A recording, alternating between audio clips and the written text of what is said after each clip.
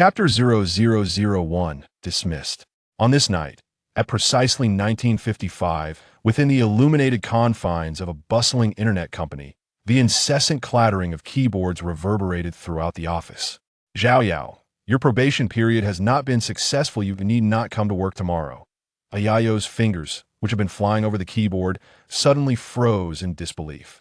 He looked up, astonished, to see Supervisor Huang from the project department standing beside his workstation, his expression one of utter indifference.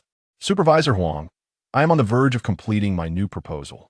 I firmly believe that it will certainly. Xiao gestured towards the densely packed documents on his computer screen, desperately attempting to validate his efforts. With palpable impatience, Supervisor Huang interrupted him. No need for that. You can start packing your things and head home now. I would like to understand why, Xiao implored, striving to steady his trembling hands. This was his first job after leaving campus, and he could not fathom where he had faltered. How dare you even ask why? Supervisor Huang erupted, pointing an accusatory finger at him. Do you realize that the flaws in your proposal led to a Class A operational incident? Do you comprehend what a Class A incident entails? It is a significant operational disaster. In a fit of exasperation, Supervisor Huang berated him until he was left panting and red-faced. Supervisor Huang, I have already analyzed the previous issue. The proposal itself was sound, but the forecast for traffic was inadequate. Xiao attempted to articulate the reasons behind the prior incident, yet the individual before him showed no interest in hearing more, raising a hand to silence him. Do you still not grasp it? The location of the problem is no longer relevant. What matters is that someone must bear responsibility for this matter. Supervisor Huang stared at him gravely. Typically, in such situations, one either faces dismissal or resignation. As the author of the proposal, the blame ultimately fell upon his shoulders. Brother Huang, Xiao has only been with the company for less than a month. His understanding of our product is not comprehensive. The event was a collective responsibility of our entire project department. You should not bear the entire burden. Gu Qing, a girl in her 20s and a talented designer, had joined the company a bit earlier. Vibrant and intelligent, she enjoyed a commendable rapport with her colleagues. Due to their adjacent workstations and frequent late-night collaborations, she was the person Xiao had grown closest to in the company.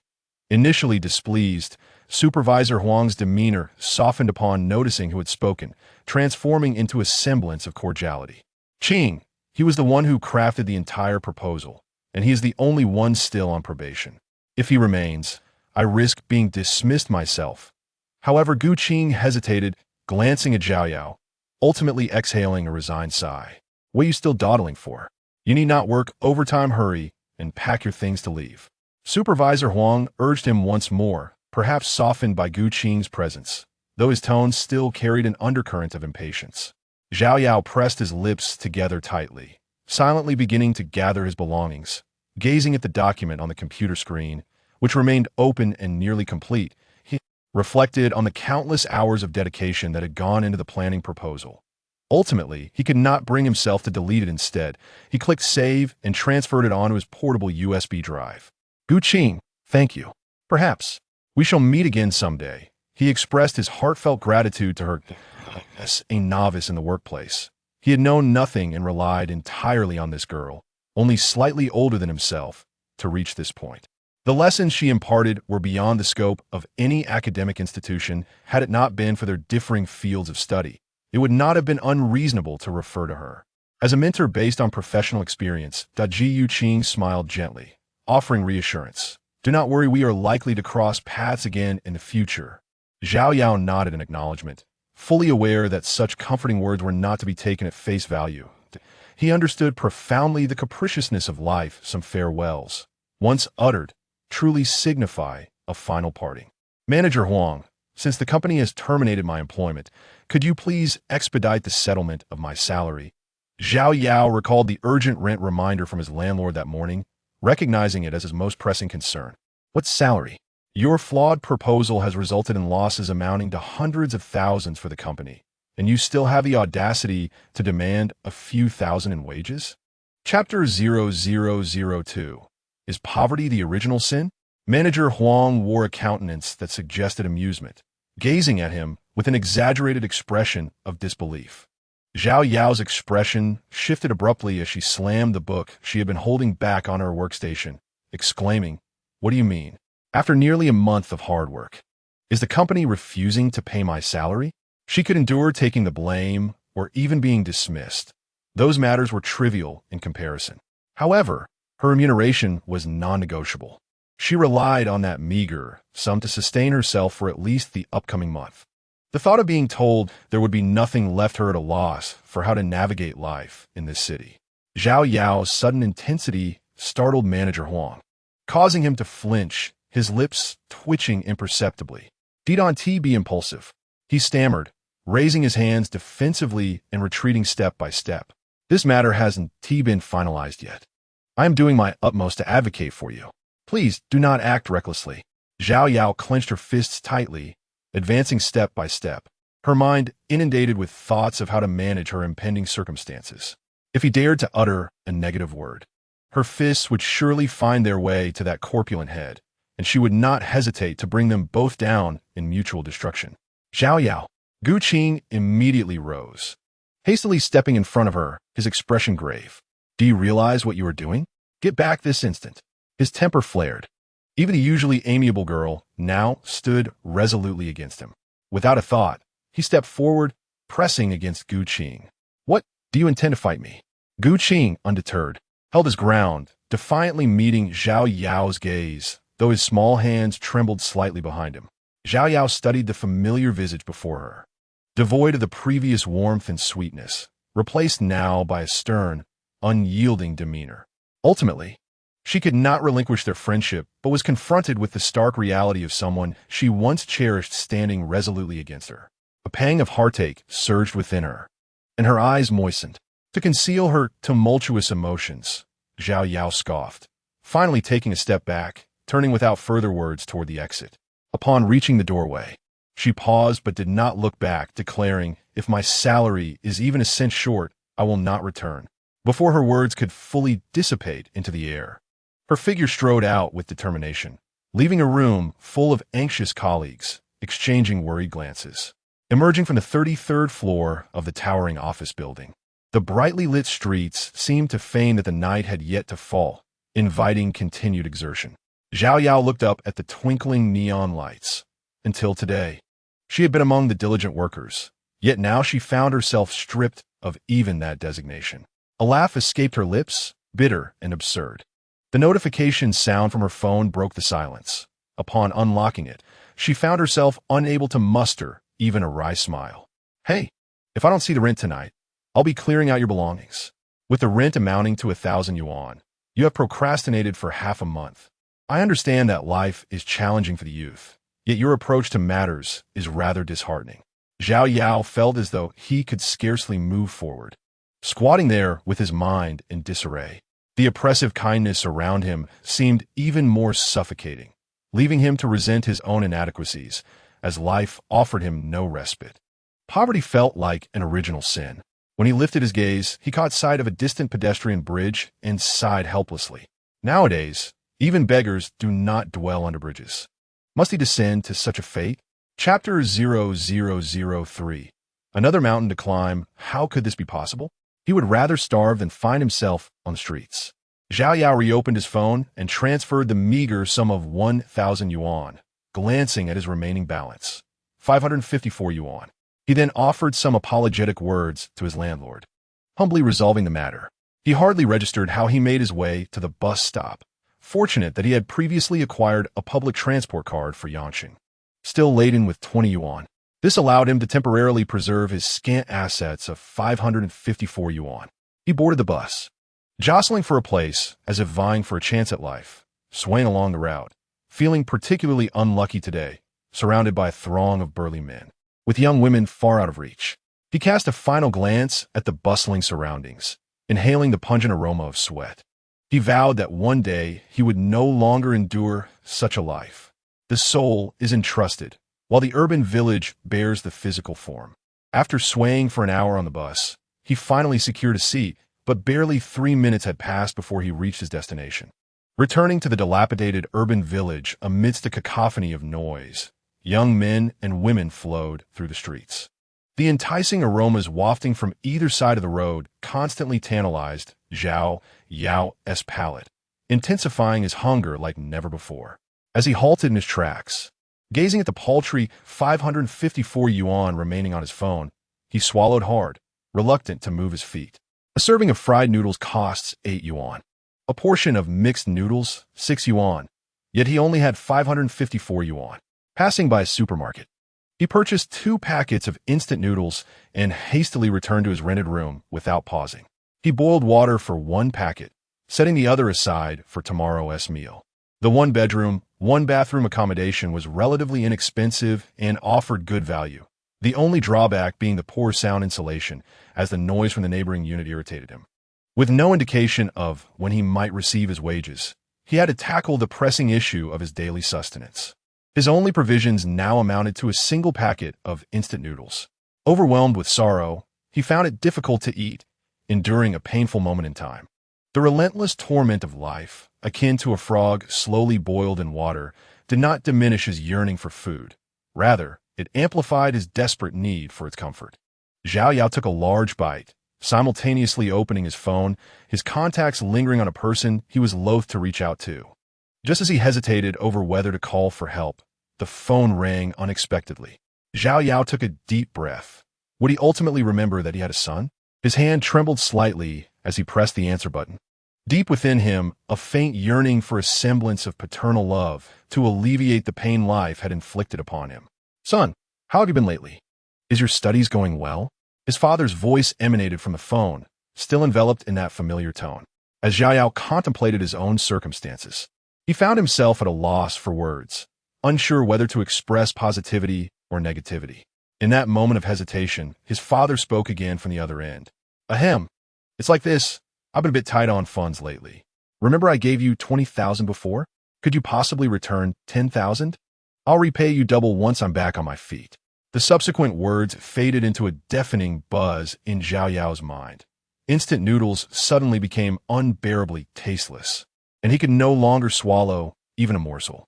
That was 4 years ago. I've graduated from university. Are you really asking me if my studies are going well? He roared in frustration before slamming the phone down, collapsing into tears like a child. The ringtone persisted, but he repeatedly rejected the call. Eventually, it was not a call, but a message that arrived. Son, I haven't been attentive enough over the years, but you must find a way to scrape together 10,000. I lost a considerable sum in a bet, and now I only need that amount. If I don't have it by tomorrow, they'll chop off one of my hands. Xiao Yao stared blankly at the message, feeling as though yet another crushing weight had descended upon him. Chapter 0004. Seeking help, he tossed his phone aside, gazing at the still warm noodles, utterly devoid of appetite. Indeed, it had come to a point where conserving food was imperative. Yet he still had to eat, even if he could hardly swallow, for life must carry on. He fiercely wiped his tears away and devoured the noodles, finishing every last drop of broth before he could find any semblance of solace. Following his earlier outburst, the commotion from next door had ceased. Their mood likely wasn't much brighter either. Nowadays, even eating seemed a trivial matter. He had to find a way to secure 10,000 yuan. After all, that man was his father, and he could not simply turn a blind eye. Zhao Liqiang was a man of vice, indulging in both alcohol and gambling. In his memories, his father was either passed out on the bed or red-faced at the card table, and he had witnessed countless quarrels between his parents. Initially, Zhao Liqiang treated him with a degree of kindness. His childhood, though not perfect, was tinged with happiness. Much of that happiness was attributed to Xiao Yao's mother. However, Xiao Yao's joy was abruptly shattered by a hit-and-run accident when he was 14 years old, leaving him utterly alone to navigate life independently. For several years, his living expenses were supported by his maternal family, but by the time he turned 18, they could no longer tolerate Zhao Liqiang's behavior and sever ties with them. That same year, Zhao Liqiang, with his charming looks, had married into a wealthy family as a son-in-law. However, there was a stipulation. He could not bring his son into their home, a firm boundary established to protect their family assets. From that point onward, Xiao Yao was left with no family, save for the mere formality of having a father. For someone like him, who has just stepped into society, 10,000 yuan is no trivial sum. Among the people he knows, There are but a few he can turn to for assistance. He opened his phone and paused a name in his contacts, Shuehan. Shuehan could be considered his half-sister, ever since Xiao Liqiang married into the Shui family. He had scarcely seen anyone from that household. He had only met this nominal sister a handful of times, and they were not particularly familiar with one another. Given that Xiao Liqiang is her stepfather, she might lend a helping hand. However, Zhao Yao was uncertain. After all, gambling is a bottomless pit, and no one wishes to be entangled with such individuals. The phone rang on, but no one answered until it finally hung up automatically. Zhao Yang could only leave her a message, hoping she would return the call after seeing it. However, glancing at the time, 10:10 p.m., he realized that those who rise early might already be asleep. Yet he could not afford to wait indefinitely. The only person left in his contacts whom he could seek help from was a college roommate with whom he had developed a close friendship. Minghui, known at school as a wealthy second-generation heir, came from a prosperous family. For him, 10,000 yuan was merely a few days' pocket money. After a prolonged wait, the call finally connected, and a cacophony of music blared from the other end. "Hey, buddy. Long time no see. What is up? I can't hear you." Zhao Yao raised his voice slightly and said, "I urgently need 10,000 yuan. Can you help me out?" "Wait a sec." Ming Hui's voice came through, still intermittent as he shouted over the music. Gradually, the noise subsided, and he continued, "Money? That's no big deal. I just acquired a bar recently. Business is booming. Let me send you the address. If you need anything, come on over." The call ended abruptly, but Zhao Yao soon received the location information from Minghui. Chapter 5. 10 boyfriends a year. The bar's name, Youthful Indulgence, illuminated with neon lights, signified the city's vibrancy. Zhao Yao fell out of place as he stepped inside. At that moment, Shuehan messaged him. "Where are you? I need to discuss your father's situation with you in person." Zhao Yao clutched his phone tightly, realizing that the Shui family would soon sever ties with him, especially Shuehan, who had vehemently opposed Zhao Liqiang's marriage to their mother. The rule prohibiting Zhao Yao from entering the Shui household was established by Shuehan herself, with the family's collective agreement. Zhao Yao sent his location, having lost hope that this sister would assist him. His only remaining hope rested with Minghui. The dimness and clamor of the bar were disconcerting, and he felt disoriented as he stepped inside. This was his first visit to such an establishment. To him, it seemed an extravagant realm. "Ah, is that not our talented scholar, Zhao Yao? It is quite impressive that you found your way here, but alas, our dear Miao has already found her match. You ought to refrain from pursuing her any further." As Zhao Yao listened to the voice and turned to look, the dim lighting initially obscured her recognition. It was only upon approaching that she realized it was Zhou Yu, Du Miao's roommate and confidant, with whom she had shared a brief acquaintance during their university days. "I am here to see Minghui," Zhao Yao replied. During her academic tenure, Du Miao often sought Zhao Yao's counsel due to her commendable grades, establishing a rather close bond that, to outsiders, sometimes appeared somewhat ambiguous. However, since entering the professional realm, Du Miao had scarcely kept in touch. Zhao Yao was perpetually occupied with overtime work and drafting proposals, leaving their relationship in a dormant state, akin to two names lying in a friend list, visible yet silent. "Zhao Yao, do you not see the futility in your actions?" Zhou Yu regarded her with evident displeasure, her gaze tinged with disdain. "You must understand that we are no longer in our student days. Minghui and you inhabit entirely different worlds. It would be best for you to cease this relentless pursuit, as it is no good for anyone involved." "Zhou Yu, are you meddling too much?" Zhao Yao retorted, bewildered by this woman's incessant chatter that was beginning to irritate her. "What business is it of yours that I seek out Minghui, my former roommate of 4 years? Meddling too much?" Zhou Yu was instantly incensed, exclaiming, "I'm a close friend of Xiao. I advised her against harboring too much infatuation for you, and it seems I was right. Look at you, still dressed in your shabby student attire. What good are good grades if you lack wealth?" With that, Zhou Yu gestured towards the surrounding dazzling lights, her voice rising in pitch. "Just look at Minghui, a young man of such promise. Do you comprehend what it means to be in his realm? He can acquire 1,000,000 with a mere word, while you could toil a lifetime without amassing such fortune. You two are simply not of the same world." Beside Zhou Yu stood a dapper gentleman in a tailored suit, who had remained silent, observing them with a gentlemanly demeanor and a smile. Huh, Zhao Yao chuckled lightly, glancing at the man beside Zhou Yu before addressing her once more. You speak as if you belong to the same world as him. It was not I who thwarted your prospects. Ming Hui's disinterest in you stems from your tales of having 10 boyfriends in a year. Is it not futile for you to harbor resentment towards me all this time? Chapter 0006. Unable to drink, what do you mean by 10 boyfriends in a year? The handsome gentleman finally lost his composure, staring at Zhou Yu in disbelief, a mix of anger and incredulity in his eyes. You wretch, what nonsense are you spouting? Zhou Yu directed a scathing remark at Zhao Yao. Then, in a state of panic, adopted a pitiable demeanor before the handsome man, explaining, Darling, do not listen to his nonsense. It is not as he claims. The striking gentleman appeared unconvinced, challenging her. Then what is the truth? You explicitly told me it was your first time. Ha ha ha. Zhao Yao, you've been joking ever since you arrived. How many relationships have you shattered with such tricks? Ming Hui strode forward with confidence, clad in a formal tailcoat, his hair meticulously styled. He wrapped an arm around Zhao Yao's shoulders and declared, It has been ages since we last met. Let us go and chat.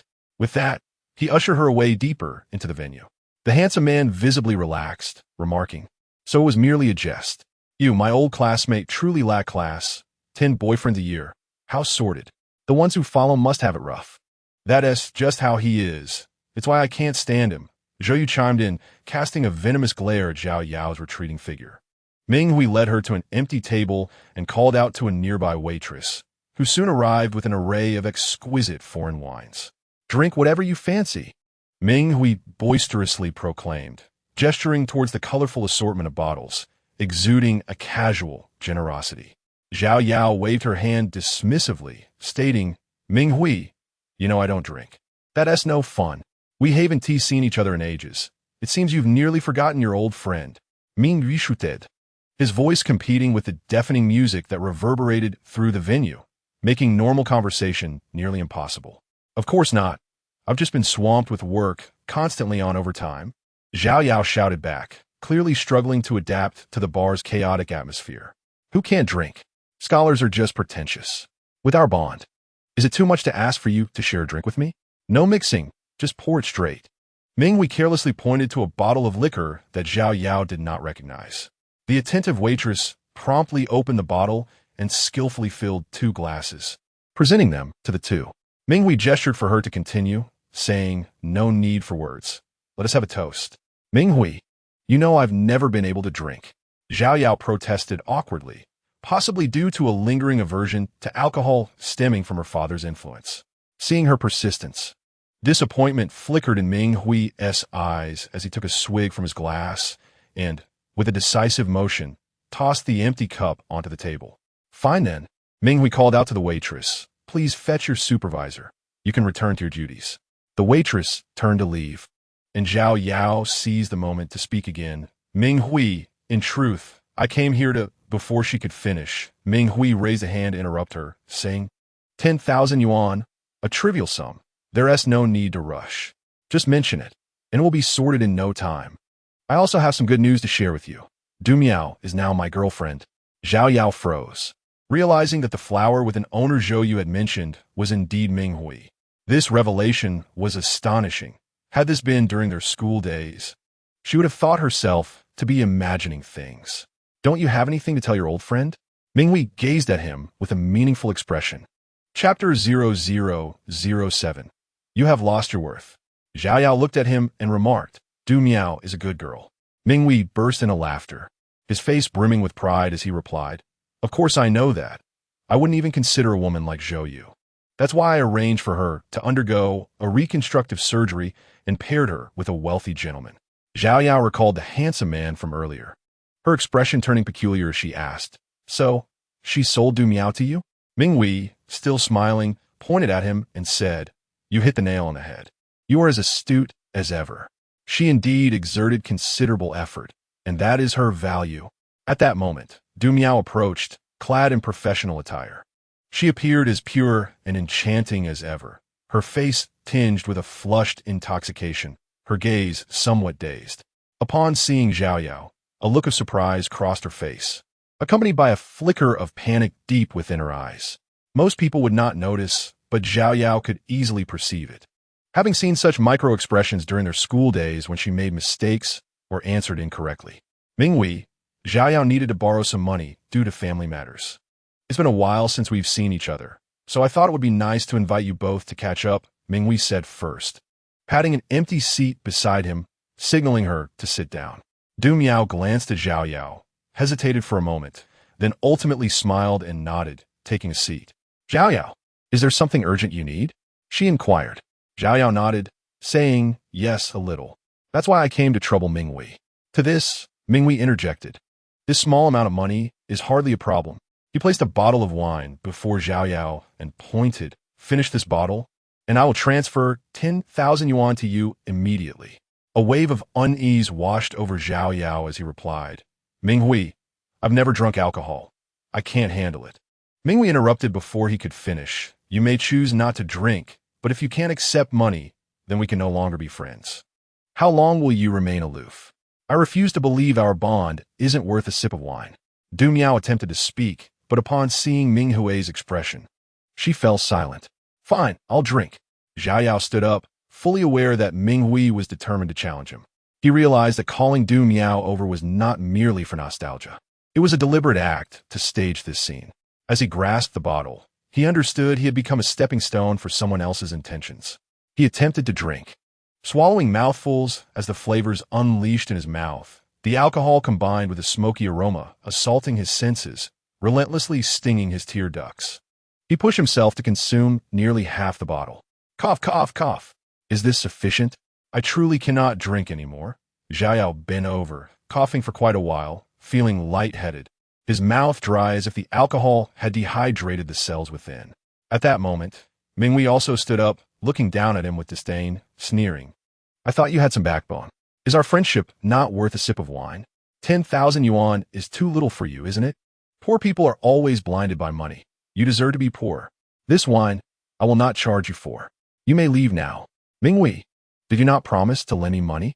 Zhao Yao's face flushed with anger as he glared at the other man, feeling utterly deceived. Minghui, however, remained unfazed. He approached Zhao Yao and whispered in his ear, You have lost your worth. Dumia has already agreed to be my girlfriend. Is there still a need for us to maintain our brotherhood? You shameless wretch, Zhao Yao exclaimed, delivering a powerful blow to Minghui's head, sending him crashing onto the glass table. With one hand pinning him down, Zhao Yao struck again. The glass shattered, scattering across the floor. Minghui was kicked 2 meters away, blood streaming down one side of his face, mingling with shards of glass. Chapter 0008. President Shuehan the bar erupted into chaos, patrons hastily retreating to avoid the fray. At that moment, 2 quick-witted waiters rushed over to assist Minghui, helping him to his feet. With blood pouring down his face, he pointed at Zhao Yao and shouted frantically, Call security. Get him killed. Zhao Yao, of course, was not foolish enough to remain where he was. He began sprinting toward the exit. The music had ceased, the glaring lights illuminating the previously dim room, and the vigilant bodyguards swiftly honed in on his location. Under Minghui's direction, they charged at Zhao Yao, wielding electric batons. Though Zhao Yao was capable of taking on 1 or 2 assailants barehanded, the numbers were overwhelming. At least 10 individuals surrounded him. The electric batons proved formidable, and he found himself besieged, receiving a relentless beating. Stop! If you continue, someone will die. Dumia rushed forward to intervene, but was held back by several concerned waiters, fearing she too would become a target. Zhou Yu positioned herself in front of Dumia, stating, Why do you care about his life? Even if he dies, it serves him right. We are no longer in our school days. He holds no value for you now. There is no need to provoke Minghui over such a person. At that moment, the effects of alcohol began to take hold. Zhao Yao felt less pain, growing increasingly numb, his mind clouded. He could do little more than protect his head with his arms. Enough. Shuehan strode forward, clad in a blue and white patchwork dress, her hair cascading like a waterfall, exuding an ethereal presence as she coldly regarded the figure on the ground being beaten. Even the security guards hesitated, their fists pausing uncertainly as they looked to Minghui for direction. Zhou Yu's expression grew dark. She had always considered herself attractive, Yet the sudden appearance of this woman starkly highlighted her own mediocrity, an unfamiliar sensation for her. What are you all standing around for? Keep beating him. Don't let up. Minghui was not one to relent easily. He had never been so thoroughly bested, especially by a mere penniless wretch. Wait! At that moment, a handsome man beside Zhou Yi spoke up, inquiring, "Are you President Xue of Qinyu Media?" Shuahan glanced at him and replied coolly, "Yes. May I ask, what is your relationship with him?" The handsome man was naturally inquiring about the relationship between Shuahan and Zhao Yao. "He's my brother, and I have come to take him away." Shuahan stepped forward and addressed the security personnel. "Aren't you going to step aside?" The security guards exchanged glances, momentarily at a loss. "Huangshan, what do you mean by this?" Minghui glared at the handsome man, clearly displeased with his interference. "Indeed, dear. Why are you siding with them?" Zoe pouted in discontent. The man, referred to as Huangshan, shrugged off her hands and replied, "Xue, the head of Qianyu Media, possesses the most extensive resources in the entertainment industry. If we aim to develop in this field, we must not offend her. Look at the injuries on my face. Does this simply go unpunished?"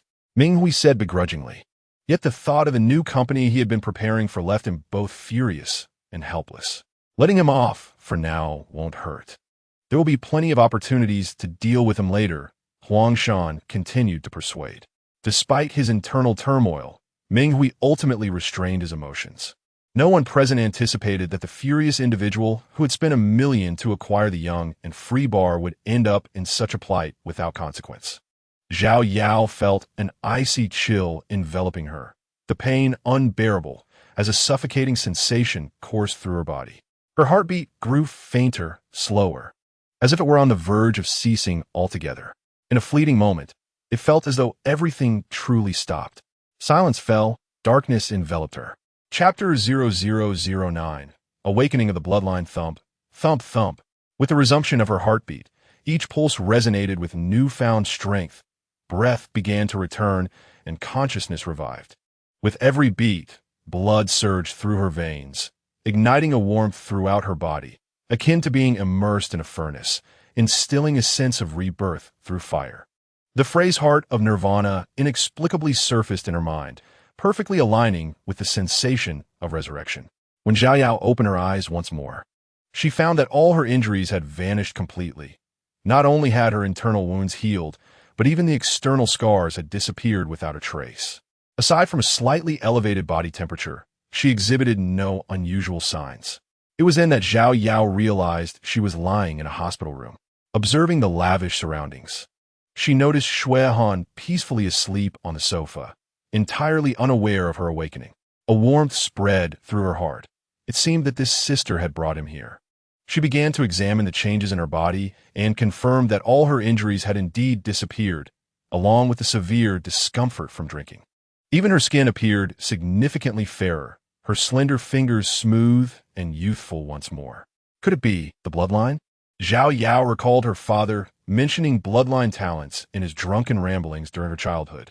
Speaking of illustrious ancestors and a family that had once prospered but had since fallen into decline, leaving no talents to inherit. Feeling the powerful rhythm of her heartbeat within her chest, the heart of nirvana seemed to amplify her vitality, enhancing her vision and hearing to extraordinary levels. He lay there, able to hear Xue Han's steady breathing and even the rhythm of her heartbeat from 3 meters away, as well as the subtle sound of leaves falling outside the window. His previously myopic vision had remarkably improved, allowing him to discern even the tiniest details in every corner of the room with crystal clarity. Just as he was about to delve back into his studies, a wave of drowsiness washed over him, and he inadvertently slipped back into slumber. When he awoke again, it was already morning.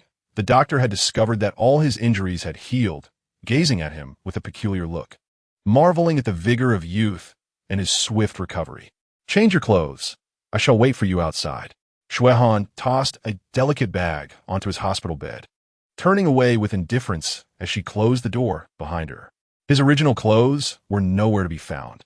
This must be a new outfit that Xue Han had just purchased, an ensemble of branded casual wear, surprisingly fitting. However, the price tag left him astounded. Not a single item was below 4 digits, the cheapest being over 1,000. It equated to nearly a month's salary, and even that was insufficient. After a brief wash-up, Zhao Yao opened the door and stepped outside, where Shui Han was on the phone in the hallway. Upon noticing him, she exchanged a few quick words before hanging up. Shui Han visibly paused when she saw him. "What's wrong?" she scoffed, turning her head to walk ahead. "Now I finally understand why my mother has never divorced your father all these years. Should I take that as a compliment on my looks?" Zhao Yao was not a vain person, yet his natural good looks were undeniable, and after last night's transformation, his skin had taken on a baby-like softness, leaving him somewhat astonished during his grooming. Shui Han abruptly halted, her face reflecting disdain. "Aside from that, you are utterly lacking. You truly are your father's son. Both of you are troublemakers, no different from one another." Chapter 0010. A letter from Gu Qing. If I told you I had never drunk alcohol before, would you believe me? Zhao Yao bore no ill will towards her attitude. On the contrary, he shared her aversion to drinking. He could deeply comprehend the disdain and disgust in her eyes, reminiscent of a gaze he had encountered in his memories. Seeing Shui Han's expression evoked a sense of shared suffering within him. "Do you think I will believe that?" Shui Han continued, walking briskly, seemingly uninterested in further debate. Lies were something that man was full of. Merely listening felt like a waste of energy. Zhao Yao shrugged and followed closely behind as they arrived at a breakfast shop. Zhao Yao picked up a tray and ordered 2 servings of dishes for baskets of buns and a portion of 8 treasure porridge, still hesitating whether to order more. Shui Han glanced at him and remarked, "Are you a pig?" "I'm hungry." Zhao Yao provided an irrefutable reason and boldly ordered 2 portions of pan-fried dumplings, stating, "Boss, she'll pay." "I'm genuinely curious. What is it like for you men to spend a woman's money so unabashedly?" "Pride? Satisfaction? A sense of accomplishment?" Shui Han expressionlessly carried her tray over and sat down across from him. "No longer do I need to fret over today's meal expenses. Such is my current mood." Zhao Yao has already taken a hearty bite of her bun, having subsisted solely on a packet of instant noodles the previous night, which proved utterly insufficient. "Is this it?" Qiuhan exclaimed in astonishment. In the midst of his exclamation, he had already consumed 3 small steamed buns and sipped some porridge. After a moment of contemplation, he remarked, "It has been ages since I've shared a meal with my family. I feel rather indifferent about it now." Shui Han wished to articulate more, yet ultimately chose silence. Resuming his breakfast in quietude, Zhao Yao was acutely aware that she habitually associated him with his father, a connection from which he could not escape. The image of his father was akin to an indelible label affixed to him. "Will you assist me with my father's matters?" Zhao Yao inquired earnestly. Shui Han paused his actions and replied, "I have already addressed your father's issues last night."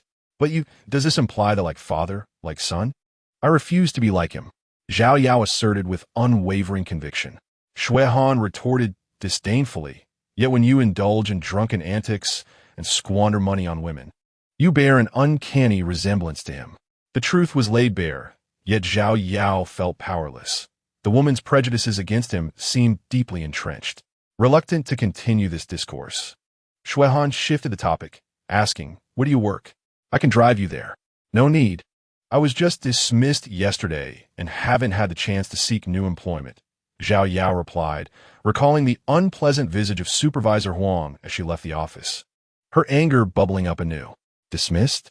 Shui Han observed her ravenous eating and, with a sharp sound, set his chopsticks down. "You and your father are truly beyond redemption."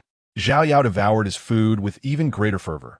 Over the years, he had grown accustomed to such remarks. Everyone he encountered seemed to equate him with Zhao Liqiang, only to subsequently distance themselves, severing ties.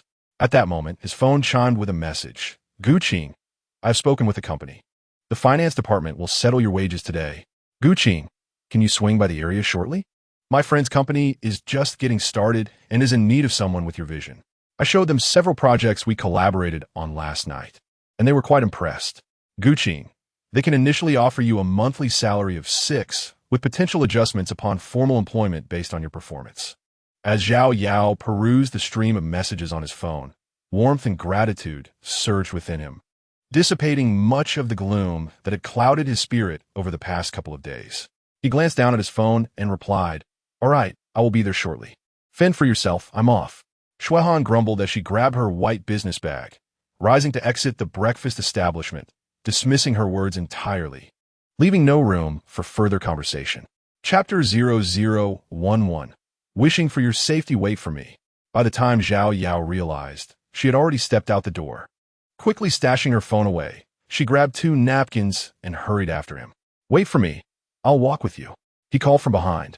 But Shui Han seemed disinclined to exchange another word, quickening her pace in silent defiance. Sister, Xiao Yao exclaimed emphatically, feeling both gratitude and a sense of cherishment toward Shui Han. Although they shared no blood ties, neither wished for an acrimonious parting.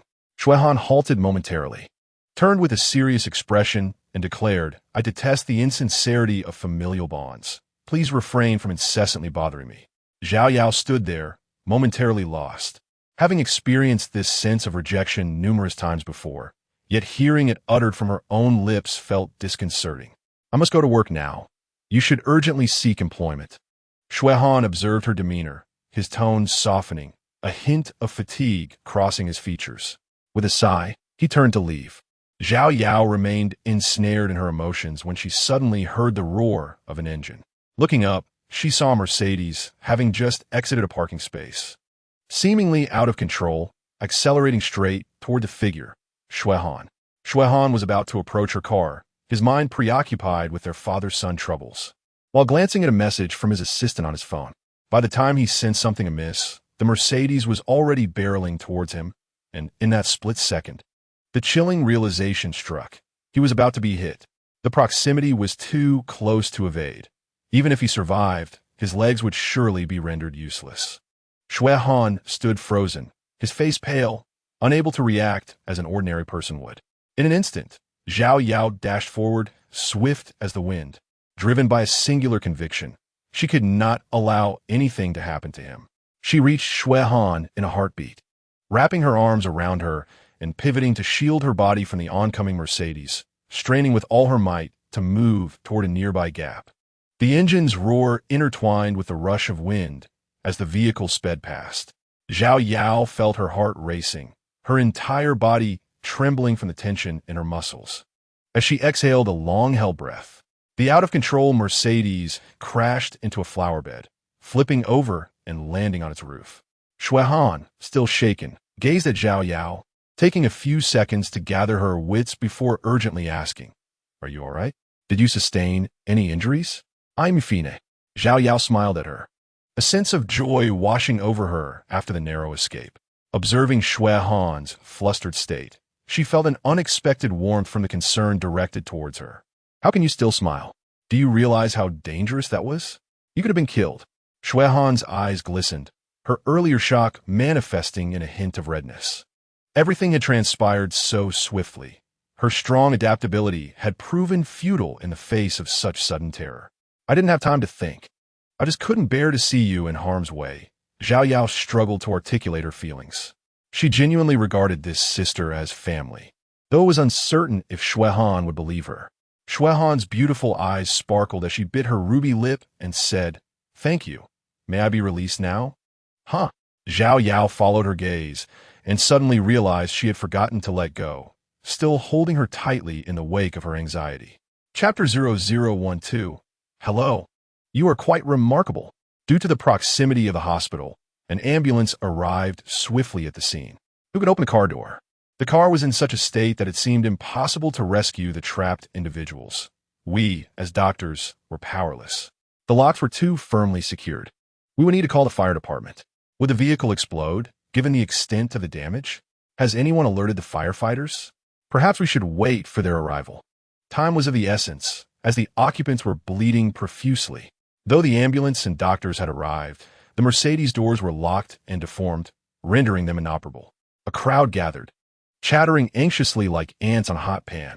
Quickly, get in the car. Where are you headed? I can take you there, Shui Han said, retrieving the car keys from her bag. Her strong composure quickly quelled the initial panic, allowing her to regain her rhythm and disregard everything irrelevant around her. Wait for me. It seems they need assistance over there. Xiao Yao's keen hearing had picked up distant conversations. He clenched his fists, feeling the surge of strength within him, convinced he could be of help. Shui Han had already opened the car door and replied, No, I have an important contract to sign shortly. I can't afford a delay. Then you should leave first, Xiao Yao said before hastily making his way toward the distressed crowd. The driver was a woman in her late 20s, accompanied by a girl of 5 or 6, who was crying in fear.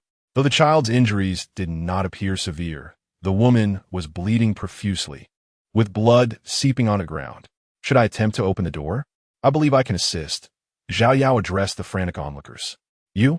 Do you understand vehicles? A burly male doctor inquired sharply. I do not, Xiao Yao admitted, shaking his head.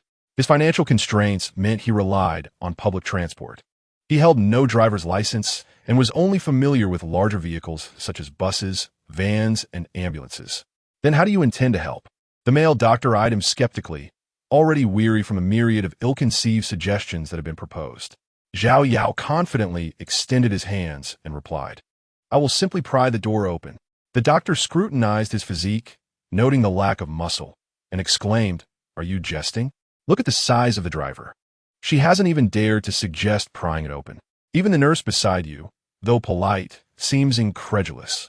It was clear to everyone that the doctor was a fitness enthusiast, while Xiao Yao appeared to be a typical reclusive student. Isn't this merely complicating matters? It's quite straightforward. Observe, Xiao Yao said, as the sound of the girl's cries spurred him into action. He approached the vehicle, grasped the door, and summoned all his strength to pull it open. With a resounding bang, the door flew open, startling even Xiao Yao himself. Ah, it appears my strength is sufficient, he exclaimed, scratching his head in disbelief. Having merely wished to test his capabilities, unaware that he would succeed so effortlessly. The robust male doctor gazed at the scene before him, rendered speechless by astonishment. Silently giving a thumbs up, the young female nurse swallowed hard, her beautiful eyes sparkling with admiration as she exclaimed, Wow, you're amazing, clad in a blue mask. Her captivating gaze was particularly enchanting. Chapter 0013. Shuihan's invitation. Xiao Yao felt a flush of embarrassment, even during her most popular school days. The level of admiration from others had never reached such heights. At last, the car doors swung open, and the doctors swiftly extricated the injured female driver and young girl, administering urgent first aid to staunch the bleeding. The young nurse winked at him with a sweet smile, fully engrossed in the frantic rescue efforts. As the victims were safely rescued, an inexplicable joy surged within Xiao Yao. She looked up and suddenly spotted a familiar figure that should have left Shuihan. In her striking blue and white color-blocked mid-length dress, stood nearby, watching her intently. Xiao Yao hurried over and asked, Why haven't you left yet? If you delay any longer, I'll be gone. Shuihan glanced at her, then at the time, replying, Can we leave now? Of course we can. The people have been rescued. Before Xiao Yao could finish her sentence, Shuihan had already turned and headed towards the parking lot, seemingly in a great hurry. Shuihan's driving skills were exceptionally adept, navigating through the sea of cars while strictly adhering to the speed limit, neither exceeding nor falling short, advancing at the swiftest permissible pace. Did you just see me open the car door with my bare hands? Xiao Yao, seated in the passenger seat, found herself utterly bored. Yes, Shuihan responded casually, her gaze fixated on the road ahead, her demeanor exuding an air of aloofness. Isn't it impressive? Xiao Yao clenched her fist, showcasing her arm to her. Why do you have a woman's name? Shuihan asked, maintaining a serious tone, not engaging with her previous remark. Xiao Yao stifled her impulse to retaliate, casting her a sidelong glance and lamenting, My mother named me, hoping I would be as flawless as jade, unlike my father. Your mother is quite right. Shuihan offered a commendatory remark. Thus, I cherish this name, Xiao Yao asserted, feeling no resemblance to her, as the name continually accompanied and reminded her of her essence. Suddenly, Shuihan expressed curiosity. What kind of person is your mother? She often complained about my father, and you've practically recounted her grievances at least once. Only you included me in the narrative. Xiao Yao shot her an annoyed look, feeling as if this woman had an incessant fixation on familial ties, which she could not extricate herself from. Humph, that indicates we share a similar perspective. An alcoholic, a brawler, and a layabout. You aren't faring much better, Shuihan retorted with a playful snort, a smile breaking through her serious expression. Perhaps finding solace in discovering a kindred spirit. Here we go again. I just saved someone, and you didn't mention that. Zhao Yao was now certain that this woman viewed the world through colored lenses, choosing to be selectively blind when necessary. Shuehan fell silent for a moment before uttering, "Thank you. You don't count." Zhao Yao, from the depths of her heart, preferred to regard the act of rescue as something quite ordinary. She raised her arm once more to demonstrate, emphasizing, "I am referring to the matter of opening the car door." Shuehan, her beautiful eyes filled with surprise, cast a glance at him, feeling touched yet amused. With a hint of annoyance, she retorted, "Are you not a bit childish? See, you always manage to pick at flaws." Zhao Yao, disheartened, lowered her arm, which had gone unappreciated. He was undeniably a charming young man, and apart from his lack of wealth, he seemed to possess no significant shortcomings. The car sped along, weaving through the traffic until they arrived at the towering edifice where countless professionals toiled, a place that held the aspirations and hopes of many. Zhao Yao pointed to the building ahead. Just yesterday, he had been bustling about within its walls, and now, seeing it brought forth a wave of mixed emotions. Shuehan brought the car to a smooth halt in front of the building. Zhao Yao unbuckled his seatbelt, preparing to exit the vehicle. "Wait," Shuehan suddenly called out, adding, "This weekend is my birthday. You should come too." "All right," Zhao Yao pondered for a moment before adding, "if I don't have to work overtime." Shuehan, watching his departing figure, exclaimed in frustration, "You aimless drifter. You need to be able to find a job that quickly." Standing on the first floor of the building, Zhao Yao had no intention of going up. Having lost his job, encountering former colleagues would only serve to heighten the awkwardness. As he opened his phone to contact Gu Qing, he noticed a message indicating that his salary had been deposited. His bank account had increased by nearly 4,000 yuan. Gu Qing, that reliable girl, had kept her word. The salary had arrived as she promised, without a cent missing, precisely that morning. Though the sum was not exorbitant, it represented a significant fortune for him at present, ensuring at least a month and a half of financial stability. With Gu Qing's assistance, he had gained some breathing room, allowing him to regroup and confront the challenges of life, rather than remaining oppressed and tormented. He soon managed to contact Gu Qing, but given the working hours, she was unable to meet him downstairs. Nevertheless, she sent him an address, directing him to a company to find a person named Manager Lin. 3302. "Isn't that right across the street?" Zhao Yao mused, his expression shifting to one of intrigue. He had believed his ties to that building had come to an end. The 33-story structure housed two companies. 3301 was his former employer, Zimo Entertainment, while 3302 was directly opposite.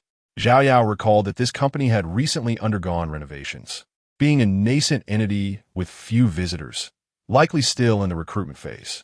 Confirming he had not misread the information, Zhao Yao briskly walked to the elevator and pressed the button for the upper floors. At this hour, not coinciding with peak commuting times, the elevator was relatively quiet, with a couple of individuals scattered about, also waiting. Zhao Yao quickly entered the elevator, pressed the button for his destination, and positioned himself at the back.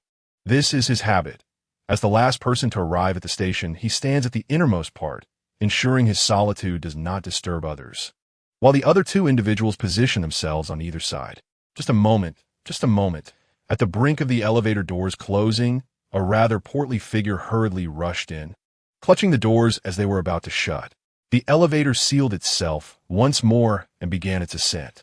Supervisor Huang bent down, gasping for breath, beads of sweat dotting his forehead. He glanced at the button for the 33rd floor, which was already illuminated, and let out a long sigh. Upon raising his head, he found himself momentarily stunned, instinctively stepping back a pace, eyeing Zhao Yao with caution. Zhao Yao cast a fleeting glance at him, leaning against the wall and gazing upward, showing no interest in engaging.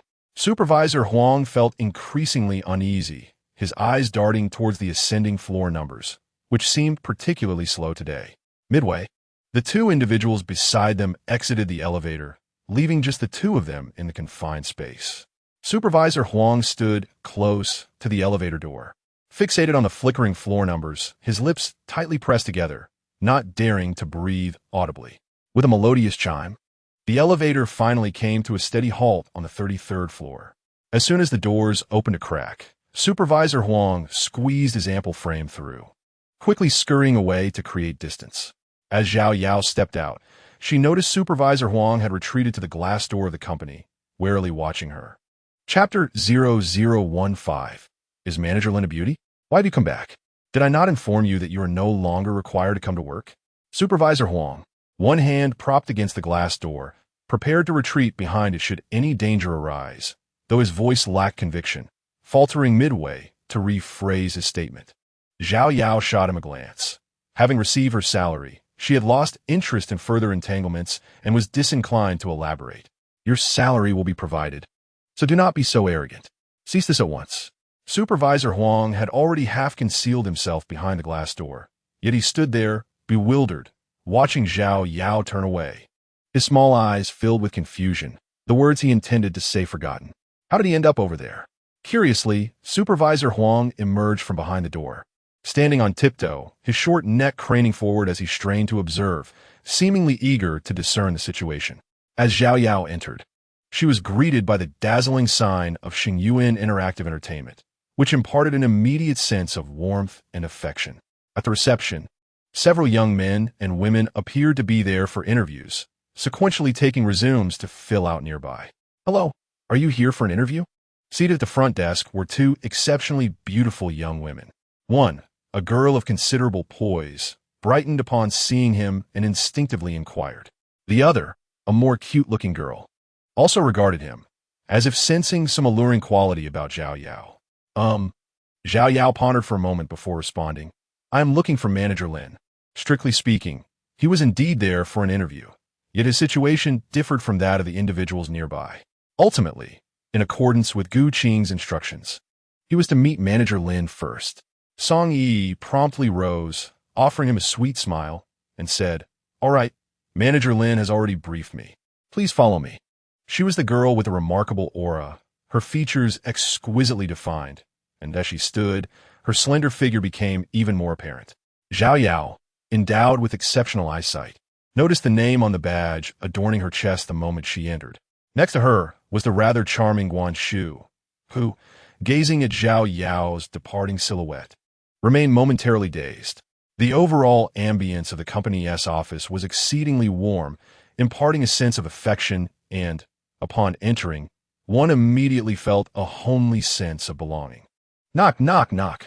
Song Yi gently tapped on the glass door of the manager's office, announcing, Manager Lin, the person you were expecting has arrived.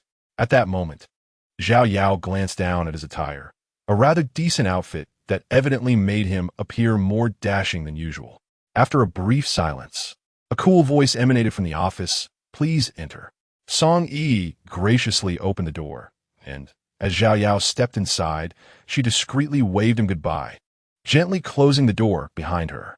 Within the office sat a strikingly beautiful young woman clad in professional attire, her expression stoic as she busily engaged with the computer at her desk. Please have a seat.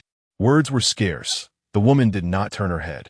Fixated on the screen, her delicate and fair hands dancing swiftly across the keyboard. Zhao Yao silently took a seat on the adjacent sofa, observing her focused demeanor. The rhythmic sound of typing resonated, light yet urgent, clearly indicative of a critical moment in her work. This sensation was familiar to Zhao Yao. He often found himself in a similar state when deeply engrossed in drafting proposals. Thus, he did not perceive any disregard. Rather, he was witnessing what a dedicated leader truly looked like, concentrated, composed, and efficient.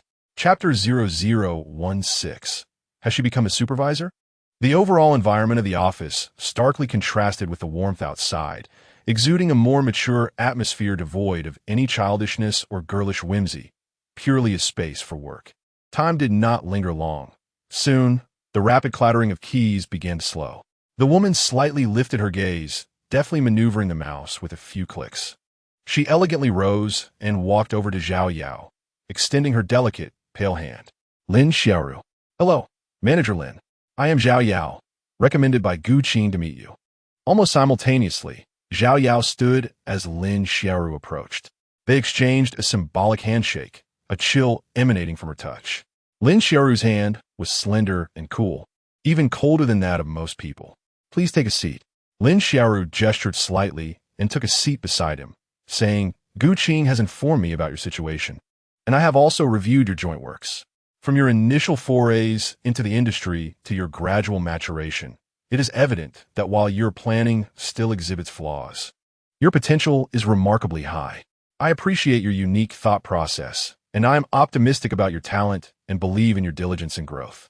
She then pivoted her tone, stating, however, this does not imply that you are exceptionally outstanding. In a professional context, you remain a novice with limited experience, prone to errors. If you were to work under my guidance, be prepared to face criticism. I will not be lenient with newcomers. Rest assured, Manager Lin, I'm not one to take offense easily. I will approach my future responsibilities with diligence and care, Zhao Yao replied. Despite Lin Xiaoru's mixed reviews, Zhao Yao felt no disappointment. Rather, she perceived this as the seriousness and rigor expected in the workplace. Regardless of whether a leader is male or female, young or old, respect should be afforded where is due.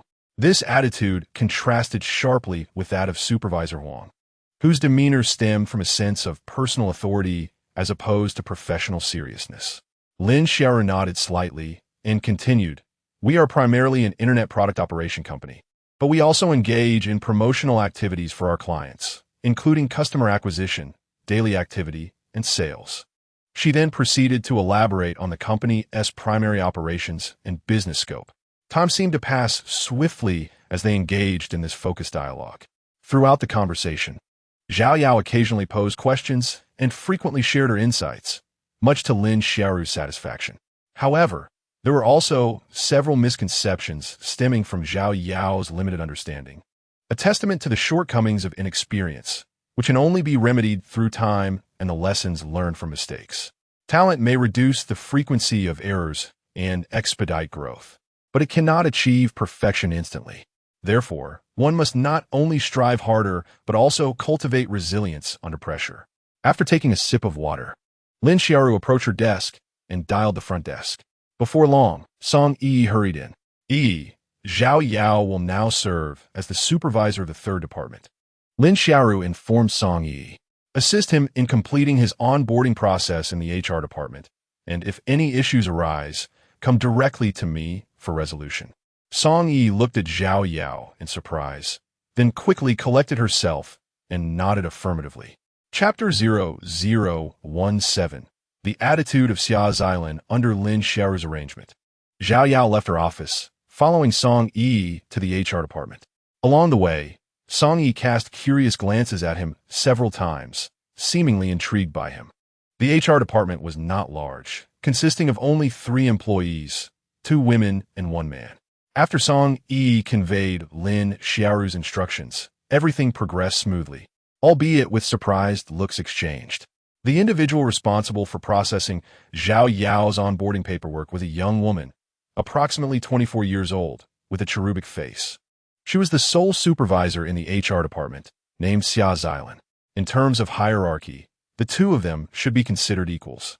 We, at Xingyuan Interactive Entertainment, are a burgeoning company, predominantly composed of youthful individuals. However, the management in the business department tends to have longer tenures, making someone as youthful as you rather uncommon, Xiao Zailan said with a hint of curiosity while handing him the forms to fill out, her beautiful eyes fixed upon him as if trying to see through him.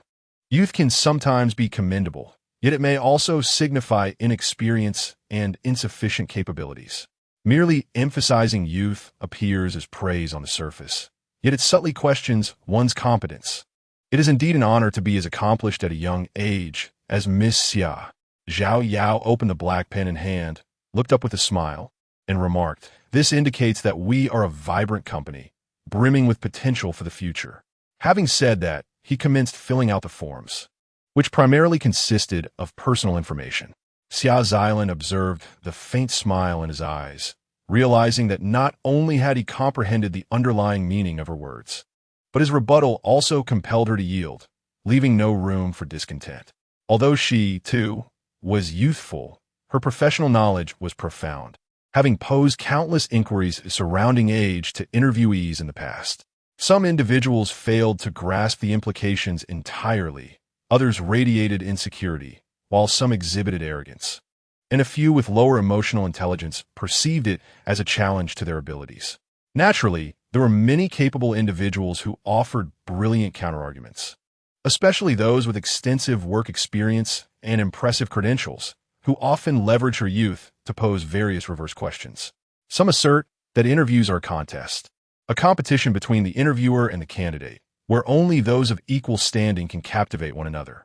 Xiao Yao, however, effortlessly intertwined the two individuals and the company, leaving an invigorating impression. Throughout the form-filling process, Xiao Xilan also requested his identification card, followed by a series of bustling activities. Soon, she had prepared the labor contract, stipulating the position and salary as confirmed by Lin Xiaoru, with a 3-month probation period, commencing Social Security contributions from the second month of employment, covering the 5 insurances in one fund. Upon verifying the details, Xiao Yao became an official member of the new company. Yao Go, welcome aboard.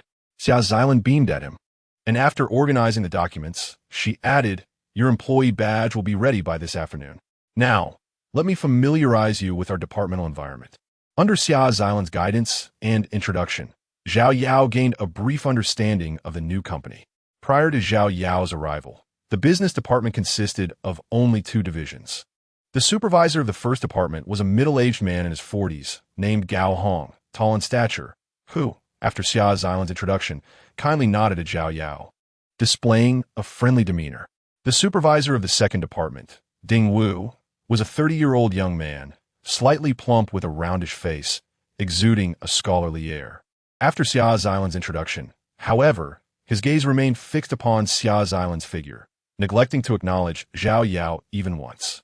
Chapter 0018, Ding Wu's Doubt. Xia. Your outfit today is quite elegant. Let's have lunch together later. I'll treat. Ding Wu greeted Xiao Xilan with great enthusiasm, seemingly oblivious to her presence. Thank you, Supervisor Ding, but I am on a diet. Xiao Xilan waved her hand dismissively and continued to lead Xiao Yao away. Supervisor Ding often behaved this way. It was best not to take it to heart. However, he was quite adept in his professional abilities. Xiao Xilan brought him to a vacant area, where each department had its own designated space, separated by simple bookshelves and decorative plants, allowing for communication while maintaining a degree of privacy. Xiao Yao smiled at her and nodded slightly. Individuals like Supervisor Ding were not uncommon in the workplace, holding a modest position yet wielding considerable influence.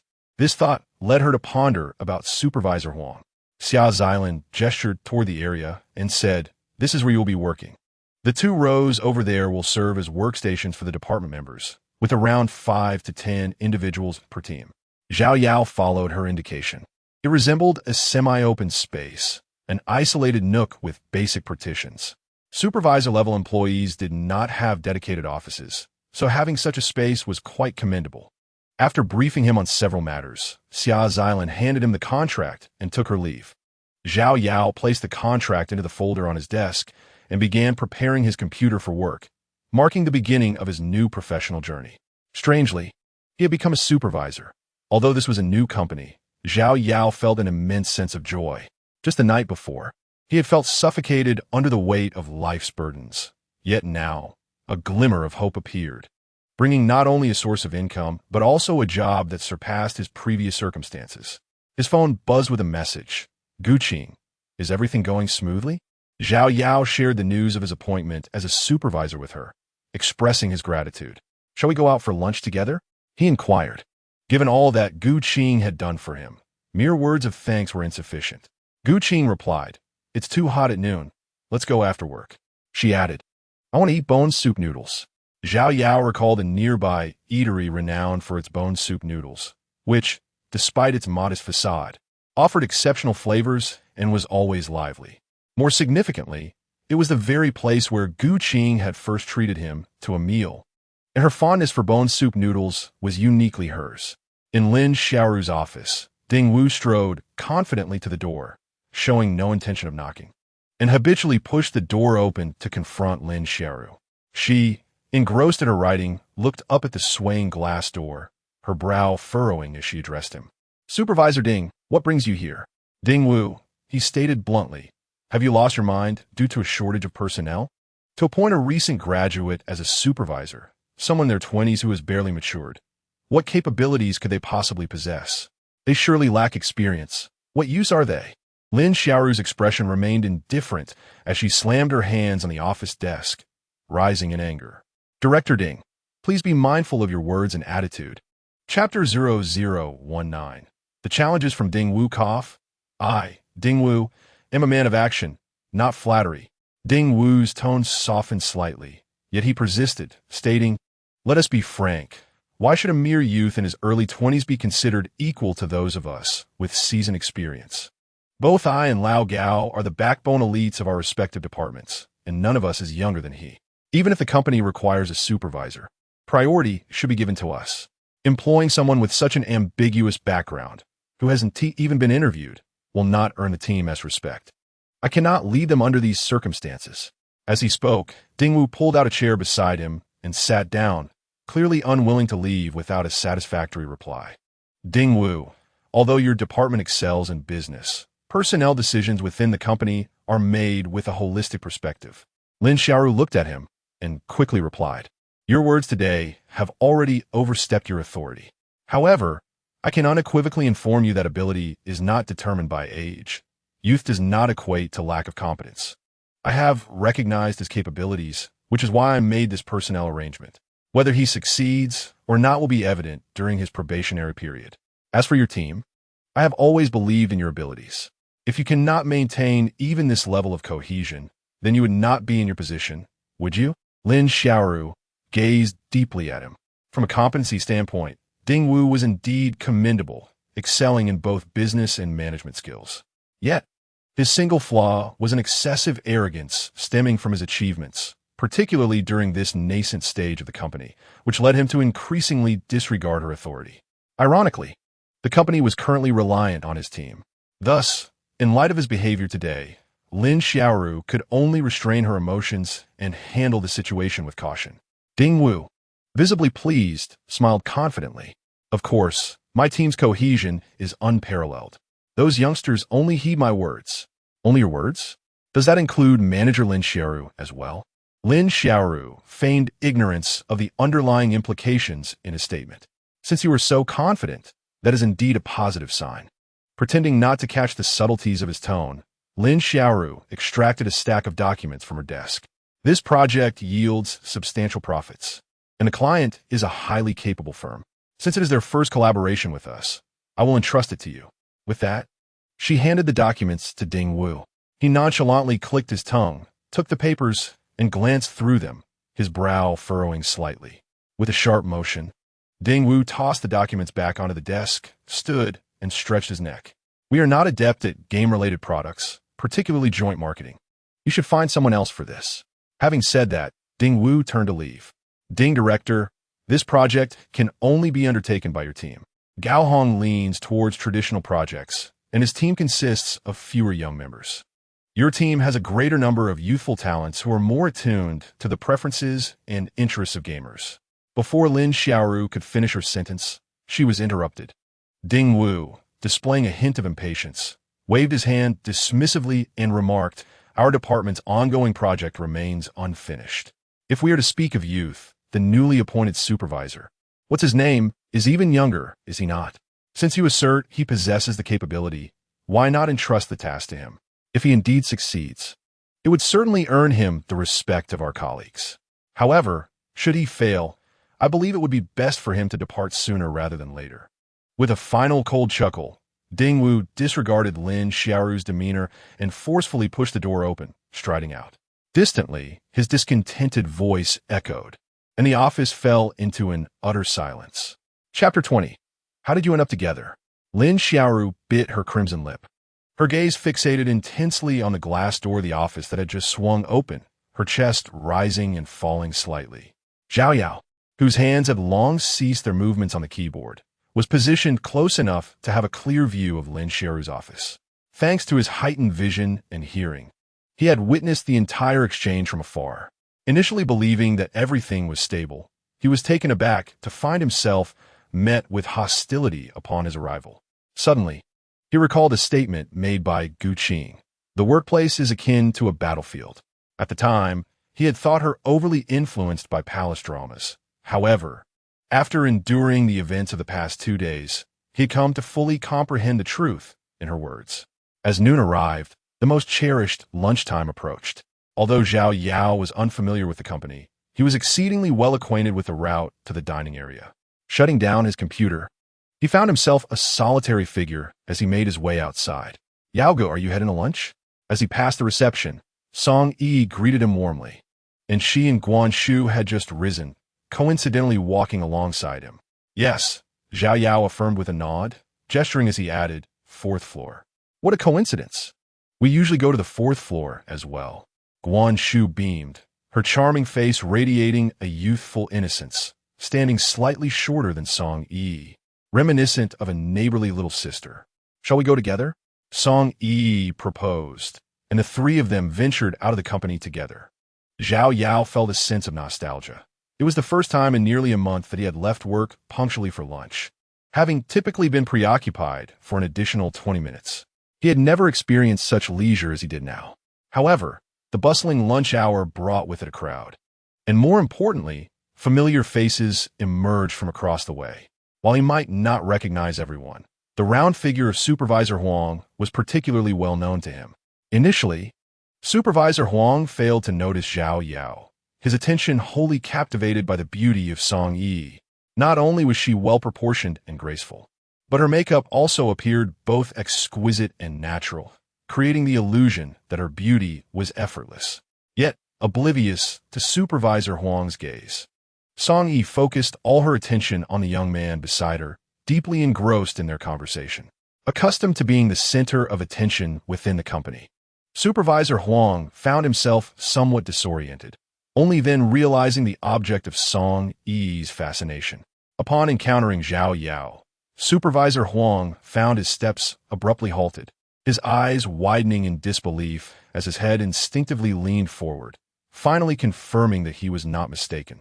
He pointed at Zhao Yao, utterly at a loss, his gaze flitting between her, Song Yi, and Guan Shu, unable to comprehend the scene before him. Earlier that morning, he had been puzzled about Zhao Yao's presence at the rival company, and now, witnessing the spectacle, he was even more confounded. The very novice he had dismissed just yesterday had not only spent the entire morning at the opposite firm, but was also seen laughing and chatting with the attractive employees there. Under normal circumstances, wouldn't she be diligently submitting resumes and awaiting interviews? Even if she were interviewing at the rival company, it was implausible for her to have lingered for an entire morning, and she appeared to be quite popular, a sight that sparked envy within Supervisor Huang. "How did you all come to be together?" he blurted out, his sudden inquiry drawing significant attention, particularly from the employees of the opposite company, who were perplexed by the unfolding drama. Chapter 21. The fragrance of Song Yi. Zhao Yao, equally bewildered, turned to the two women, asking, "Do you know each other?" "We don't," Song Yi and Guan Shu responded, equally astonished, directing their attention to Supervisor Huang. "Who are you?" I am her former supervisor," Huang stammered, finally registering his surroundings. Initially puzzled by Zhao Yao's presence at the rival company and the company of two beautiful women, he realized that his direct questioning was utterly nonsensical. What authority did he possess to pose such a query? "I was her superior before." Huang attempted to regain his composure, hastily organizing his thoughts. He addressed Zhao Yao. "How did you end up at the rival company and leave with their employees?"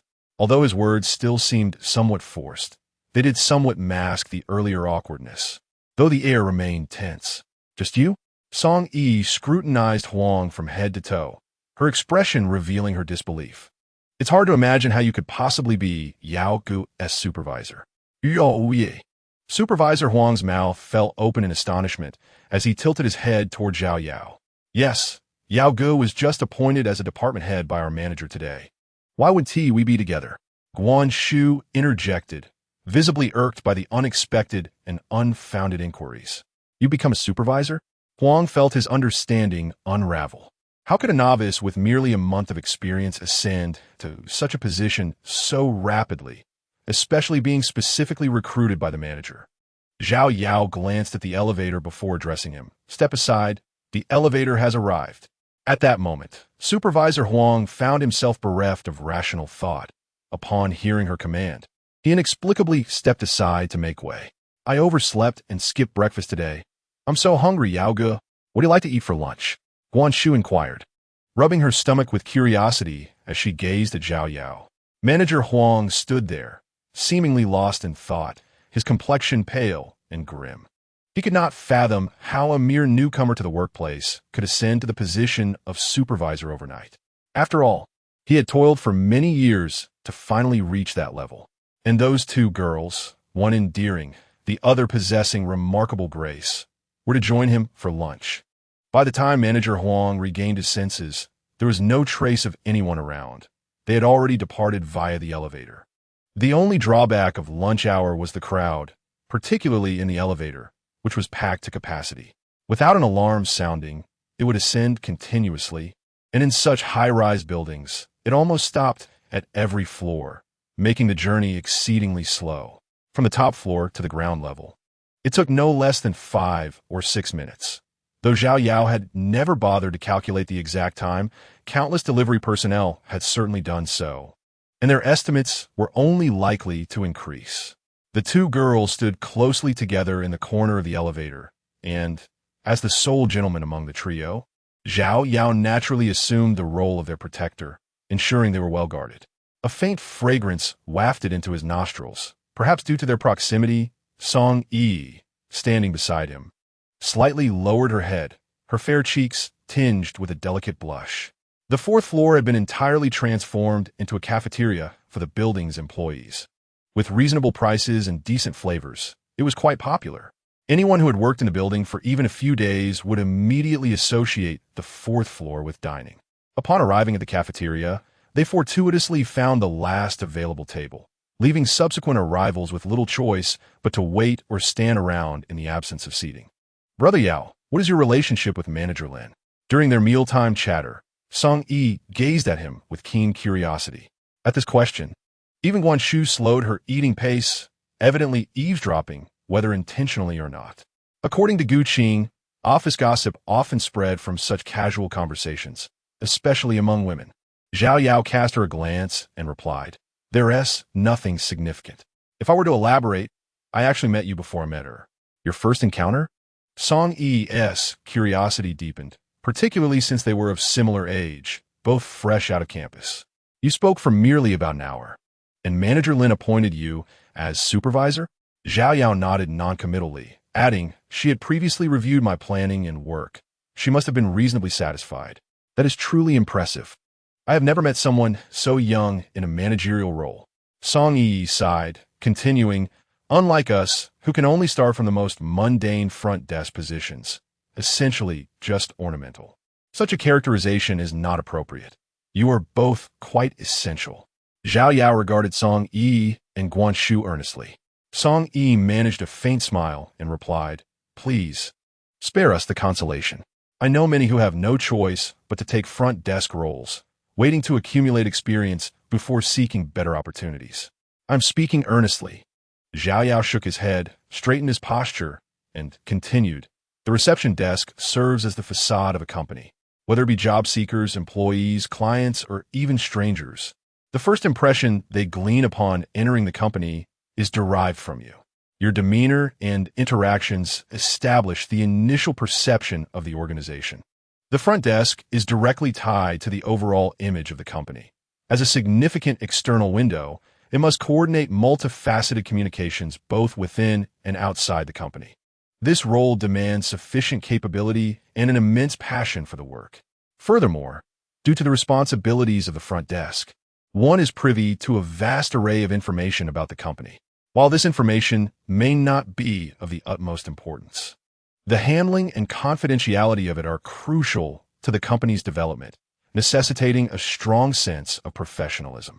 Do you still consider yourselves mere trifles, mere ornamental figures? Throughout, Zhao Yao remained focused and earnest, genuinely believing that the front desk position is of great significance and should never be overlooked by any company.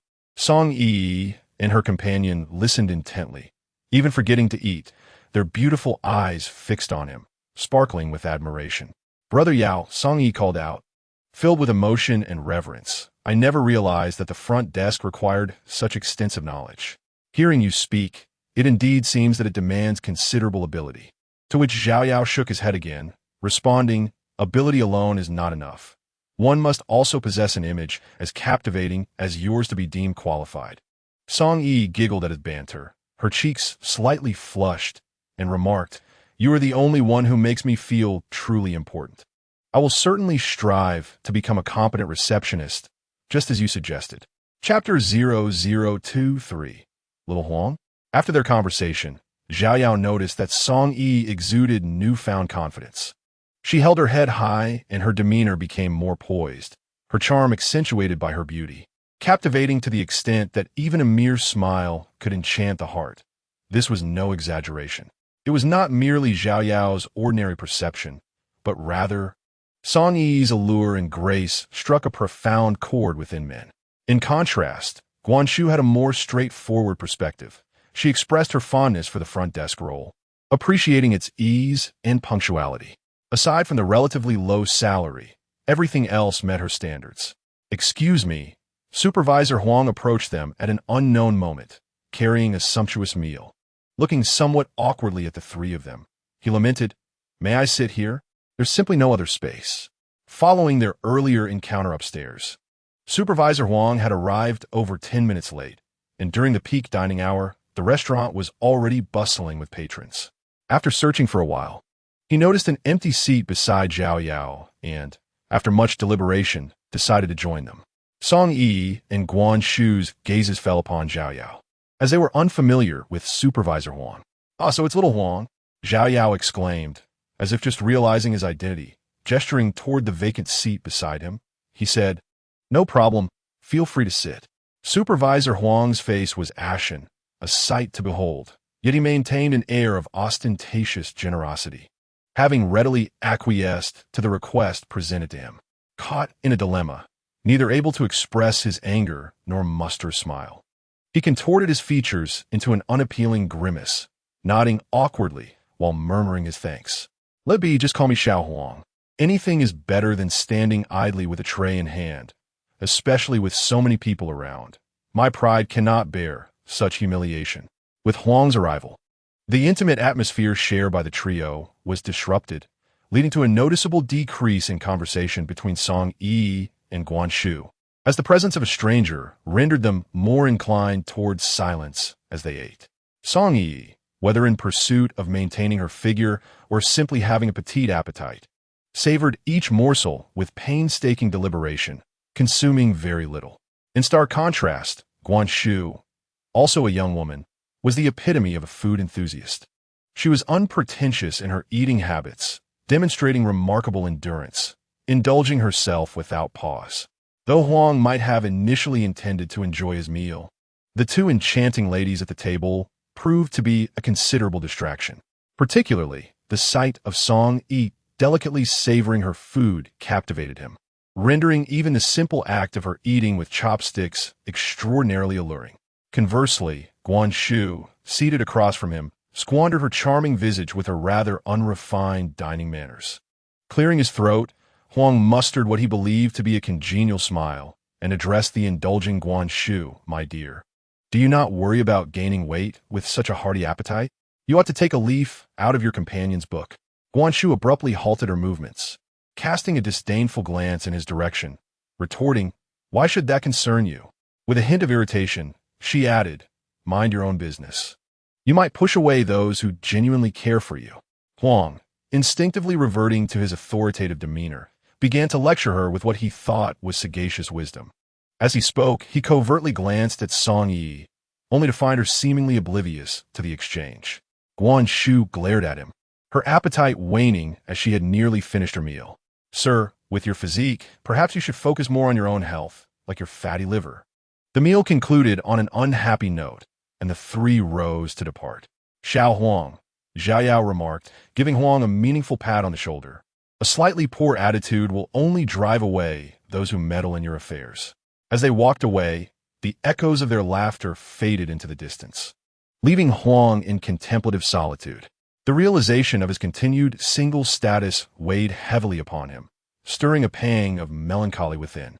He glanced down at his slightly protruding beer belly and then at the untouched food before him, abruptly losing his appetite. In the afternoon, a period notorious for inducing drowsiness, Zhao Yao remained alert and vibrant. Since returning from lunch, he had been busily occupied. From his earlier conversation with Lin Xiaoru and Ding Wu, he was aware of an upcoming marketing endeavor for a gaming product that required attention. Although Lin Xiaoru had yet to reach out to him, he understood the importance of preparation. It was his habit to be proactive and ready for any eventuality. Moreover, Lin Xiaoru offered him commendable treatment and a respectable position, which consequently imposed a certain degree of pressure upon him. This time, regardless of whether it was for his own sake or to honor Lin Xiaoru's trust in him, Zhao Yao felt compelled to demonstrate his abilities and worth. Amidst his busy endeavors, Zhao Yao remained vigilant of Lin Xiaoru's office. Ever since Ding Wu had burst out, Lin Xiaoru's office had remained firmly closed. Zhao Yao could only catch glimpses of her figure through the frosted glass, seemingly engrossed at her desk, her posture unchanged. As the afternoon wore on, Zhao Yao began to doubt whether Lin Xiaoru intended to entrust him with that project. After all, he was a newcomer, having just joined that very morning, unfamiliar with the workings, and his solitary status naturally fostered a sense of concern. Zhao Yao resolved that if Lin Xiaoru did not approach him that day, he would proactively seek out the project. Ever since his school days, he had been an individual of considerable ambition. Even if he could not be the best in his entire grade, he would strive to rank among the top, seeking recognition from both teachers and peers. Particularly after his mother's passing, Zhao Liqiang had distanced himself from relatives and friends, enduring the scrutinizing gazes of those around him. Just as Shui Han often brought up how they, as father and son, were perceived, this sentiment echoed among others who had encountered his father, though they may not voice it. The thoughts were unmistakably clear in their eyes and demeanor. These circumstances were beyond his control and could not be altered. Yet, he had never entertained the notion of surrender. At the very least, he aimed to validate his worth in matters within his grasp. While studying, he had proven himself through his academic achievements, garnering the acknowledgement of those around him. Now, he was determined to validate himself through his professional endeavors, intent on winning over those who had once doubted him. Be it Supervisor Huang or Ding Wu, everyone who had belittled him became a target he vowed to surpass. This was also the finest tribute to those who believed in him. He recalled his career mentor, Gu Qing, and the leader he had just met today, Lin Xiaoru. He aspired to live beautifully, as his mother had wished, to demonstrate to all that he was different from that man. Zhao Yao's heart brimmed with boundless motivation, and unbeknownst to him, his actions quickened as he adeptly compiled and analyzed the case studies he had researched, gradually forming a rough framework in his mind. Although he had yet to see the project in Lin Xiaoru's hands, he had thoroughly analyzed numerous classic case studies and developed his own insights. He felt confident that if entrusted with a similar project, he would not fall short of such esteemed examples. Indeed, with diligence, there might even be opportunities for breakthroughs. He had often heard that men appeared particularly handsome when immersed in their work, yet he had never fully understood it. Until now. Startled, Zhao Yao looked up to see Xia Xilan approaching gracefully, her smile radiant, holding something in her hands. Chapter 25. The Affinity of Women Before he could utter a word. Xia Xilan handed him a stack of documents and continued. These are the resumes of the new recruits starting tomorrow. Manager Lin has instructed to prioritize arranging them in your department. You may peruse them and see if they meet your approval. Zhao Yao accepted the resumes, noting they were all in their 20s. Among them, a male and a female were fresh graduates, while another male boasted a rather extensive work history, having switched jobs 3 or 4 times within a year. It sounds as if we can return those we find unsatisfactory. Zhao Yao jested while flipping through the resumes. Indeed, Xia Xilan replied, her voice dropping to a conspiratorial whisper. If someone isn't to your liking, I can assign them to other departments. However, I suggest you keep them. It's currently a slow season for recruitment, and a persistent shortage may hinder your team's progress, which is also Manager Lin's sentiment. Suddenly, Zhao Yao closed the resumes and gazed at her, unable to suppress a smile. Are the undesirable candidates meant for Ding Wu? Xia Xilan's eyes widened in surprise. Yet she feigned nonchalance, waving her hand dismissively. I never said that. However, since you are leading a new team, Manager Lin will undoubtedly provide you with additional support. Interpreting the nuanced look in Xia Xilan's eyes, Zhao Yao realized he had not misjudged. Her attitude towards Ding Wu was less than favorable. According to Gu Qing's previous advice, befriending the front desk could yield many unknown insights, while maintaining good relationships with functional departments would grant an advantage in accessing internal resources. Previously, he had diligently toiled away, unable to comprehend such sentiments, even deeming them trivial. Now, however, a sense of clarity began to dawn upon him, as if he could grasp part of the underlying significance. "Thank you, beautiful," Zhao Yao said with a smile, returning the resumes to Xia Xilan, noting they were to be archived in the HR department. "Once they complete their onboarding tomorrow morning, I shall bring them to you." Xia Xilan beamed at him, waving goodbye with a sweet bye-bye. Interactions with women who leave a positive impression are invariably delightful. Their demeanor is gentle, and their words are sweet. Such unexplainable warmth often leads one to mistakenly believe there exists a deeper familiarity between them. Perhaps this is the innate affinity women possess. Zhao Yao once felt he maintained good relations with many, but after a period of absence, he discovered that most were mere facades. Particularly when engaging with women, one must look beyond their charming smiles to discern the substance of their actions. After Xia Xilan departed, Zhao Yao organized the materials at hand, gaining a firm grasp of the collaborative marketing for gaming. At precisely 5 o'clock, with only an hour remaining until the end of the workday, it seemed that Lin Xiaoru had yet to summon him. Could it be that she doubted his competence and was reluctant to entrust him with the project? Zhao Yao hesitated no longer and rose to head toward Lin Xiaoru's office. He could not allow her to bear the burden alone, nor could he let anyone underestimate him. Furthermore, he now possessed ample confidence in his own abilities. Knock, knock, knock. Zhao Yao rapped 3 times on the office door, patiently awaiting a response. "Please enter," came Lin Xiaoru's voice, devoid of any emotional undertone. Zhao Yao pushed the door open, and Lin Xiaoru remained seated at her computer, diligently engaged in her work. Upon seeing him, a look of surprise crossed her face. Chapter 0026. Lin Xiaoru's trust it's you. "What brings you here?" Lin Xiaoru glanced at him, halting her actions. "Manager Lin, I have become quite familiar with the company. Are there any projects that I might undertake?" Zhao Yao spoke directly, without any preamble. "I had intended to assign this to you tomorrow, but since you are here, let us have a look now."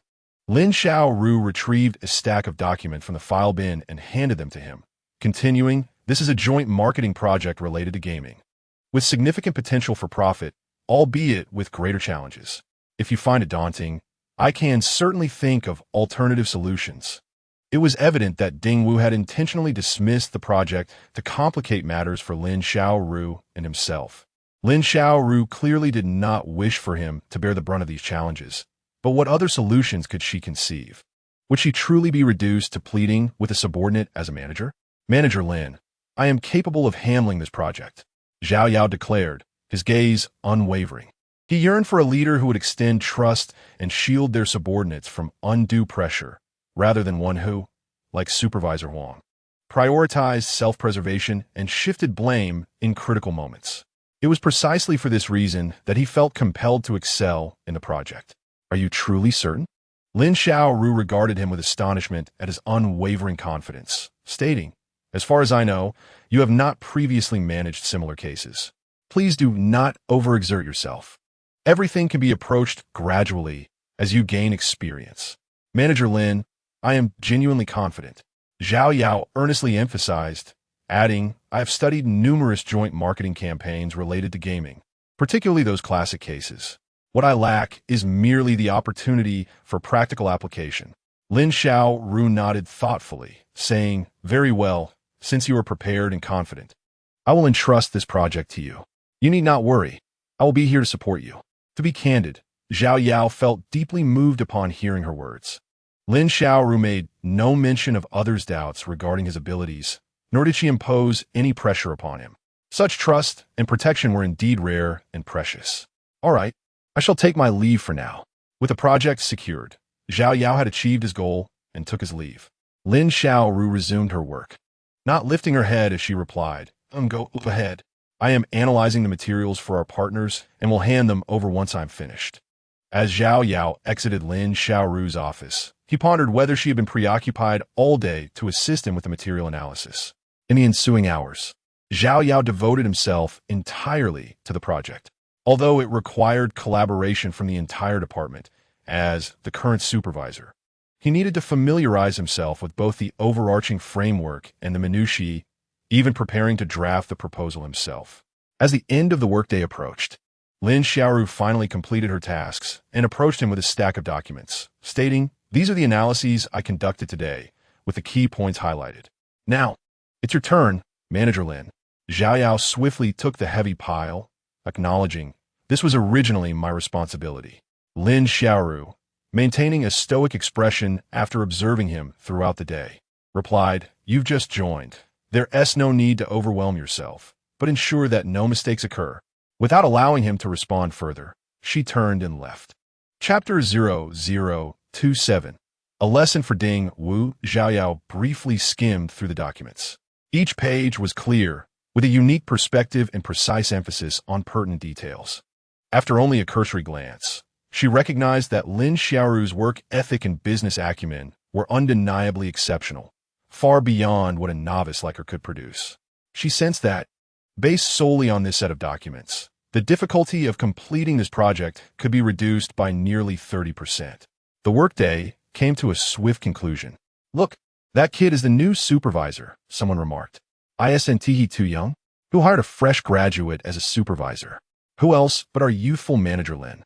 He didn't even have an interview. He was appointed directly. I wonder what their relationship is," another replied. Zhao Yao, deeply engrossed in her work, suddenly lifted her head, observing the departing crowd. Ding Wu was spouting unfounded comments, his voice not loud, yet still detectable to her keen hearing. Due to his impressive performance, Ding Wu held significant influence within the company, and as he spoke, he quickly drew the attention of onlookers, who began to chatter. "I said with such youth, how could he possibly manage? I'm not even in management," someone exclaimed. "It must be due to connections," another speculated. "What kind of connection? Could he be your brother?" "Impossible. They don't share the same surname. Then they must be distant relatives. In my opinion, it's likely a romantic involvement. Otherwise, how could a novice be placed in such a role? Surely not. I believe Manager Lin is quite dedicated, working late every day. Where'd she find time for romance? Moreover, she doesn't seem like that type." Ding Wu scoffed, casting a disdainful glance at those supporting Lin Xiaoru. "Naive. It's human nature. Do you truly think she is as pure as snow? Or that this rookie possesses the capability to be a supervisor?" The young man, chastised by Ding Wu's remarks, prudently fell silent. "Stop." Zhao Yao's voice cut through the air as she advanced toward Ding Wu and his cohort, commanding, "Retract what you just said and apologize." Ding Wu, startled by her sudden outburst, momentarily froze. However, upon recognizing her, he smirked and tilted his head, saying, "Oh, isn't this the supervisor? My apologies. I genuinely didn't catch your name." Zhao Yao enunciated each word coldly. "No matter. I remember your name just fine. As long as I know you, Ding Wu." "It's a pleasure," he replied, wearing an air of entitlement, extending a hand as if bestowing a favor upon her. Zhao Yao smiled without a hint of concern, extending her hand to firmly grasp his, coldly commanding, "Apologize." Ding Wu wore an expression of disbelief, squeezing her hand with sudden force. "I didn't catch that. Why don't you say it again?" Before he could finish the last word, his expression shifted dramatically as a wave of excruciating pain surged from his injury, causing his body to curl in agony, nearly collapsing forward. "It hurts, it hurts!" Ding Wu cried out painfully, pleading, "Let go of my hand. Apologize." Zhao Yao's response consisted of just 2 words, yet it felt like a heavy blow to his mind. "You insolent fool.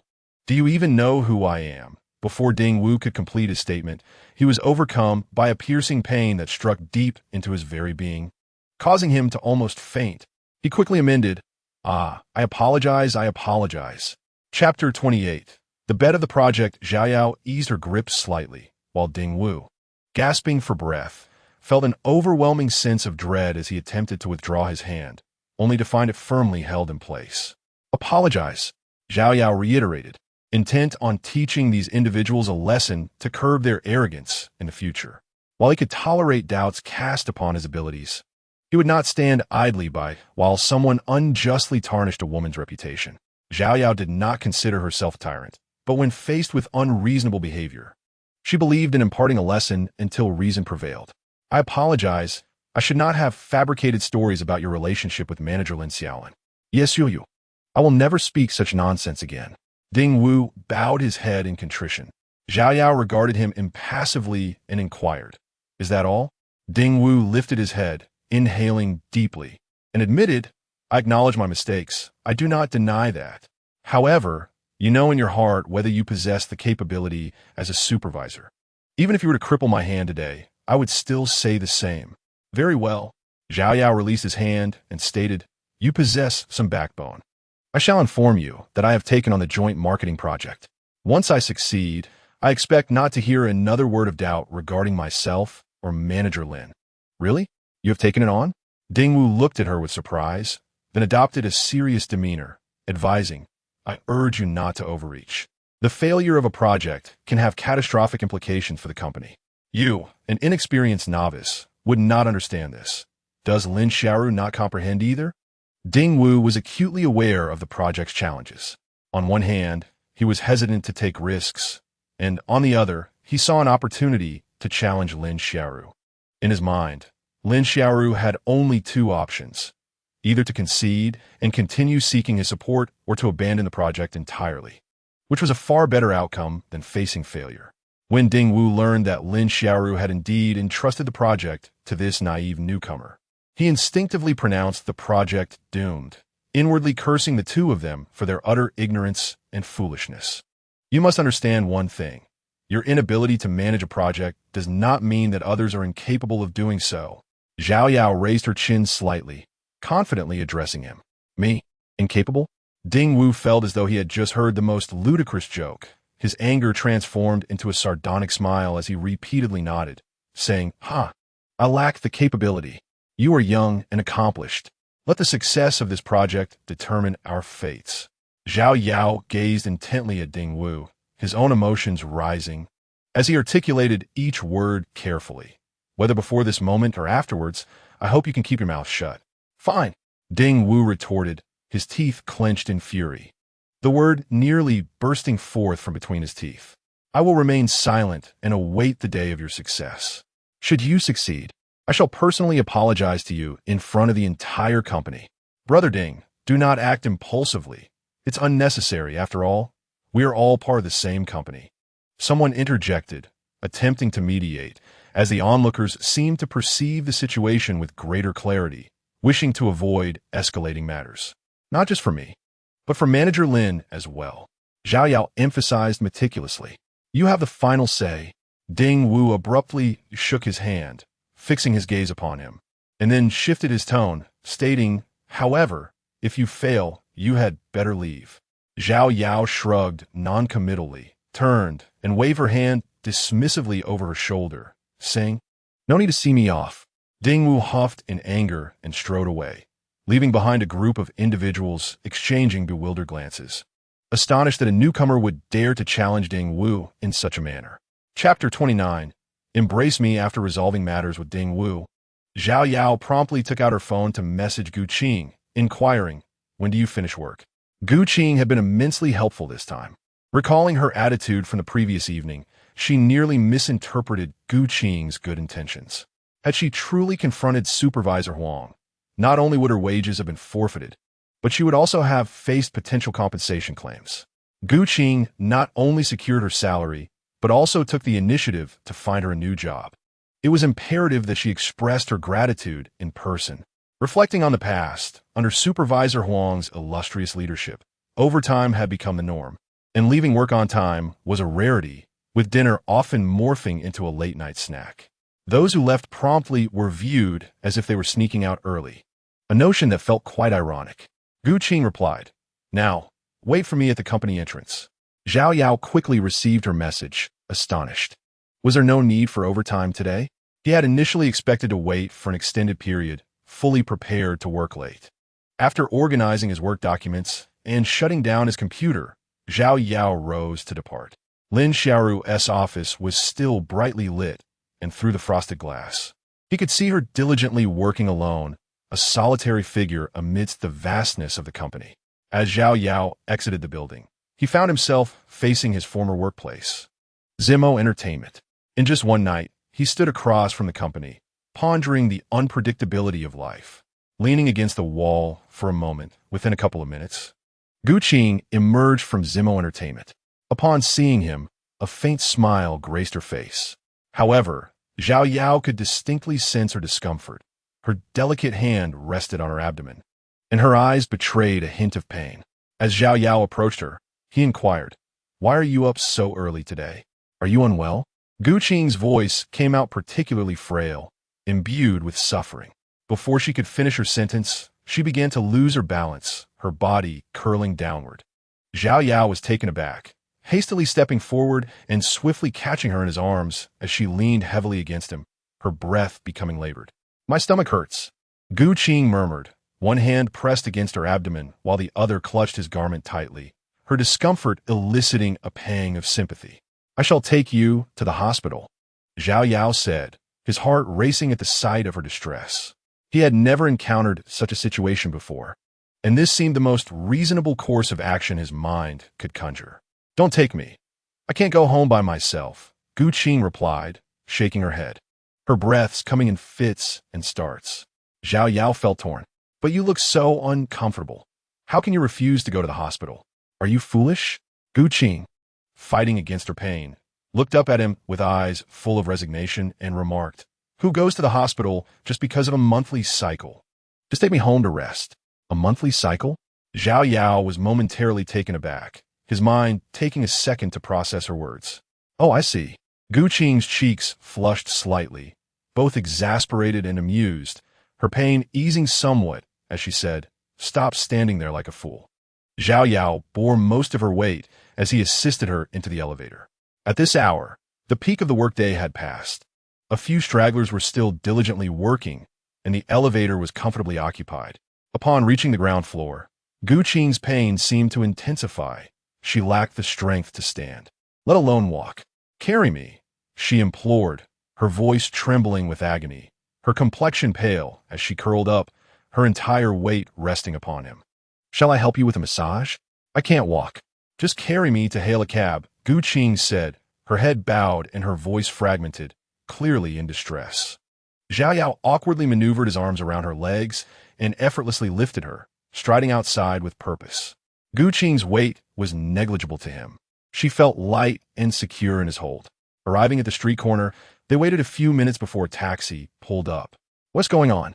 the driver inquired through the window, perhaps sensing their predicament, his tone a mix of caution and concern. "She has a stomach ache," Zhao Yao quickly replied. Without hesitation, the driver exited the vehicle, opened the back door, and urged, "Get in quickly. Are we heading to the hospital or somewhere else?" "To her home." Zhao Yao carefully placed her inside the taxi before swiftly moving around to the other side to enter. Inside the car, Gu Qing provided an address. The vehicle started, and the driver cheerfully responded, "Not far.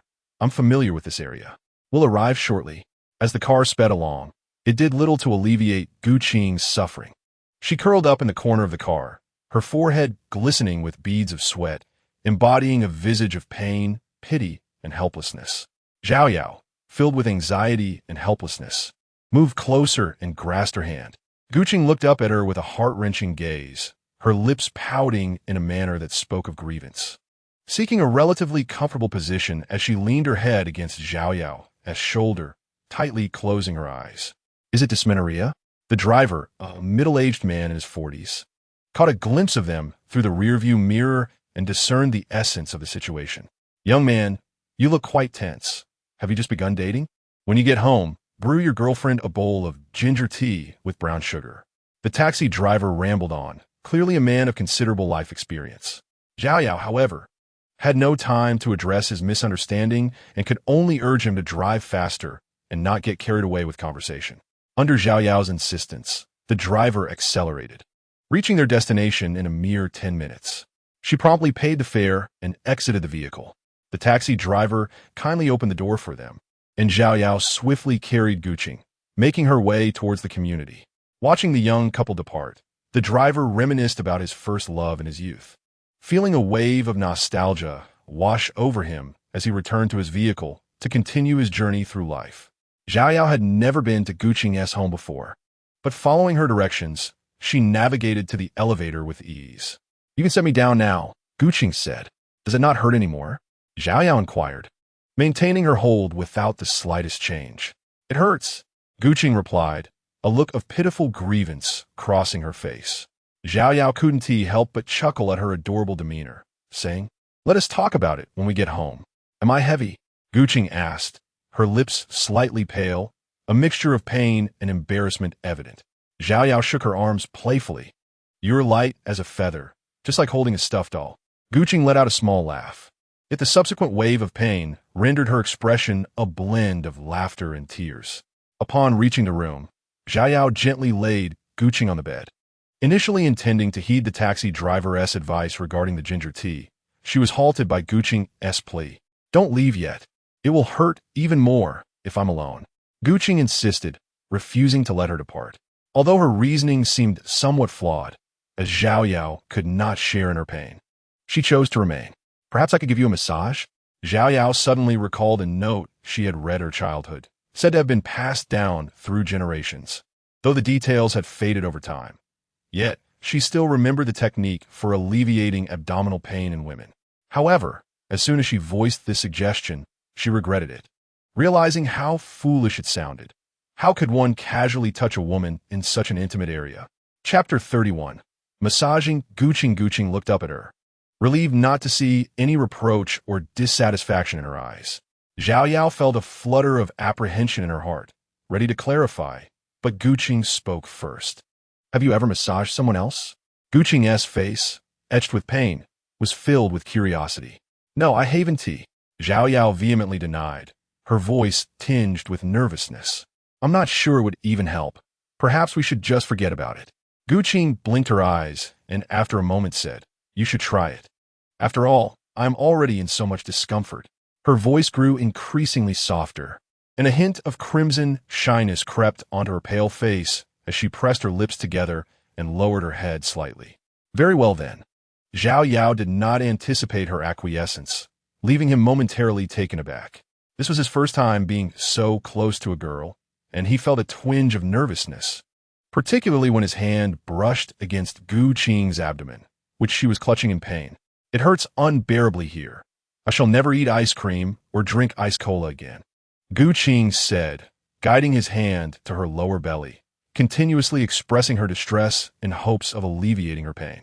Despite the barrier of clothing, Xiao's hand trembled slightly as his mind raced, recalling various massage techniques from memory as he began to knead gently. As he continued, he gradually found his rhythm, and his tension dissipated without him even realizing it. Guqing occasionally let out soft hums of discomfort, her head resting gently on his shoulder. After a few minutes, her expression of agony began to ease somewhat. "That feels wonderful. I am feeling much better," she murmured, her eyes half closed, drifting into a state of semi-consciousness, indicating that her pain had lessened. A soothing warmth spread across her soft abdomen as Xiao's persistent massage diminished her discomfort, causing her furrowed brow to relax. Before long, Guqing's breathing became gentle and rhythmic. Xiao glanced down to find her peacefully asleep, the traces of tears at the corners of her eyes drying, her face adorned with a faint smile. He did not cease his ministrations, continuing for another 10 minutes until he was certain she was no longer in pain, at which point he gently withdrew his hand. Rising to his feet, he looked at Guqing, now fully immersed in slumber.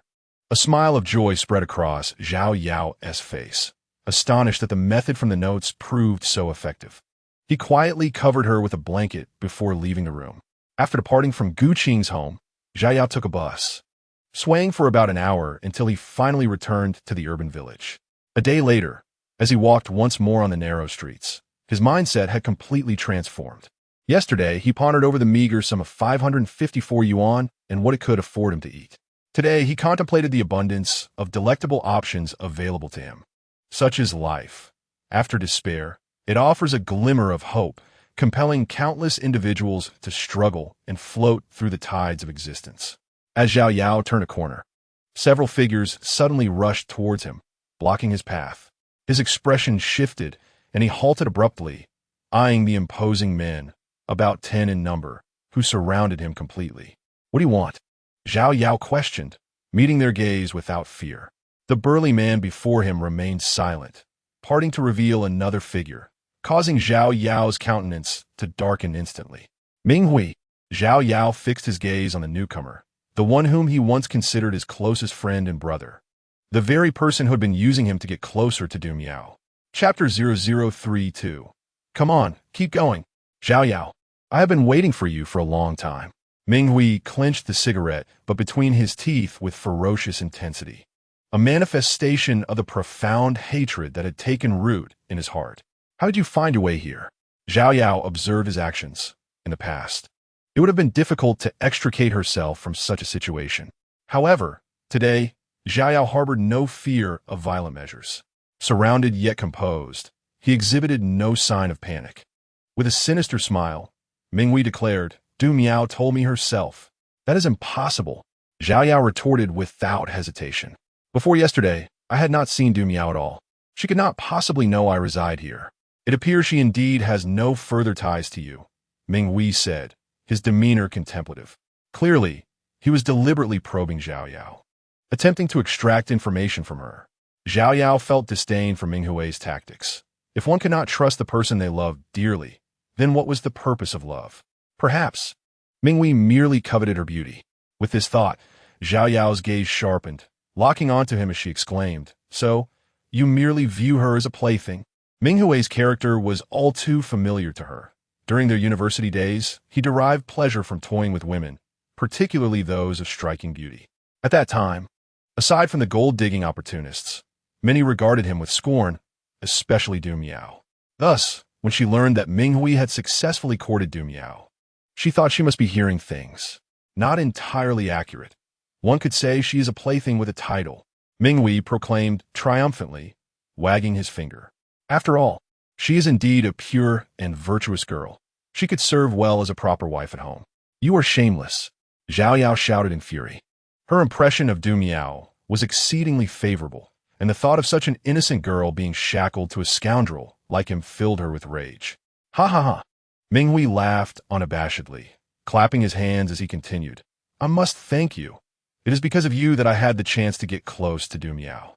Now that we are on the brink of something wonderful, you could be considered half a matchmaker." Xiao Yao clenched her fists tightly, her voice icy. "I never imagined your cunning ran so deep. However, do not think for a moment that Du Miao will be foolish enough to let you manipulate her. Those who toy with women will meet a grim fate."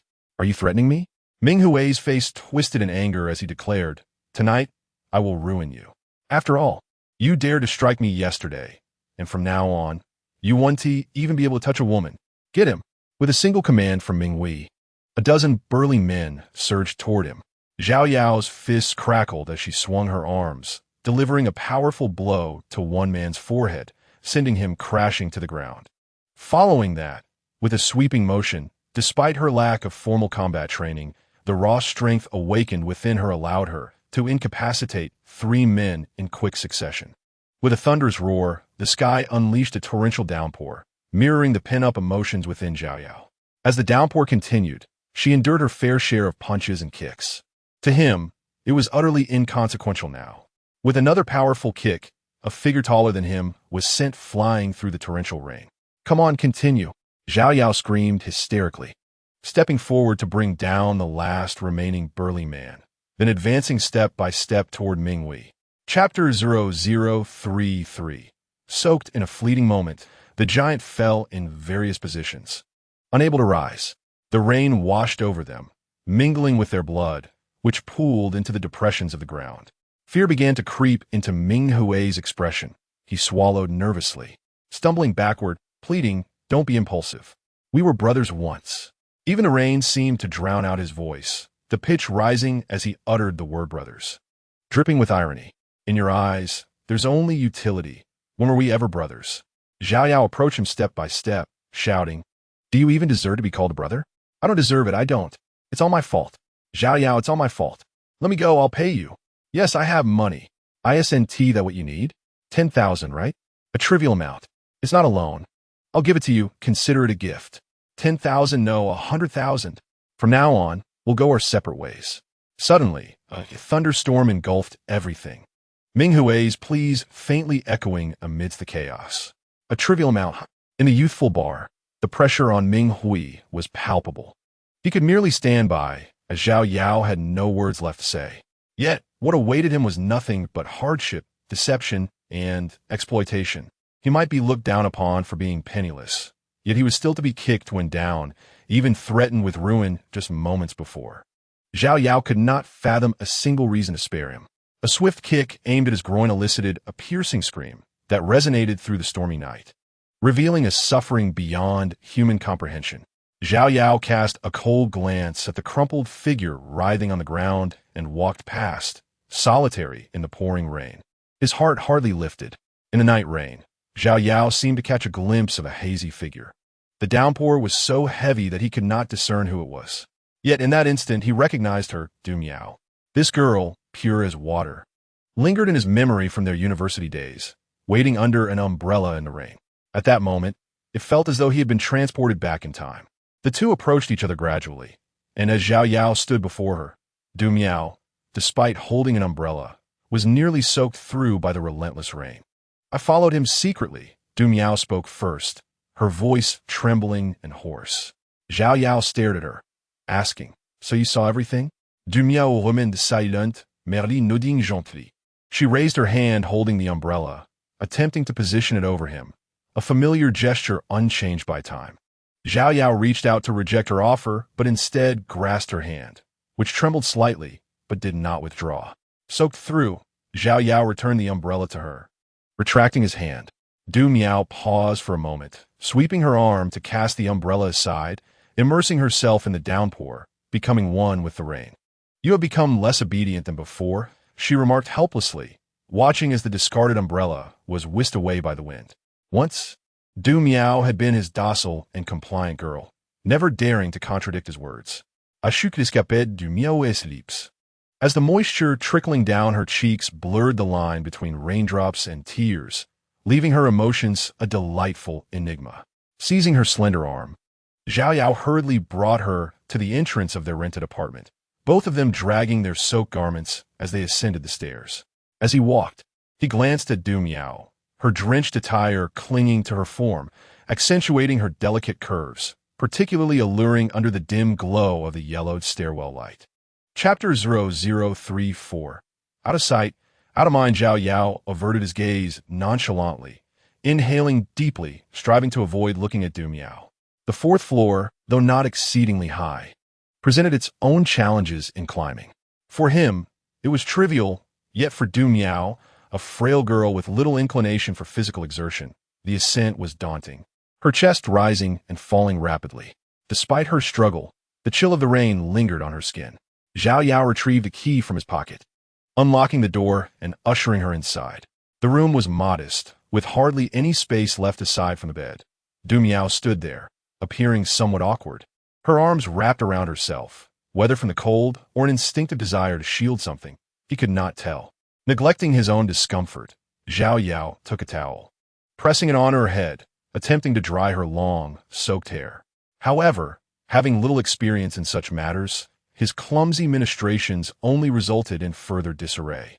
"I can manage myself," Du Miao said, her body quivering slightly as she reached for the towel he had been using. Xiao Yao relented, allowing her to take over, realizing she was far more adept at this than his fumbled efforts. The dim lighting in the room contributed to a rather meager living environment, typical of such affordable city accommodations. The confined space brought them uncomfortably close, the air thick with the scent of her perfume and the sound of her uneven breaths, creating a subtle yet palpable tension. "You should dry yourself too," Du Miao suggested, her lips forming a delicate line, instinctively reaching out to assist him, only to hesitate and instead offer him the towel. A faint blush graced her cheeks, her arms instinctively crossing in front of her. Yet Xiao Yao could still discern the tantalizing hints of her form, all the more captivating for its suggestion. As he accepted the towel, Their fingertips brushed momentarily, and Du Miao froze for a heartbeat before quickly retracting her hand. "You'll catch a cold like this. Go take a shower first," Zhao Yao instructed, fumbling with the towel atop his head, stepping aside and gesturing towards the adjacent bathroom. Though the inexpensive house is rather rudimentary, it is still relatively well-equipped. Save for the bathroom, which lacks a proper door and is merely draped with a fabric curtain. Below the curtain, there remains a gap that cannot be entirely concealed. Through this veil, one can catch glimpses of another's calves. However, this does not pose much concern, for it is not as if one must bathe at the entrance. Du Miao entered without objection, as her white garments clung to her form, soaked by the rain, leaving little to the imagination. The once opaque fabric became nearly translucent when wet. Soon, the sound of water splashing echoed from the bathroom, and, through the curtain, the delicate reflection on the floor became visible. Observing the reflection, it was quite apparent what she was cleansing. Zhao Yao's heart raced, and his cheeks flushed slightly. He quickly averted his gaze, silently reciting to himself, "What is improper to see, I shall not behold." Although he had always regarded Du Miao as an endearing junior, she was undeniably a girl of both beauty and allure. It would be disingenuous for any normal man to claim the absence of desire. To avert his eyes from wandering, Zhao Yao began rummaging through the meager wardrobe in the room, seeking a distraction. Chapter 0035. Confession. As the sound of water subsided, Du Miao emerged, wrapped in a towel, her fragrant shoulders and pale skin exposed, revealing even part of her thigh. "I have no other clothes," she said, her red lips parting, conveying a sense of hesitation that exuded feminine charm. Zhao Yao coughed awkwardly, hastily retrieving a clean shirt he had prepared earlier from the wardrobe, offering, "You may wear mine." This shirt was the sole decent piece he owned, a purchase from his first job, which he rarely donned. After searching for quite some time, it appeared to be the only presentable option. His own attire was of little consequence. After Du Miao changed, the oversized shirt concealed her figure entirely, and she stood in the room, the previous awkwardness dissipating. "You should wash up too. I'll wait for you," she said, her face radiant. Zhao Yao scratched his head in confusion, sensing something amiss in her words, which sounded strangely off. After a quick rinse, he donned a simple yet clean outfit, feeling quite satisfied despite its plainness.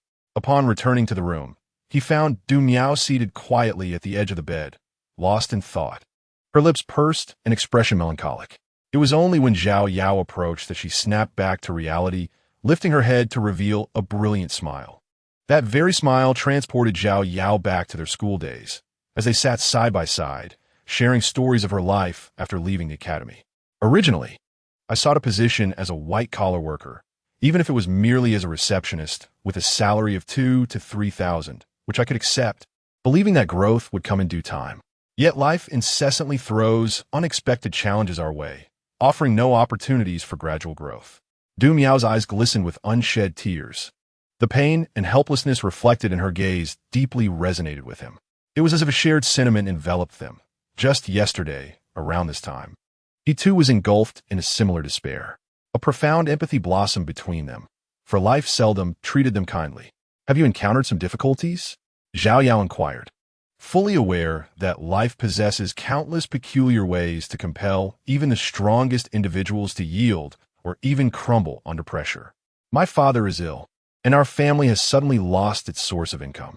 My younger brother is in his senior year of high school, and there are his tuition fees, living expenses, and the costs of sustaining the entire household," Du Miao began, but her voice faltered, choking back tears that cascaded down her cheeks.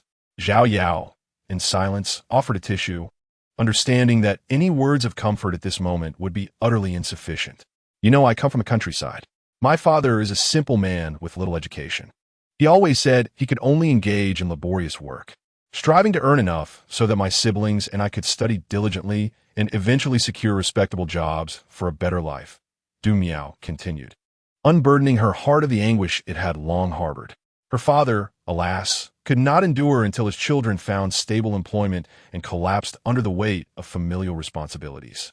In such circumstances, how could she possibly bear to live in this bustling metropolis on a meager salary of 2,000 to 3,000 a month? As she uttered these words, her tone brimmed with guilt, lamenting her inability to secure a more lucrative position to alleviate her parents' burdens. "So, you chose to work at the bar?" Zhao Yao finally comprehended why she found herself there, a place she did not truly belong. Du Miao cast a furtive glance at him, feeling a twinge of anxiety as she nodded. "I heard one could earn over 10,000 a month there," she confessed, her head bowed, hands clasped tightly as though she were a child caught in wrongdoing. "It was Zhou Yu who encouraged you to go, wasn't it?" In Zhao Yao's mind, only Zhou Yu could instigate such actions. Du Miao silently nodded, seemingly afraid of Zhao Yao's reproach, her gaze firmly fixed downward. "You may not be aware, but Zhou Yu intentionally pushed you toward Ming Hui, and in return, Ming Hui assisted Zhou Yu in ascending the ranks to associate with the wealthy heir, Huang Shan." Zhao Yao shook her head in resignation, initially reluctant to reveal such a distasteful transaction.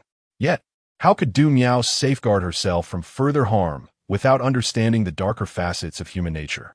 Du Miao looked up in disbelief, her eyes wide with astonishment. Yet she remained silent, not daring to question the revelation. For Du Miao, even if the entire world were untrustworthy, he would still remain a pillar of trust. The room fell into a heavy silence as each pondered their own thoughts, until peculiar sounds emanated from the neighboring room. Zhao Yao's face flushed crimson. The familiar sounds of activity next door were not from her own doing this time. Du Miao gazed at him in astonishment. Her cheeks flushed as she naturally heard the sounds emanating from the adjacent room. The thin wall separating them rendered the soundproofing virtually ineffective, allowing them to discern every nuance of the commotion next door. Both were inexperienced in matters of intimacy, and the rise and fall of the sounds heightened the already charged atmosphere, creating an environment seemingly crafted for romantic exchanges. Du Miao gently bit her lower lip, as long-buried feelings of admiration surged forth like a torrential flood, inexplicably igniting a spark of courage within her. When affection burgeons to the point of obliterating shyness, the reasons for concealment dissipate entirely. "My relationship with Ming Hui is not of that nature," she confessed, her voice trembling yet resolute. "Although Zhou Yu has persistently urged me to accept him, I have never acquiesced. Eventually, she suggested I interact with him as a friend first, but I have never allowed him to touch me." She felt an overwhelming need to clarify, fearing that failing to articulate her feelings would lead to regret. Unbeknownst to her, Zhao Yao found her body leaning against his shoulder, a position that felt entirely natural. Clearly, Du Miao did not recoil from their physical proximity. Instead, it seemed to convey an unspoken message. Zhao Yao stood frozen, his heart racing, fully aware that a claim he was unmoved would be a blatant falsehood. The sound from next door continued to linger in the air, teasing their senses, igniting a fervor between the two, an undeniable chemistry that offered no apparent reason to refrain from taking the next step. As he wrestled with his inner turmoil, Du Miao had already enveloped his arm, resting her entire being against him, her face buried deep within her hair, flushed with embarrassment. Undoubtedly, at that moment, Zhao Yao needed merely to turn and embrace her. Any action taken would likely encounter no resistance. In fact, he would be met with eager acceptance. Yet, could he truly bring himself to do so? Initially caught in a struggle between desire and reason, Zhao Yao found clarity when Du Miao, unguarded, was ready to surrender herself entirely to him. This was a pure and resilient girl, her struggles still vivid in his mind, her feelings towards him rooted in sincerity. However, Zhao Yao remained uncertain whether his own feelings for her constituted love. Chapter 0037. The Ancestor's Journal. Zhao Yao turned to grasp her shoulders, gently adjusting her posture to create a slight distance between them, and spoke earnestly. "I may not be able to care for you, but I will certainly not harm you." As he uttered these words, a sense of responsibility weighed heavily on his heart. Zhao Yao questioned whether true platonic friendship could exist between a man and a woman. Yet he resolved to treat those around him kindly, committing to the principle of causing no harm, thereby honoring the boy he once was. Du Miao stared at him with wide eyes, shimmering with a familiar light, tinged with a hint of disappointment, before ultimately smiling and nodding in agreement. "I'm tired," she murmured softly, weariness etched on her face. The past few days had been anything but easy for her, burdened more by the fatigue of her heart than by physical exhaustion. Zhao Yao's bed spanned an impressive 15 meters, with her nestled against the wall. Her eyes gently shut as her breathing became increasingly rhythmic, suggesting she had succumbed to slumber. Yet, Xiao Yao found herself devoid of any inclination to sleep. She lacked the courage to lie down, sharing the same room overnight with a woman for the very first time. Were it someone she cherished, her heart would not harbor the slightest restraint. However, her feelings for Du Miao were unblemished. They had once been classmates and now were merely friends. If one were to discern any distinction in Xiao Yao's sentiments towards her, it would be a sense of sympathy for her circumstances and an acknowledgement of her resilience, igniting a desire within her to offer as much assistance as possible. As the sounds from the adjacent room faded into silence, Xiao Yao observed that 2/3 of the bed remained unoccupied, yet she could not persuade herself to lie down and surrender to sleep. A thought of her awakened lineage sparked a glimmer in her eye, infusing her with newfound energy. She rose and began rummaging through a box tucked away in the corner of the cabinet, filled with assorted items. Before long, she unearthed a leather-bound notebook. Its origin was unknown, yet it appeared remarkably sturdy, showing no signs of wear despite being stored for countless years, resembling a journal of sorts. This ancestral notebook, the lineage of which was a mystery, captivated Xiao Yao as she delved into its contents. The text was replete with archaic characters, and had she not been well-read, she might have struggled to comprehend it fully. In her youth, she had skimmed its pages, yet half of the ancient script had eluded her grasp, akin to deciphering a foreign language. Now, upon revisiting it, the characters she could not recognize had dwindled significantly. She could decipher nearly all, grasping the overarching meanings. From the ancestral notes, she discerned that the awakened lineage indeed referred to the nirvana heart residing in her mind. Following the heart's rebirth, her blood underwent a transformation, endowing her physique with extraordinary capabilities that surpassed the ordinary. Not only did her strength amplify, but she also acquired remarkable self-healing abilities. The notebook chronicled her ancestors' exploration of their own bloodline, annotating its functions and uncovering various applications. For instance, the massage technique she employed on Gu Qing was not merely about the method. The essence lay in transmitting the energy of her lineage through the act. Without the awakening of her bloodline, all the massage techniques would be futile. As she perused each page, Xiao Yao felt a sense of mystique envelop her. In essence, the awakening of her bloodline rendered her physical attributes far superior to those of the average person, qualifying her as a superhuman. Not only was she endowed with immense strength and extraordinary self-healing capabilities, but she was also impervious to toxins. Even the most potent viruses would have no bearing on her health. Upon reaching this realization, her initial reaction was one of relief. She would no longer need to fear illness. Eagerly, she continued to read, hoping to discover insights on cancer prevention. Chapter 0038. The influencers face the star's countenance as for the prospect of cancer prevention. Xiao Yao scoured the notebook for an extended period, only to find no mention of it. Perhaps the concept of cancer emerged later, when her ancestor penned this notebook. The notion of cancer was entirely foreign to them. Nonetheless, Xiao Yao speculated that given the remarkable descriptions within the notes, it was not beyond the realm of possibility that cancer prevention could be achievable. In the era of his ancestors, even the blood coursing through their veins could be deemed a miraculous remedy. According to the notes, there were more than a few terminally ill individuals who, upon consuming the blood of his forebear, swiftly regained their health. Additionally, wounds that seemed irreparable healed at a visibly accelerated rate when touched by his ancestors' blood. Should such occurrences be witnessed elsewhere, Xiao Yao would undoubtedly dismiss them as mere charlatanry or the clumsy tricks of fraud. However, after experiencing it firsthand, he gazed upon the notes with a sense of boundless possibility, pondering that perhaps the enchanting accounts were not without their foundation. His ancestors surely had no need to pen this manuscript solely to deceive posterity. Xiao Yao was now convinced that his lineage was indeed extraordinary, and the awakening of his bloodline bestowed upon him a myriad of wondrous abilities, all meticulously chronicled within these pages. Of course, mastering and wielding such powers would require his continuous experimentation.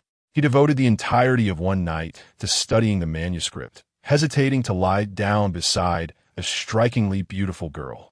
For who could claim to remain entirely rational in such circumstances. The only solution was to forego sleep. As dawn broke, and he bid her farewell, he felt an ineffable sense of loss watching Du Miao's retreating figure. To assert that he felt no regret would be a falsehood. Zhao Yao was, after all, an ordinary man, a typical male in good health, living in a bustling metropolis, replete with monotony and oppression, who among them did not harbor impulses of indulgence. Surely, there were few as foolish as he. With a self-deprecating smile, he tilted his head towards the sky, recalling a lyric, "One day, I shall possess my own heavens." He tucked away the chaotic thoughts swirling in his mind, striving to fortify his resolve amidst the frenetic pace of life, determined to remain true to himself. The following day at the new company, everything fell into a proper rhythm. As previously mentioned, Xiao Chen assisted the three newcomers with their onboarding procedures before introducing them to him. The two fresh graduates, a male and a female, were named Xiao Wenguang and Xiao Chen. Xiao Wenguang appeared to be an unremarkable university student, mild-mannered and bespectacled, while the accompanying young woman was strikingly conspicuous. Xiao Chen possessed an extraordinary blend of grace and beauty, embodying the quintessential internet celebrity visage, complemented by her statuesque form. Although she may not have been the most beautiful in the office, she undoubtedly commanded the highest number of glances. There was an immediate impression that she was a star, a celebrity. Consequently, the third newcomer, Luo Xiangrong, frequently cast sidelong glances at Xiao Chen. Even when Zhao Yao greeted him, Luo appeared distracted, his attention fixated on her. Zhao Yao felt a tinge of exasperation towards Luo, who had changed jobs 4 times within a single year. Yet he found great solace in the demeanor of Xiao Chen and Xiao Wenguang, both of whom were exceedingly considerate and earnest in their conversations and work ethic. The first day of employment typically revolved around familiarizing oneself with the company, devoid of specific task assignments. However, Luo's focus seemed solely dedicated to getting to know Xiao Chen. "Xiao Chen, may I call you that?" Luo Xiangrong leaned forward, disregarding any possible objections, and proceeded to inquire, "What do you enjoy eating? Let me treat you to lunch." Chapter 39. Have you never seen a woman? Despite Luo Xiangrong's deliberate attempt to lower his voice, there were indeed few places within the company where Zhao Yao could not overhear him. Instinctively, Zhao Yao glanced at the time. The clock in the lower right corner of her computer read 11 o'clock. Xiao Chen remained silent, instead offering an awkward smile and shaking her head in refusal. Luo Xiangrong, having been rebuffed, finally fell silent and began to focus on his work, thankfully ceasing his aimless chatter. Zhao Yao smiled slightly, continuing with her tasks. Realizing that Luo Xiangrong was not one to remain idle for long, it would be wise to find him something to occupy his time. At noon, Gu Qing took the initiative to invite him to lunch. "You seem to be feeling better," Zhao Yao remarked to Gu Qing.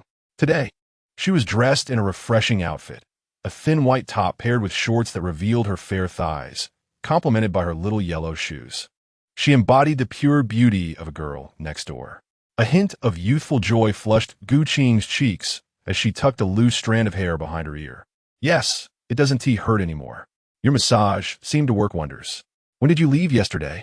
That was the power of bloodline. Of course it was effective. Zhao Yao responded, recalling the previous night fondly. "You fell asleep, and I left about 10 minutes later." What should have been an expression of gratitude from Zhao Yao had somehow transformed into a mutual exchange after yesterday's events.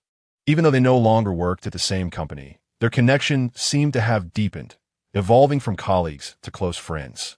For reasons she could not quite understand, Zhao Yao felt an intrinsic trust towards Gu Qing. The comfort she found in their interactions was unlike anything she had experienced before. Gu Qing's every glance and smile brought her joy, and simply listening to her laughter felt like a blissful experience. During their conversation, Gu Qing casually inquired about Zhao Yao's impressions of the new company and whether she faced any challenges. Zhao Yao briefly recounted her experiences, akin to their previous exchanges about work, as if it were second nature. Naturally, she mentioned the peculiar new hire, Luo Xiangrong. Gu Qing offered her perspective on him. "I suggest you assess his capabilities promptly.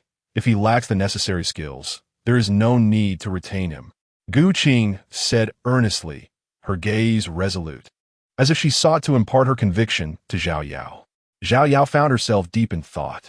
Luo Xiangrong clearly appeared to be a restless individual, and if his professional abilities were equally lacking, his presence in the company would yield little value. More importantly, he could potentially disrupt the entire department. However, the notion of possibly having to dismiss a newcomer so soon after becoming a supervisor filled her with apprehension.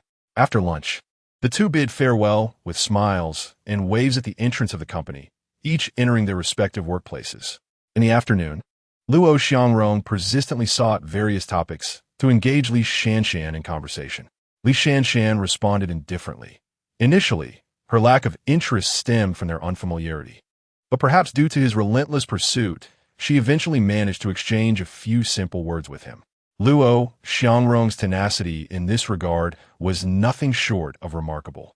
Few could possess such unabashed boldness, yet he managed to become acquainted with a stranger so swiftly. Meanwhile, Qiao Wenguang's dissatisfaction was palpable, clearly infuriated by Luo Xiangrong's behavior. Unable to contain himself any longer, Qiao Wenguang stood up, pointing an accusing finger at Luo Xiangrong, and angrily exclaimed, "Can you keep it down? Have you never seen a woman before?" Chapter 0040. The unfortunate flirtation. Luo Xiangrong was momentarily taken aback, seemingly surprised by the sudden reprimand. Yet he refused to back down. "I have seen women, but none as beautiful as her." Every word he uttered was an attempt to flatter Li Shanshan, and this particular statement was no exception. It was delivered with such conviction that it left no room for her to be offended, perhaps even bringing her a hint of delight. "What a rogue!" Qiao Wenguang scoffed disdainfully, his gaze filled with contempt. "Your words are utterly excessive. We are all new here, merely getting to know one another. Is that unreasonable?" Luo Xiangrong appeared remarkably composed, showing no sign of recognizing any fault in his actions. Qiao Wenguang huffed in anger and continued, "It is currently working hours. What you are saying is nothing but nonsense. Does it have any relevance to our work?" Luo Xiangrong found himself momentarily speechless, retorting, "What does this have to do with you? If you like her, you can talk to her too. Why do you feel the need to interfere with me?" "She is my girlfriend," he asserted, "and you continuously meddling is completely unwarranted." Qiao Wenguang, filled with righteous indignation, pointed at Luo Xiangrong's nose, delivering each word with emphasis and gravity. Luo Xiangrong stood there, utterly dumbfounded, disbelief etched across his face as he glanced at Li Shanshan and then back at Qiao Wenguang, never imagining that they were a couple. "Wenguang, sit down quickly. We agreed not to let this slip." Li Shanshan urgently tugged at him, seemingly anxious about the situation. It took a moment for Luo Xiangrong to regain his composure, stating, "The company prohibits romantic relationships. You two have concealed your relationship, which is against the rules." Though this statement held some validity, it largely resembled an attempt to mask his own embarrassment, flirting with someone else's girlfriend in front of them. No matter how thick-skinned Luo Xiangrong was, left him feeling utterly mortified. Having previously spoken with such confidence, he now found himself in a thoroughly awkward predicament. The conflict subsided, leaving an uncomfortable silence in its wake. Ironically, the most distressed individual was not among the three directly involved, but rather Zhao Yao. What peculiar characters had the HR department brought in? On their very first day, the trio had inadvertently staged a melodrama of jealousy. Although the commotion had ceased, the relationships had undoubtedly reached a freezing point. How could a team function effectively under such circumstances? Yesterday, he confidently made a wager with Ding Wu. Not to mention the inherent challenges of the project itself, the presence of these three individuals undoubtedly escalated the difficulty to unprecedented heights. Others were eagerly anticipating his misfortune, as Ding Wu's department had long been aware of the situation unfolding in theirs. At this moment, several pairs of eyes were glued to the spectacle, with Ding Wu standing nearby, wearing a look of schadenfreude. With a silent sigh, Zhao Yao grasped a stack of meticulously organized documents and approached Luo Xiangrong. Since his attempts at flirtation had floundered, he ought to stow away his chaotic thoughts. "Peruse these materials carefully and present me with a proposal by the end of the day, at the latest." Zhao Yao placed the documents before him, contemplating that she could not afford to let him off too easily. With the weekend approaching, it was imperative to witness his true capabilities today. She believed in the principle of not hitting below the belt or exposing one's weaknesses in a quarrel. Xiao Yao was not inclined to be courteous with such a brazen individual. Even a subtle hint would be feigned ignorance on his part. Huh? Luo Xiangrong's face flushed, aware of his shortcomings, and found himself with little to counter. He gazed at the hefty stack of documents, wearing a resigned expression, and replied obediently. Xiao Yao glanced at the other two without uttering a word.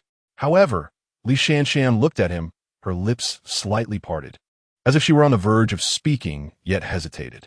Chapter 0041. A disheveled team foundation. Xiao Yao took her leave, with Li Shanshan rising to follow closely behind. Supervisor. Li Shanshan called out, hastening to stand before him. Observing her demeanor, Xiao Yao gestured for her to come closer and said, "Let us discuss this over here." Typically, significant discussions within a company take place in designated meeting rooms, as only managerial-level personnel possess their own offices. The meeting room was small, yet it boasted excellent soundproofing, allowing for conversations about work or other private matters without the fear of being overheard.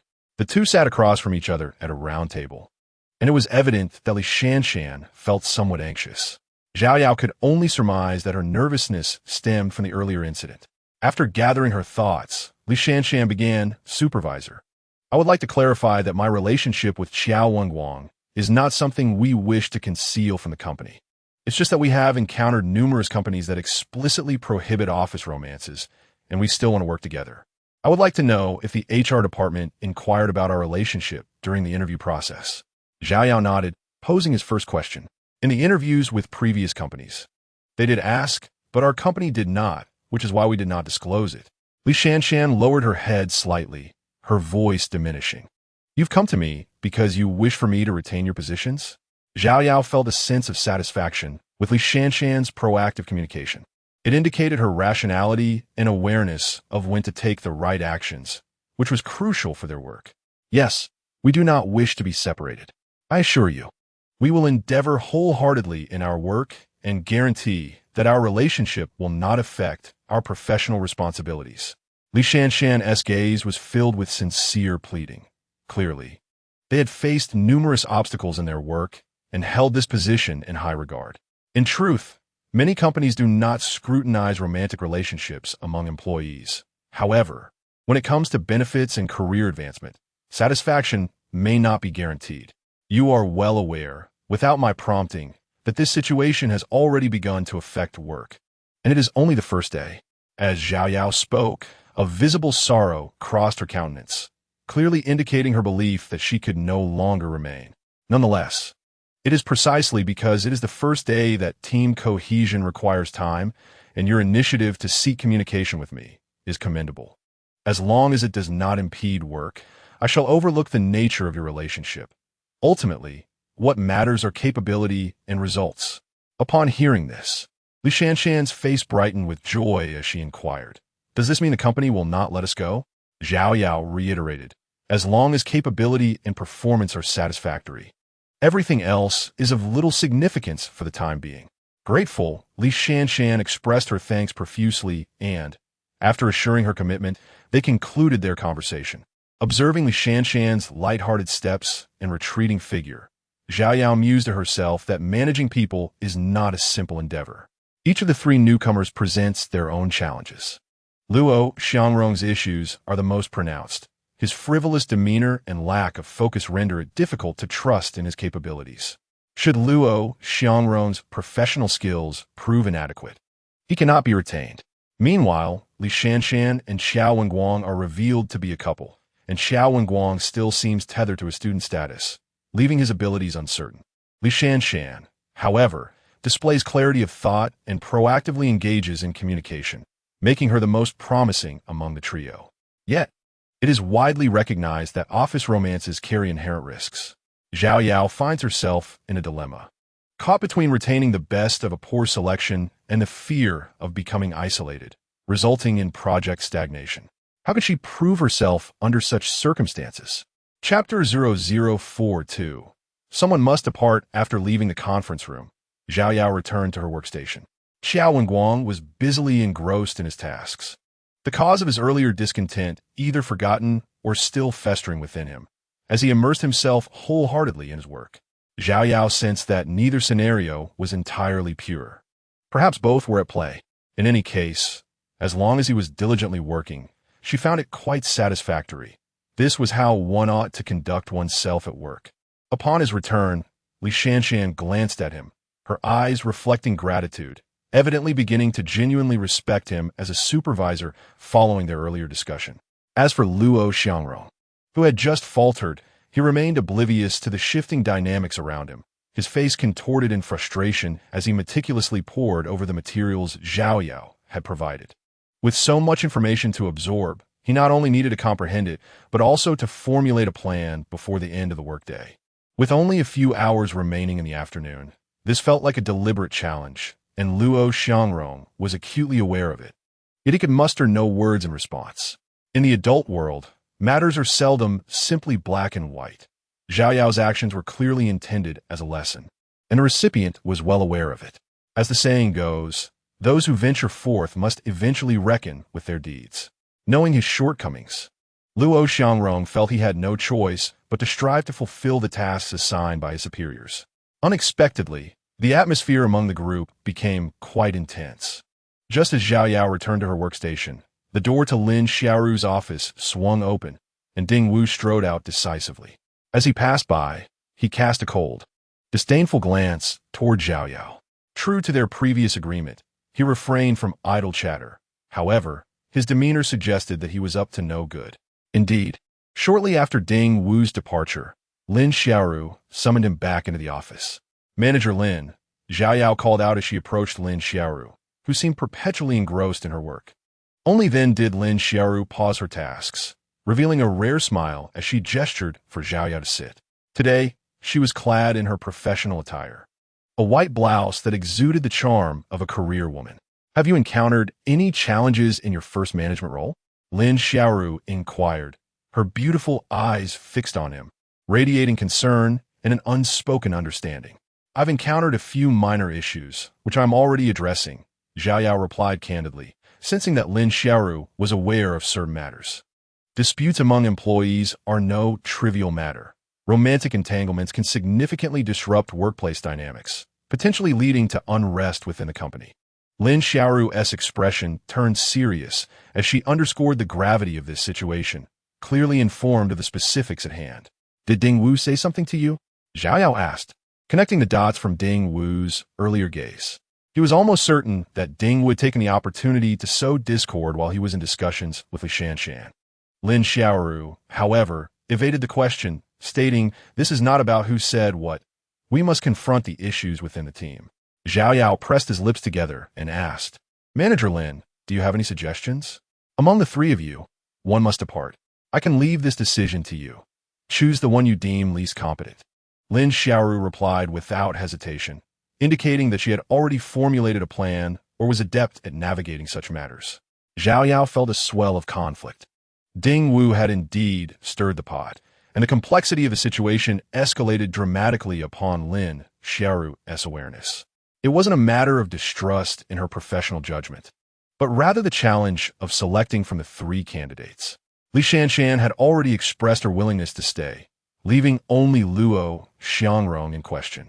If Luo Xiangrong failed to submit the proposal on time, or if the proposal was subpar, Xiao Yao would lean toward letting him go. Yet, what if Luo Xiangrong proved competent? His department was currently understaffed, and the project urgently required manpower. At this juncture, each individual was invaluable. Lin Xiaoru leaned back slightly and remarked, "It is precisely because today is our first meeting that we should act decisively and avoid wasting both the company's time and theirs. It is beneficial for both parties." Xiao Yao understood the reasoning behind her words. If one is dissatisfied, it is indeed inappropriate to prolong the situation. The principle of preferring quality over quantity is also a valid approach to work. However, when he considered the prospect of dismissing someone personally, much like Supervisor Huang, he felt a twinge of anxiety and hoped to avoid such a scenario. Lin Xiaoru's beautiful eyes shone like the full moon, seemingly able to see through his thoughts. She continued, "The most challenging aspect of management is not merely business acumen, that is merely foundational. What you truly need to accomplish is a transformation in mindset. Mindset? Zhao Yao expressed his confusion, as he had no experience in management. Even during his school days, he had focused solely on his studies, embarking on this journey like a bride in a sedan chair for the very first time in life. Indeed, transitioning from an employee to a manager requires a shift in perspective, from individual considerations to team and company dynamics. While this step may sound simple, few truly excel at executing it. Lin Xiaoru exhibited great patience. She resembled a mentor imparting wisdom rather than merely a corporate leader. Was she nurturing him? This thought surged in Zhao Yao's mind. Yet he still could not comprehend what value he possessed that warranted Lin Xiaoru's decision to bring him into the company. Despite lacking management experience, she was imparting her knowledge with such patience. Could it truly be solely due to the quality of his work? Zhao Yao buried this speculation deep within, feeling grateful for Lin Xiaoru's guidance. Nevertheless, he wished to first review Luo Xiangrong's proposal before making a decision. Since you insist, I respect your choice, Lin Xiaoru said, pausing momentarily to gaze deeply at him before adding, in the future, should anything arise, communicate with me promptly. I must be informed of the situation. Her request was entirely reasonable, and Zhao Yao readily agreed, though a sense of unease lingered in his heart. He hesitated to bring up Ding Wu, wanting to inquire whether Ding Wu would persistently create trouble. You need not concern yourself with him. Focus on your own responsibilities, Lin Xiaoru advised lightly. Yet her words underscored the importance of performing well in his role. After their conversation concluded, Zhao Yao bid farewell and exited Lin Xiaoru's office. The afternoon swiftly passed amidst a flurry of activity, and the unfolding drama of the love triangle involving two men and a woman in his department had inexplicably morphed into the latest office gossip. Such matters required little contemplation. It was highly probable that Ding Wu had intentionally spread the rumors. Clearly, he had no intention of coexisting peacefully, especially in light of the conflicts that had become overt following yesterday's events. Zhao Yao chose to ignore the gossip and awaited Luo Xiangrong's proposal to make his decision. Chapter 0044, A Passion for Work at Last. As the workday drew to a close, Zhao Yao received the proposal submitted by Luo Xiangrong. He scrutinized it carefully. The document was not overly lengthy, and even after just a cursory glance, he could ascertain that it far surpassed the quality expected from a mere novice. It is quite normal. This individual's work experience is indeed quite extensive. Supervisor, do you think it is acceptable? At this moment, Luo Xiangrong could no longer contain his anxiety, as it was evident that he was acutely aware of his current predicament. To make such a blunder on the very first day of work, and to risk being dismissed due to insufficient capability would be an utter embarrassment. His history of frequently changing jobs had already made the job search a challenging endeavor. Now, with the new company under pressure to hire, his priority was to secure this position at the very least. When compared to sustenance, maintaining one's dignity seemed trivial. Zhao Yao pressed her lips together and remarked with a hint of dissatisfaction, "It's a bit rough." This succinct critique made Luo Xiangrong feel somewhat uneasy. The primary issue was the limited time. If only he could be granted a bit more, he was certain he could deliver superior work. He hurriedly offered various explanations, recognizing that this was a critical moment, and he needed to demonstrate a commendable attitude. The creativity is indeed commendable, Zhao Yao mused in silence for a moment, which felt excruciatingly prolonged for Luo Xiangrong. Submit a more refined version to me next Monday. Is that time frame still insufficient? As she spoke, she casually returned the proposal to him. From the document, it was indeed as he had stated. The creativity was sufficient, and if it could be further polished, that would be splendid. It remained to be seen whether Luo Xiangrong possessed the requisite patience for such refinement. If the previous request was to assess his abilities, this time it was to test his perseverance and dedication to his work. Mere capability was insufficient. What mattered more was a serious and focused approach to tasks. Not at all. There are 2 days in between, Luo Xiangrong replied hastily as he accepted the proposal. I tend to engage in work-related activities during my weekends out of sheer boredom, and by Monday morning, I will undoubtedly present you with a more polished proposal. At this juncture, he dared not relax. he repeatedly assured her, resembling someone guilty and apprehensive. Xiao Yao nodded and said, during your days off, it is essential to rest more, focus on work during office hours. Oh, not at all. This is merely a personal hobby of mine. Having something to occupy the lengthy hours of leisure is a tremendous blessing. I absolutely adore working. Luo Xiangrong's forced smile conveyed a sense of unease. Those in the know could see the humor, while others might mistake it for despair. All right, it's nearly time to clock out. There is no need to overexert yourself on your first day. Let us call it a day. In truth, Xiao Yao found it somewhat difficult to adjust to such insincere deference from others. Luo Xiangrong's shift in demeanor was indeed striking. If such talent were directed toward the right path, he would undoubtedly excel in his work, perhaps even surpassing many. From an ability standpoint, Luo Xiangrong was genuinely exceptional. The creativity in his earlier proposal was not merely adequate. It could be deemed excellent. If he could exhibit greater patience in refining it, there was a definite opportunity for it to evolve into an outstanding plan. Coupled with his change in attitude, if he could maintain a diligent disposition, retaining him would pose no issue at all. Chapter 0045. Lin Xiaoru's overtime within the company. Individuals who had toiled for a week began to depart in succession. The once bustling office transformed into a desolate space, where the cacophony diminished and tranquility prevailed. After completing her tasks, Xiao Yao raised her head to stretch, only to realize that she was the sole occupant remaining.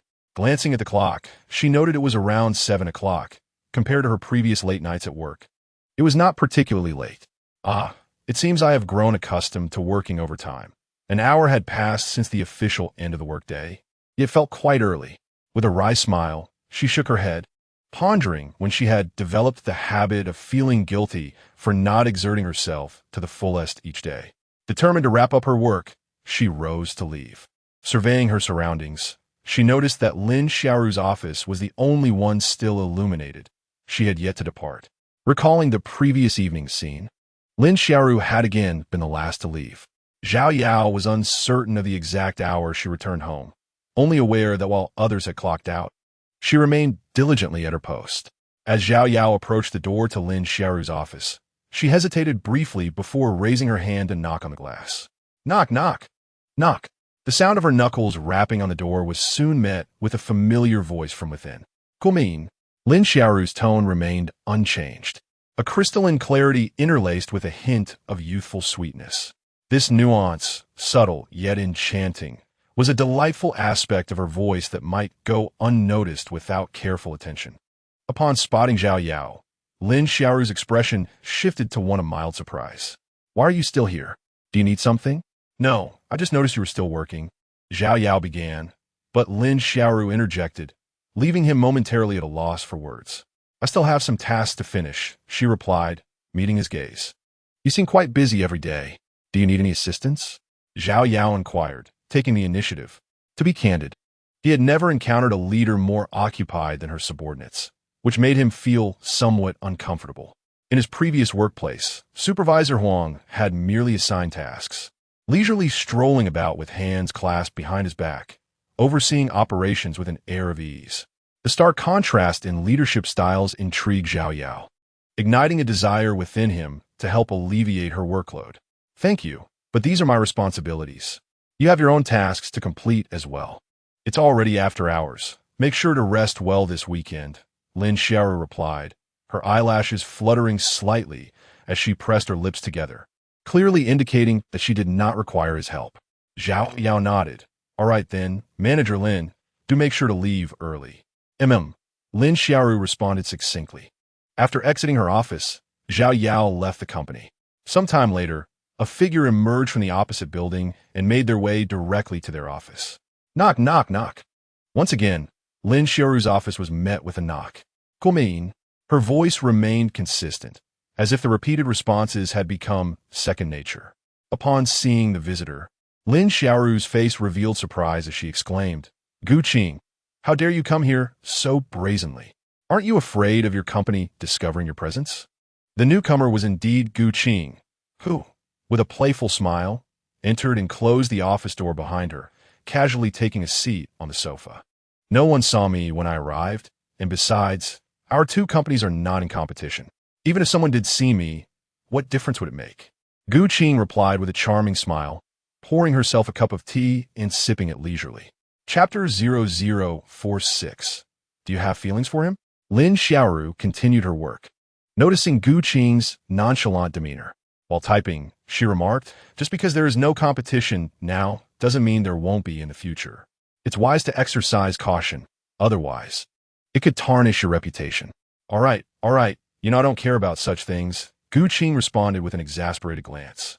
Lin Xiaoru paused her typing momentarily and asked, You may not care, but does he feel the same way? Gu Qing's beautiful eyes darted around as she feigned ignorance, saying, Who? You know exactly who I'm referring to. Lin Xiaoru shot her an annoyed look, clearly displeased by her act of feigned ignorance. Gu Qing pursed her lips and evasively replied, Busy person that I am. I've already clocked out. Are you not finished yet? I'm almost done. Lin Xiaoru quickly replied, with her nimble fingers dancing across the keyboard. She completed the final lines of text, satisfied with her work as she clicked save and shut down the computer that had been running all day. Lin Xiaoru stood up, stretched her arms to loosen her body, then pulled a chair beside her to sit directly across from Gu Qing. Gu Qing glanced up at her, displeased, saying, With that posture, are you preparing to interrogate a criminal? Lin Xiaoru tilted her finely crafted chin slightly upward, exuding the authoritative aura of a leader, as she stated. I do have a few questions I wish to ask you. Very well. Manager Lin, please commence your performance. Gu Qing teased, reclining lazily against the back of the sofa, showing no signs of feeling interrogated. Lin Xiaoru, however, appeared more serious as she continued. The position of supervisor was promised to you. Why did you relinquish it to him? Manager Lin, starting off so seriously, is that really appropriate? Gu Qing pretended to struggle with the question. Lin Xiaoru tilted her head slightly, asserting, Whether it was asked at the beginning or the end makes little difference. You should answer honestly. I already explained on the phone that day. Gu Qing replied with a sense of resignation. Lin Xiaoru shot her a disapproving glance, saying, You call me late at night to request that I give your position to a man just because he has potential. Indeed, he possesses considerable potential. Is that a crime? Gu Qing replied, her expression one of innocent mischief, her eyes twinkling playfully. Stop being coy with me. Is this a matter of his potential? Lin Xiaoru remained unconvinced by her evasive remarks, pressing on. The crux of the matter lies in the late-night call and the fact that he is a man. Be honest. What is your relationship with him? There's nothing between us, Gu Qing replied, leaning back and collapsing onto the sofa.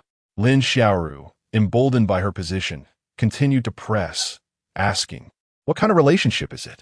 Oh, we were colleagues before, and now we are friends, Gu Qing replied, her arms crossed over her forehead, obscuring much of her face and making it difficult to discern her expression. Lin Xiaoru narrowed her eyes and inquired, Is it truly that simple? Indeed, Gu Qing responded helplessly, with a hint of playful pouting in her tone. Then why hide your face? Are you ashamed to be seen? Lin Xiaoru crossed her arms, wearing an expression that suggested there was something amiss. Gu Qing straightened up in her seat, looking displeased as she retorted, Who is ashamed to be seen?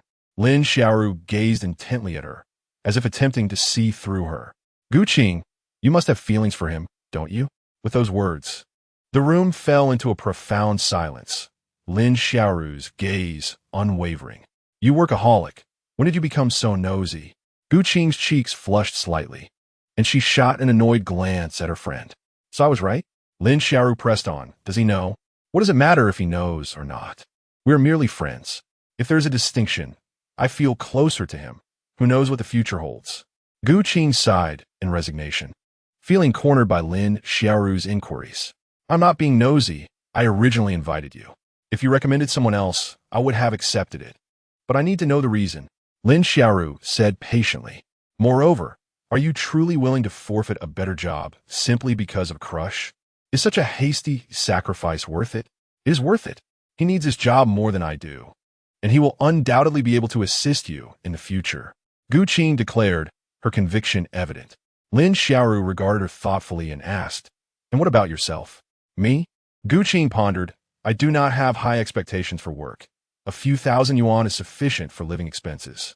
What matters is happiness. Happiness? Lin Xiaoru echoed, astonished. Yes. If I am happy in a job, the salary is of little consequence. If I am unhappy, no matter how good the benefits, I would leave. Happiness is my pursuit. Gu Qing looked up at the ceiling, her expression betraying her true feelings, for this was indeed her aspiration. Lin Xiaoru fell silent for a moment before saying, "We are different." They were indeed different. Although Lin Xiaoru had ascended to a managerial position, she still bore the weight of life's pressures, striving diligently for work each day. In contrast, Gu Qing sought only joy. Life in her eyes was solely about enjoyment, and perhaps pressure did not exist for her. Zhao Yao had long distanced himself from the company and was oblivious to the conversation transpiring there. Standing on the street on a Friday evening, even a night breeze seemed to carry an air of freedom. Young couples strolled by, weaving through the throngs of people. Zhao Yao suddenly pondered. If he had someone to accompany him, who might that person be? In an instant, the smiling faces of the girls he had encountered flitted through his mind. Initially, he believed that his thoughts would settle on Gu Qing. However, inexplicably, the figure of Shui Han emerged in his consciousness. How did he think of her? Zhao Yao scratched his head in exasperation. In his recollection, Shui Han seemed to harbor a rather unfavorable opinion of him, even displaying some aversion. Although their last meeting had improved her impression significantly, he almost forgot that she had invited him to her birthday celebration, which seemed to be tomorrow. Zhao Yao muttered to himself, contemplating the predicament. It appeared that he ought to prepare a birthday gift. Logically speaking, even if he showed up without one, it should not matter much, yet he felt a sense of unease about it. However, the dilemma of what to buy for a gift loomed large. He could not afford anything extravagant. After all, Shui Han was a quintessential rich second generation, and he was merely the president of a company. Even if Zhao Yao gathered all his meager savings amounting to a few thousand, he would still be unable to procure anything of true value, while others would undoubtedly present gifts worth a fortune. Chapter 0048. A chance encounter with a nurse. Had he known, he would not have agreed to her invitation. Zhao Yao felt a weight in his heart, yet he quickly regained his composure. If given another chance, he would still accept. The reason was simple. He had no close family. Although Shui Han had some misunderstandings about him, she was at least a nominal sister who had not abandoned him in critical moments. His relatives had been squandered away by his father, and deep down, he hoped to salvage some semblance of familial affection. Wandering aimlessly along the bustling streets, he passed various clothing stores, jewelry shops, and even jade establishments. The array of choices was dazzling, yet his heart grew heavier. Previously, he had only worried about living expenses, but now that his basic needs were temporarily met, the quest for a birthday gift proved unexpectedly challenging. As he strolled, he had passed countless shops, each item undoubtedly expensive. Expensive or not, the crux of the matter was that Zhao Yao had no idea what to choose. It was evident that Shui Han's friends were all exceedingly wealthy. If he were to select a gift from the perspective of the affluent, anything he chose would merely serve as an accessory. Whether he could present something of worth was another matter entirely. After aimlessly wandering for a while, Zhao Yao suddenly felt a pang of hunger. He had grown accustomed to treating dinner as a late-night snack. He decided to set aside the gift dilemma for the moment. Friday nights were always conducive to a cheerful mood, and his appetite was robust. A buffet.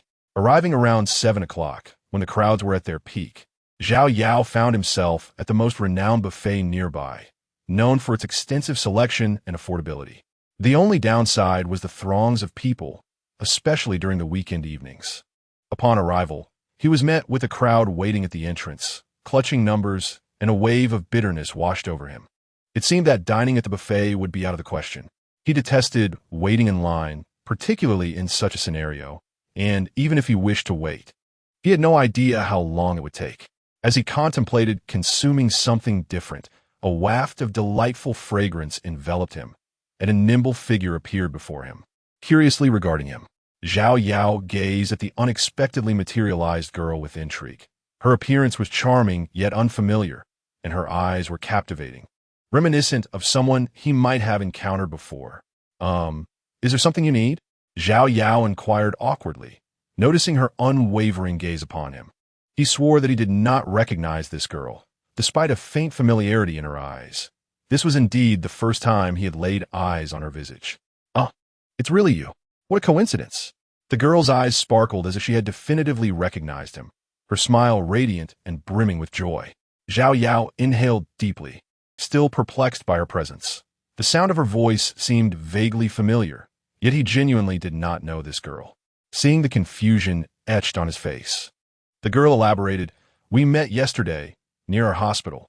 You pried open the car door to help save someone. You were the nurse from yesterday?" Xiao Yao suddenly recalled, understanding why her eyes and voice seemed so familiar. At that time, she had been wearing a mask, revealing only her beautiful eyes. The girl nodded vigorously, saying yes. "We were so grateful for your help. The woman you rescued has been inquiring about you everywhere." With a shrug, she expressed her exasperation, clearly indicating that no one knew who he was. "It was merely a small effort. The real heroes are you all."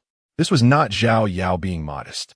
He had indeed just pried open the car door, and to him, it had not required much exertion. The girl beamed at him and asked, "Are you here to eat as well?" Xiao Yao glanced once more at the crowd, holding numbers. "Yes, but there are too many people. I was just about to leave." The girl checked her phone and replied, "If you're alone, you can join me. Look, we're almost at the front." She showed him her phone, indicating that only 2 people remained ahead of them, which indeed seemed promising. Xiao Yao was taken aback. "Is that allowed?" The girl giggled, retracting her phone. "Of course. Online queuing is the same. As a food enthusiast, this is an essential skill." With the nurse's gracious invitation, Xiao Yao bypassed the hassle of waiting, and soon it was their turn. He insisted on paying for both meals, as it felt only right to treat the girl for her kindness in allowing him to skip the line. "What do you like to eat?" the girl inquired while filling her plate with her favorite seafood shrimp. My name is Xiao Yao," he replied, still somewhat unaccustomed to being addressed in such a manner by a girl. He could not quite pinpoint what felt off about it, but it left him feeling slightly out of place. The girl's sparkling eyes met his as she said, "Yao Ge, calling you big brother seems quite similar." "All right then." Xiao Yao shrugged, conceding to the playful banter. The girl chuckled and introduced herself. "My name is Cheng Meng. You can call me Ming Ming." One cannot deny that the name Cheng Ming suited her perfectly, embodying the essence of her adorably charming persona. Grateful for her kindness, Xiao Yao smiled in return. Cheng Ming winked at him and said, "Hee, just make sure you don't try to deceive me." Both of them held plates in their hands, and Cheng Ming creatively clinked her plate against his, marking their official introduction with a handshake. Over the next 2 hours, Xiao Yao witnessed what it truly meant to be a foodie. On the surface, Cheng Ming appeared delicate and slender, yet her appetite rivaled his. The plates piled high with various meat rolls were nearly overflowing, prompting the server to clear them away several times. Nevertheless, the empty plates in front of them soon exceeded their heights. Cheng Ming took a satisfied sip of her drink and remarked, "I didn't expect your eating prowess to be so formidable. You're simply incredible. I think you're even more impressive." Xiao Yao sincerely praised, noting that although they consumed similar amounts, their physiques were entirely different. Cheng Ming was evidently a regular here, her foodie nature remarkable. Yet she remained astonishingly slender, a feat hard for an ordinary person to fathom. After concluding their economical buffet feast, they waved goodbye contentedly downstairs. During their meal, they had exchanged contact information, and Cheng Ming expressed her appreciation for this comrade, promising to treat him next time for another buffet adventure. Following their parting, Xiao Yao boarded a bus to return to her dilapidated rented room. On Fridays, the bus was even more crowded than usual, particularly with young men and women. It was not necessarily couples. Many single girls were out shopping together. Riding the bus involved an element of luck. Sometimes, one could snag a seat just as someone else disembarked. At other times, even standing amidst a group of girls could be quite enjoyable. Xiao Yao had no intention of taking advantage of the girls, for the aroma of their perfumes was far preferable to the unpleasant scent of sweat. Particularly, the woman standing close beside her gave her an illusion that the more beautiful the woman, the more delightful the fragrance seemed. Chapter 0050. The rogue on the bus, the beautiful woman, was merely standing next to Xiao Yao, their bodies not touching. However, as the vehicle jolted, She gradually inched closer to him. Zhao Yao could feel the warmth of their bodies and the electrifying sensation of soft flesh brushing against him. Yet, the beautiful woman seemed to intentionally lean into him, heightening Zhao Yao's unease. He had reached his limit and turned to glance at her. She appeared to be in her late 20s, her makeup immaculate, exuding an air of sophistication, and she cast a troubled look in Zhao Yao's direction. Confused, he looked back and instantly grasped the situation. He had encountered a rogue. In the bustling metropolis, rogues seemed to have vanished, as the demands of life necessitated a polished appearance. Regardless of their inner thoughts, everyone was expected to present themselves elegantly and embody a gentlemanly facade. Yet in certain circumstances, rogues could not resist revealing their vile natures. Public buses are indeed a prime example, particularly during peak hours when the crowd becomes overwhelmingly dense, creating a situation where individuals are almost pressed against one another. In such circumstances, even the most brazen of hands may stealthily roam, leaving women with little opportunity to react. Of course, this is rather overt. There are others who, while maintaining a veneer of decorum, are unable to suppress their inner urges to engage in unsavory behavior. Rather than reaching out, they simply press their bodies against others, as if the already cramped bus could accommodate even more. The swaying of the bus seems to indulge their base instincts, leaving women powerless to voice their discomfort. After all, in such a throng, who could ascertain whether the encroachment was intentional or accidental? At that moment, Zhao Yao observed with clarity a rather robust man whose gaze was fixated lewdly upon an attractive woman, specifically targeting certain areas with an unmistakable boldness. His body continued to encroach upon her, and had she not been deftly maneuvering away, he might have completely overrun her space. Zhao Yao's eyes narrowed, and she suddenly erupted, her voice cutting through the din. "You lecherous man, what are you doing leaning over that woman? There's barely enough room to stand as it is. Can't you see the ample space behind you?" Her unexpected outburst resonated loudly, causing the entire bus to momentarily still, countless eyes turning toward the scene. The man, startled by her reprimand, stammered, momentarily at a loss for words, even failing to retract his forward lean. A wave of murmurs swept through the bus. The onlookers were not oblivious, and it quickly became apparent that there was indeed considerable space behind him that he was neglecting in favor of crowding the woman. Had the woman herself voiced the complaint, he might have had the audacity to rebut that the bus was simply too crowded. Yet, coming from Zhao Yao, a bystander, the implications were different. She was not meddling, but rather addressing a situation that had become intolerable. Why not shift away?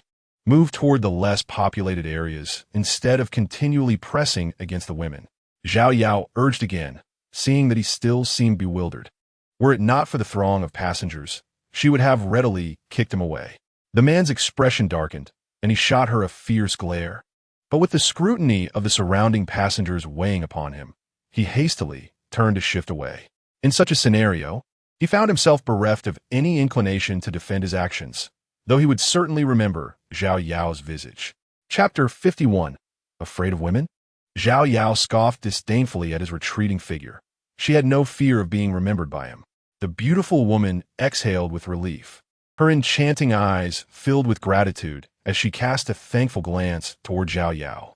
Feeling her breath close to him, Zhao Yao slightly turned his head and suggested, "Perhaps we should change places." The woman nodded, eager to distance herself from her erstwhile tormentor.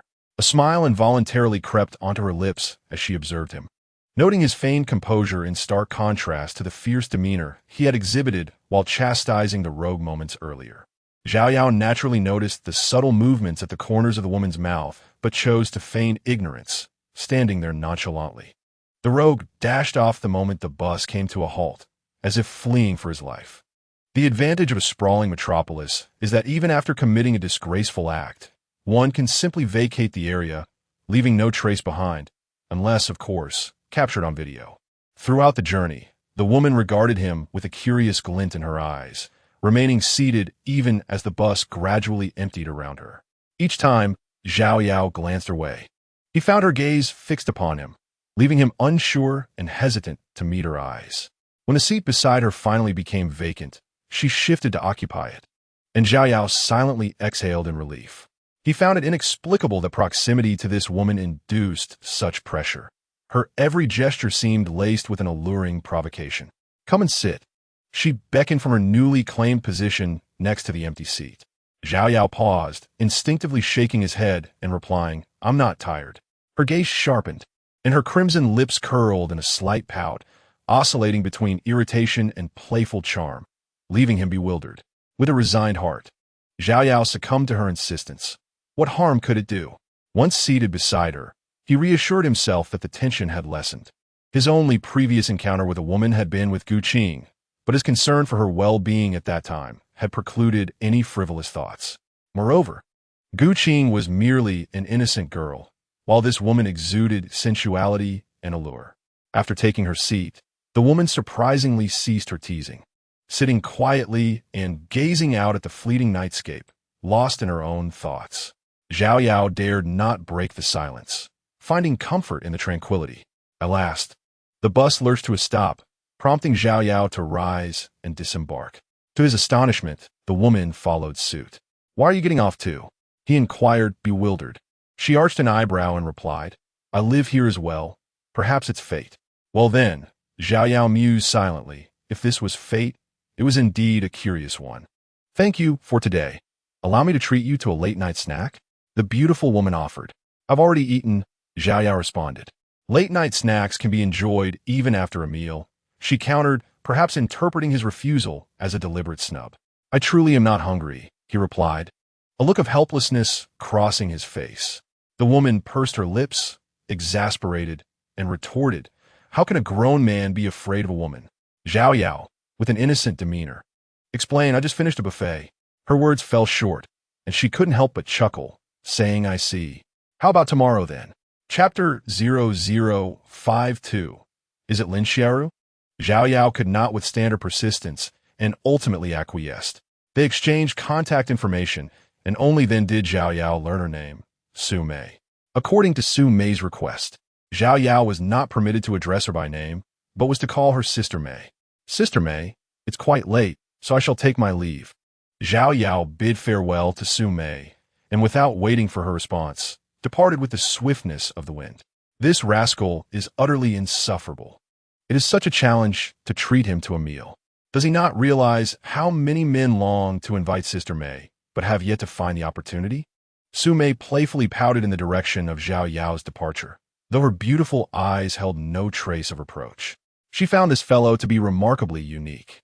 When he stood up for her, he displayed a commendable masculinity, yet in her presence, he appeared as naive as a boy untouched by the trials of romance. Upon returning home, Zhao Yao quickly washed up and lay back down, yearning for sleep. He had not rested the previous night. Although his body had grown significantly stronger following the awakening of his bloodline, enduring a sleepless night was taxing. Ultimately, a night of proper rest was far more refreshing, and he now felt a hint of fatigue weighing upon him. Wandering aimlessly through the shopping mall, Zhao Yao's gaze flitted over the various items on display. Lacking any experience in selecting gifts, he could only hope to stumble upon something that caught his eye, suitable for a birthday present. Ideally, the gift should be affordable yet sincere and something a girl would appreciate. It appeared to be quite the challenge. Zhao Yao did not harbor lofty hopes, yet a gift must be chosen. Thus, he resolutely continued his circular exploration, scrutinizing every item he encountered. Before he knew it, he had inexplicably found himself in an arcade. This was a place he had frequented in his childhood, but life's challenges had distanced him from such pastimes. Now, stepping inside once more, a wave of nostalgia washed over him. The arcade was bustling, even in the morning, filled with lively youths clad in vibrant attire, reveling in their merriment. As Zhao Yao strolled in, he suddenly spotted a figure before a row of claw machines that was both familiar and foreign. Was that Lin Xiaoru? He was uncertain. Her adorable outfit consisted of shorts that revealed her fair, slender thighs, and she was animatedly attempting to grasp a plush toy. Her joy upon success was infectious, and her disappointment when failing was endearingly expressed through her pouting lips. In terms of demeanor and attire, she seemed a world apart from the manager Lin he knew in the office. Yet, her face was unmistakable. This was indeed Lin Xiaoru. Zhao Yao approached her and inquired, "Manager Lin, is that you?" The girl's hand, which had been reaching for the toy, suddenly halted. She turned her head, her brow furrowing slightly, and replied, "I do not know you. You must have mistaken me for someone else." With that, she casually picked up her pink backpack from the floor and prepared to leave. It was undeniable. She bore an uncanny resemblance. Before Zhao Yao could finish his thought, the girl hastily merged into the crowd. He lowered his hand, which had been raised in greeting, and picked up two plush toys that were left behind, likely forgotten in a rush. Even if they weren't hers, why the haste? Zhao Yao could only shrug in exasperation, gazing at the two adorable toys in his hands, when suddenly his eyes brightened as he observed the girls around him joyfully engaged in play. Upon reflection regarding Lin Xiaoru, it appears that plush dolls possess an undeniable allure for any young lady. This indeed makes for an exquisite choice for a birthday gift. Chapter 0053. The trials of doll catching. Having inadvertently resolved a significant dilemma, Zhao Yao, filled with joy, resolved to invest additional sincerity into his gift. He decided to personally capture a charming doll as a birthday present, believing it would imbue the gesture with greater significance. The entire morning was consumed in the pursuit of this endeavor. Although seemingly straightforward, the task proved to be maddeningly challenging in practice. After several fruitless hours, Zhao Yao gazed at the two plush dolls lying nearby. Despite their owner Lin Xiaoru's absence, admiration for her talent remained unabated. Those who could master this art were truly remarkable individuals. After investing considerable time and enduring substantial setbacks, Zhao Yao finally grasped the necessary techniques.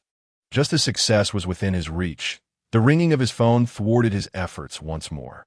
Upon seeing the name Su Mei on the screen, he realized she was indeed his nemesis. "Little brother, what would you like for lunch? Sister will take you out."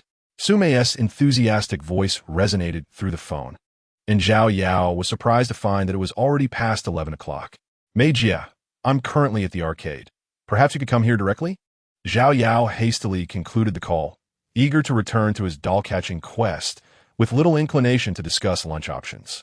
For him, any meal that satisfied his hunger would suffice, as long as it was not too subpar. After providing Su Mei with the address, he swiftly hung up and resumed his mission. At long last, shortly after disconnecting the call, he succeeded in capturing his very first doll. This was swiftly followed by a second and third. Having mastered the technique, his remarkable control allowed him to execute his maneuvers with precision, significantly increasing his success rate. "Ah, I didn't expect you to enjoy such childlike pursuits." Su Mei's voice chimed in from beside him, and Zhao Yao was astonished at how swiftly time had passed. It was nearly noon. A delightful collection of plush dolls had begun to accumulate by his side, and their collective charm was undeniable. "This is a birthday gift for someone special," Zhao Yao explained as he organized the dolls, sharing his intentions with her. He certainly could not carry them all by himself, and Su Mei had graciously assisted in gathering many.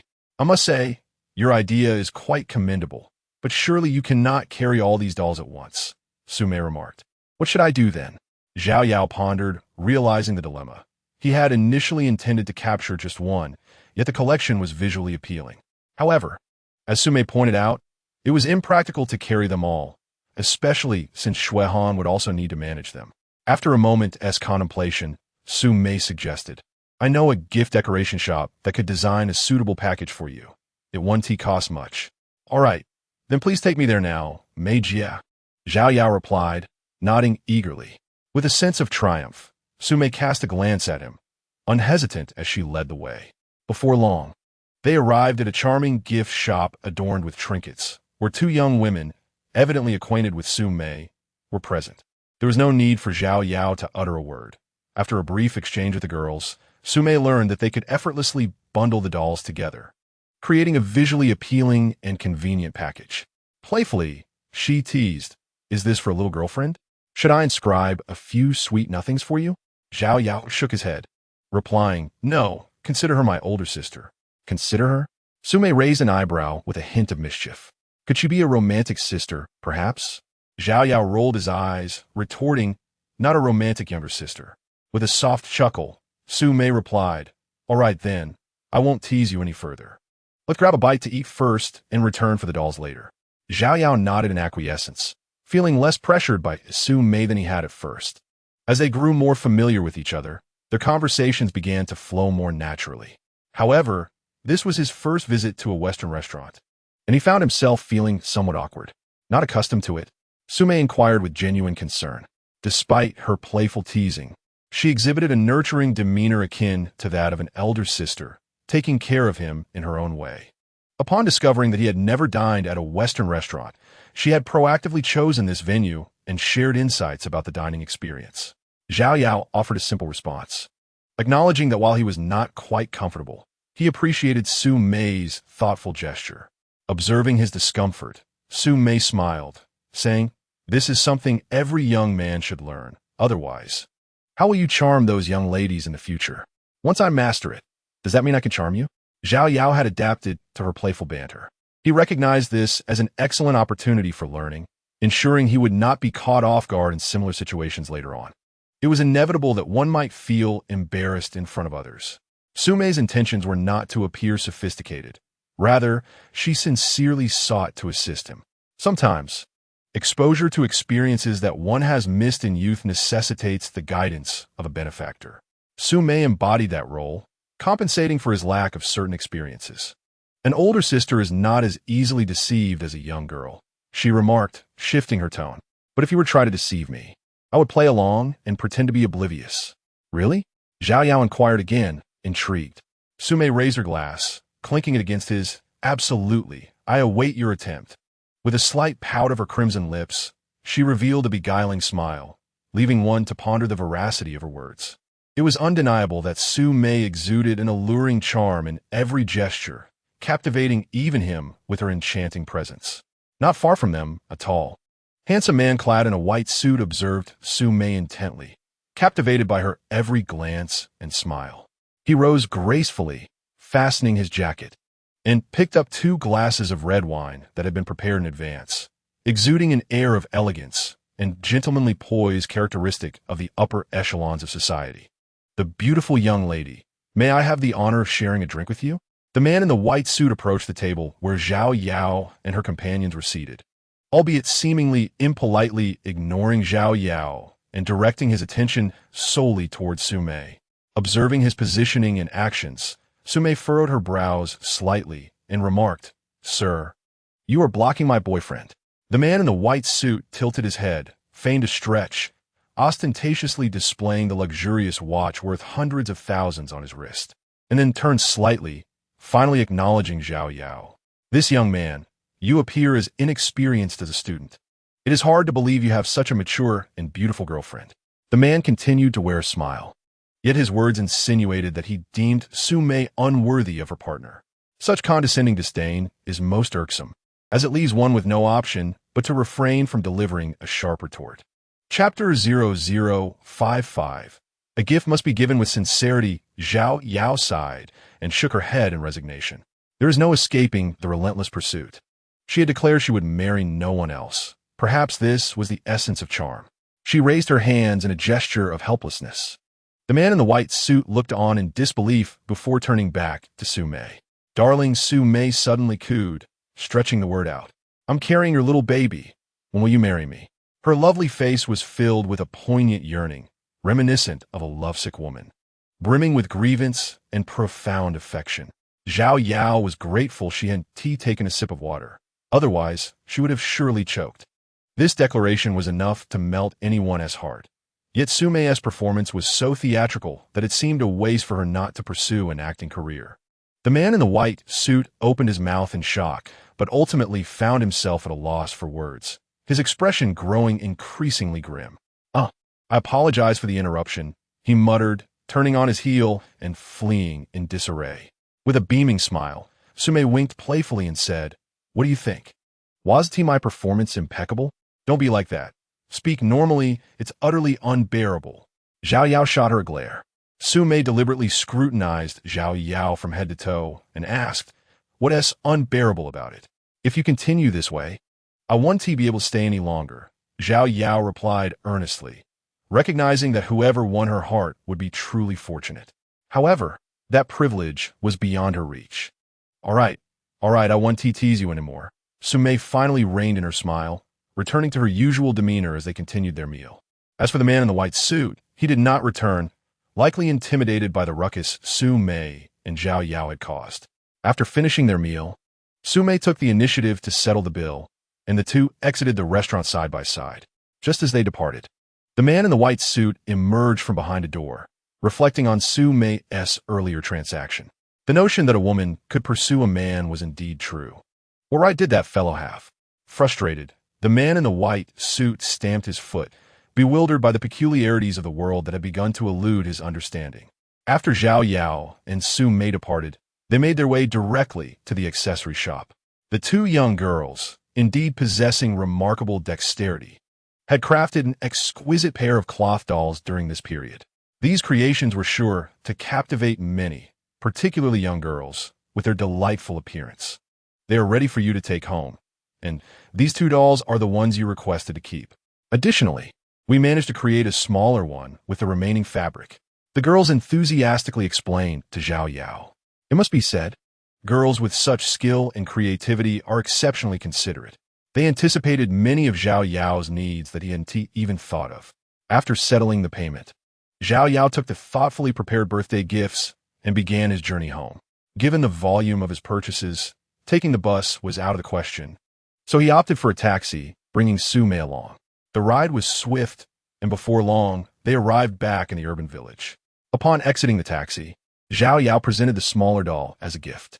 "This is for you," he said. Sumei was taken aback. "For me?" Zhao Yao nodded. "Yes, don't you like it?" This was precisely the sort of gift that young girls adore. Sumei, revealing a more mature side, replied, "Well, if you say so." Zhao Yao, playfully pouting, began to retract the doll. "Hey, gifts should be given with sincerity, you know." With that, Sumei quickly snatched the cloth doll from his hands. "I thought you didn't like dolls," Zhao Yao said, feigning a sense of grievance. Sumei, half amused and half annoyed, replied, "The gift itself is not what matters. What I cherish is your thoughtfulness." Zhao Yao confessed, "I just thought it would be of no use to keep them." "Shut up." Sumei shot him a glare. "Can't you just speak the truth?" "Well, I was merely concerned that you might feel lonely, so I thought they could keep you company," Zhao Yao reasoned. He considered that, after all, she too was a girl who had treated him to a meal and assisted him. It would be inconsiderate not to reciprocate. As the saying goes, those who meet must share. Sumei regarded him with a hint of suspicion. "You're not trying to deceive me, are you? You once promised to play the fool. Why is that no longer the case?" Zhao Yao expressed his discontent. "Oh, come on. Right, I almost forgot," Sumei said, playfully sticking out her tongue, adding a touch of charm to the moment. Not wishing to prolong the banter, Zhao Yao carried his precious dolls home. He knew he must take good care of them before gifting them, as any mishap would render it too late to retrieve them. In the evening, although Shui Han did not come personally, he did not forget Zhao Yao. After inquiring about his address, he sent a driver. The driver, appearing to be in his 40s and dressed impeccably in white gloves, was clearly not an ordinary chauffeur. "Mr. Zhao, is it? I am the driver for the Shui family. The young lady typically calls me Uncle Lai, and you may address me as such as well." Uncle Lai greeted him warmly. Zhao Yao nodded in acknowledgement. "Hello, Uncle Lai. Thank you for your assistance." "You're too polite, Mr. Zhao. And what is this?" Uncle Lai pointed to the beautifully adorned cloth doll in Zhao Yao's hands. These are the dolls I personally caught, intended as birthday gifts for Mr. Shui," Zhao Yao replied with a smile. "Mr. Zhao has put in great effort. The young lady is sure to appreciate it." Uncle Lai exclaimed, "Allow me to place this exquisite gift in the back seat. We must not allow it to be tarnished." He took the doll with great care and gently set it in the back seat. Shortly thereafter, Zhao Yao entered the car, taking her place beside the doll to guard it. Uncle Lai drove steadily, ensuring a comfortable ride, albeit at a pace considerably slower than Shui Han's. "Uncle Lai, where are we headed now?" Zhao Yao inquired from the back seat, her curiosity piqued. "The young lady's birthday will not see too many guests. A family gathering will be held at home, and then she will invite some friends over for a small get-together. This has become a tradition over the years." Uncle Lai reflected wistfully. "Then we are indeed on our way to the Shui residence?" Zhao Yao felt a flutter of anxiety within her. Would she finally see her father, whom she had not encountered in years? What changes might he have undergone? Indeed, the young lady has expressed that you, unlike other friends, should also partake in this family gathering. Uncle Lai's deep voice resonated with an inexplicable gravitas. After several years, Zhao Yao felt a pang of bittersweet emotion. She recalled her last visit to the Shui family, the only time she had not crossed the threshold, standing outside the gate while everyone, including her father, remained inside, offering no invitation to stay. A door had closed between two worlds, hers and theirs. The vehicle glided smoothly, and this time, she would enter the courtyard directly. She was being welcomed. The Shui family's driver personally escorted her in, erasing the threshold that had once stood years ago. Chapter 0057. A father and son reunited in sparse words. The Shui residence was vast. This was her first true glimpse of its grandeur, revealing merely the tip of the iceberg. No wonder her father had stepped through that door, indifferent to even catching a glimpse of his erstwhile son. In the bustling East Market, a courtyard of this size could not be attained merely through wealth. It is indeed splendid, Zhao Yao remarked as she exited the vehicle, taking in her surroundings with awe. Grasping the birthday gift prepared for Shui Han, she followed Uncle Lai into the largest house on the premises. "Mr. Zhao, please." Uncle Lai gestured as he opened the door, announcing to those within, "The young lady and Mr. Zhao have arrived." Zhao Yao stepped into the room, her eyes quickly surveying the expansive living area, which was divided into several sections. The Shui family was gathered around the sofa near the television, and Shui Han rose to approach her. She was still clad in a long dress, albeit in a different style, her makeup light yet captivating, rendering her breathtakingly beautiful. "Welcome," Shui Han greeted, standing gracefully before Zhao Yao, her beautiful eyes sparkling with delight, clearly elated on her birthday. "Here is your gift. Happy birthday." Zhao Yao presented the doll with a hint of trepidation, uncertain if it would meet Shui Han's approval. Shui Han's eyes lit up. "It's lovely. Could you please help me take it to my bedroom?" "Of course." Zhao Yao followed closely behind Shui Han, bowing respectfully to the elders present as they passed the sofa. He caught sight of his father, whom he had not seen for a long time. "Xiao Han, as a young lady, how can you casually bring someone into your bedroom?" The sudden voice halted both him and Shui Han in their tracks. The speaker was a middle-aged woman beside Zhao Liqiang, who was none other than Shui Han's mother. Shui Hongyan, the woman his father had married into the family. "Mom, have you forgotten what you promised me?" Shui Han quickly addressed Shui Hongyan. "Xia Han, I didn't prevent him from entering, but you mustn't let just anyone wander into your private space. What if word gets out and tarnishes your reputation? Besides, he has learned from his father how to charm young ladies at such a tender age. Such attributes, though visually appealing, are not worth much. Do not let him deceive you." Shui Han, feeling exasperated, stamped her foot and said, "Ignore her. Let us go." "Sister, I'll wait for you here," Zhao Yao replied, handing her a doll. Despite feeling somewhat disheartened, he managed to smile at her. After all, today was her birthday, and he did not want his own emotions to overshadow her joy. Shui Han looked at him, pursed her lips, and said, "You mustn't be upset. Just disregard her. Wait for me to return." Zhao Yao nodded in agreement. Only then did Shui Han feel at ease to accept the birthday gift Zhao Yao had given her, carrying it towards her room. Zhao Yao took a deep breath, turned, and walked towards Zhao Liqiang. "Dad," he called out, a swirl of emotions flooding his heart as he faced his biological father after years of separation.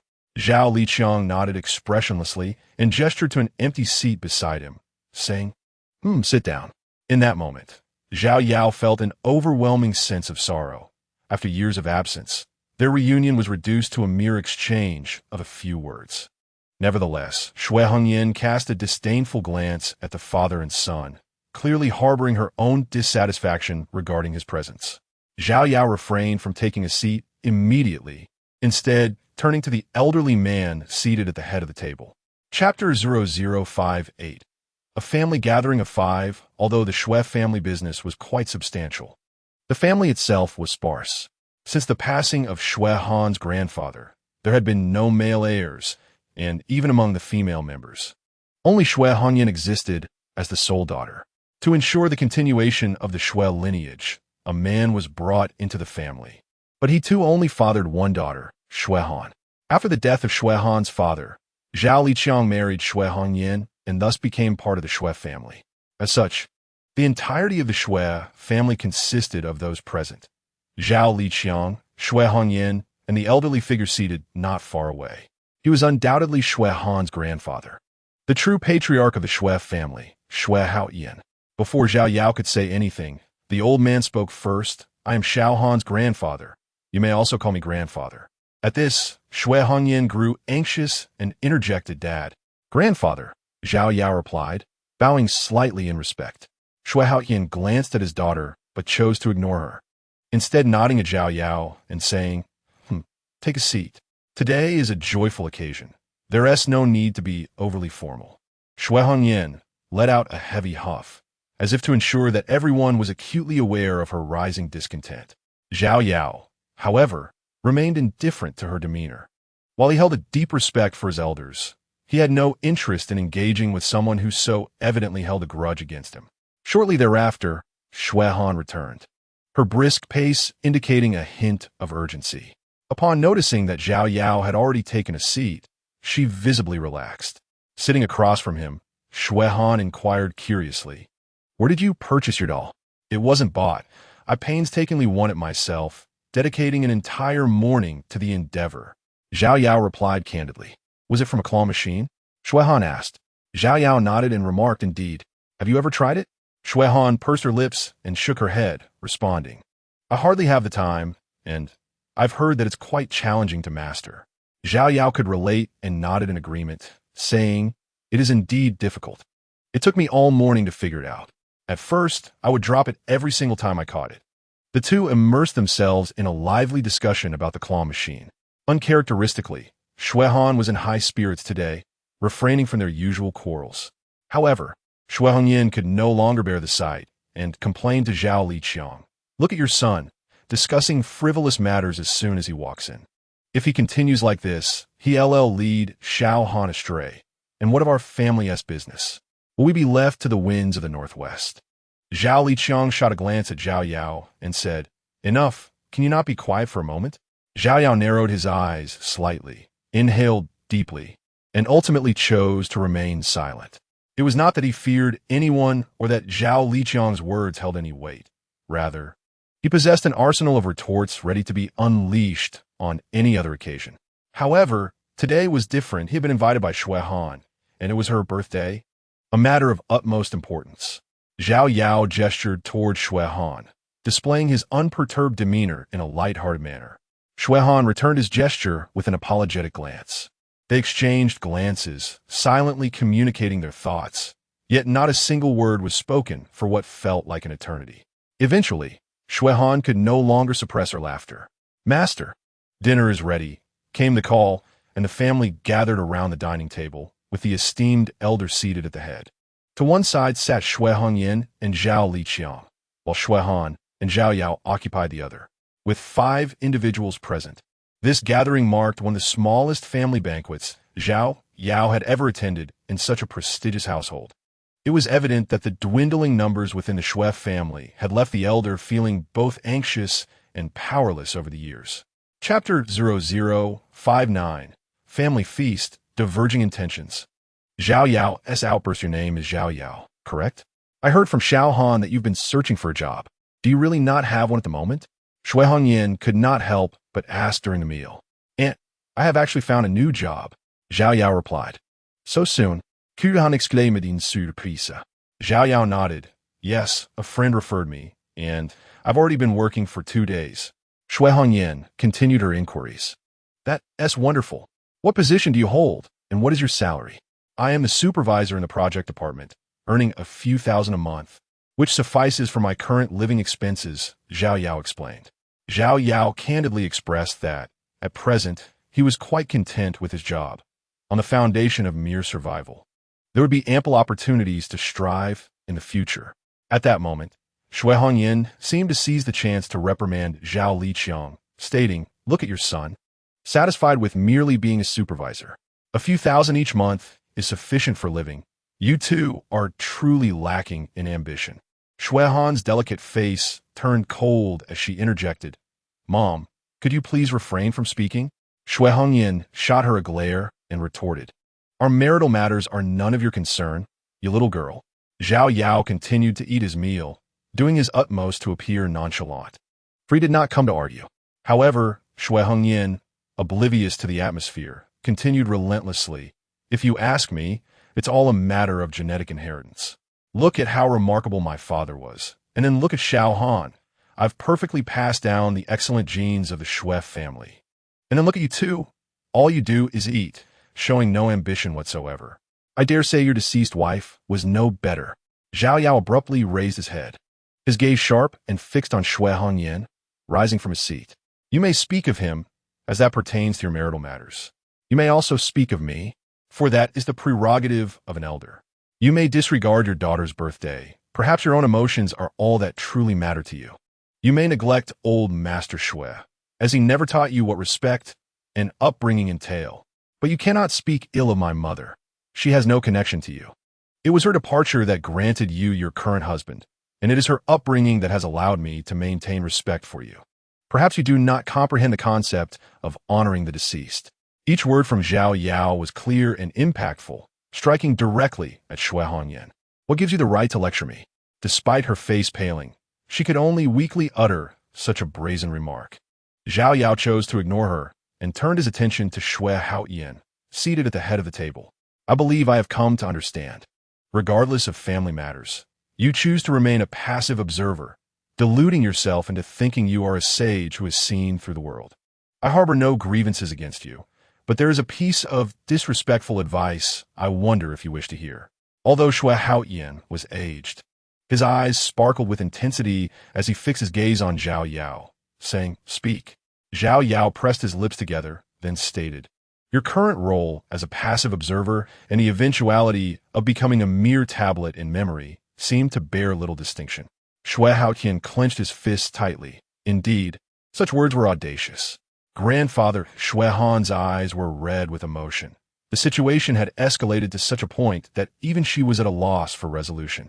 Shui Haoyan raised his hand to silence her, his gaze unwaveringly fixed on Zhao Yao, inquiring, "What further insights do you possess?" Chapter 60. Familial Entanglements. Shui Han departing with family insight eludes me. I merely perceive that a family, regardless of its size, is still a family, and matters concerning it, whether trivial or significant, carry their weight. Your current state, akin to a vessel shattered beyond repair, with kin dwindling, seems, regrettably, to be a natural consequence. Zhao Yao let out a deep sigh, casting her gaze upon Shui Han, and said, "I am truly sorry to have disappointed you. This must be the most sorrowful birthday you have ever experienced. And it is I who have wrought this misfortune upon you. It is indeed a lamentable situation. Perhaps I am simply ill-suited for familial bonds. Such connections should not be indulgences I dare to crave."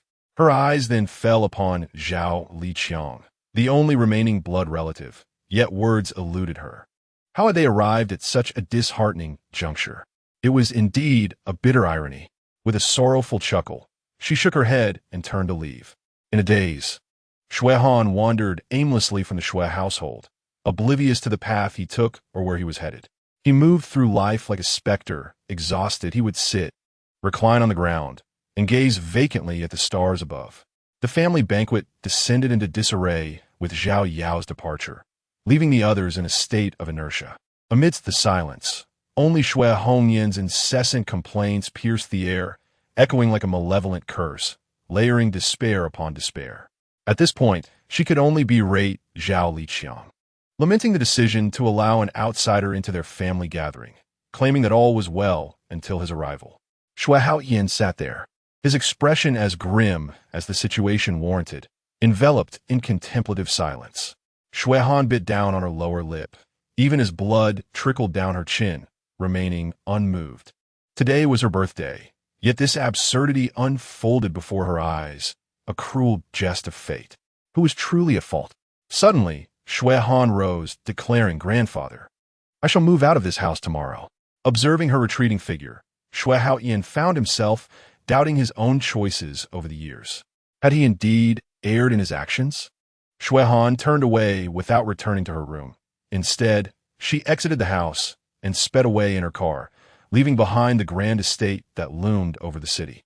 Zhao Yao lay sprawled in the middle of the road, her mind swirling with chaotic thoughts. The absence of traffic on this stretch allowed her to linger there indefinitely. Soon enough, the distant glow of headlights emerged. The sound of an approaching engine grew louder, indicating swift movement. Abruptly, the tires screeched, and a vehicle halted not far from her. A figure emerged from the car and approached her. "You haven't been drinking. Are you attempting to take your own life here?" Recognizing the familiar voice, Zhao Yao shielded her eyes from the car's glare. "Qiuhan."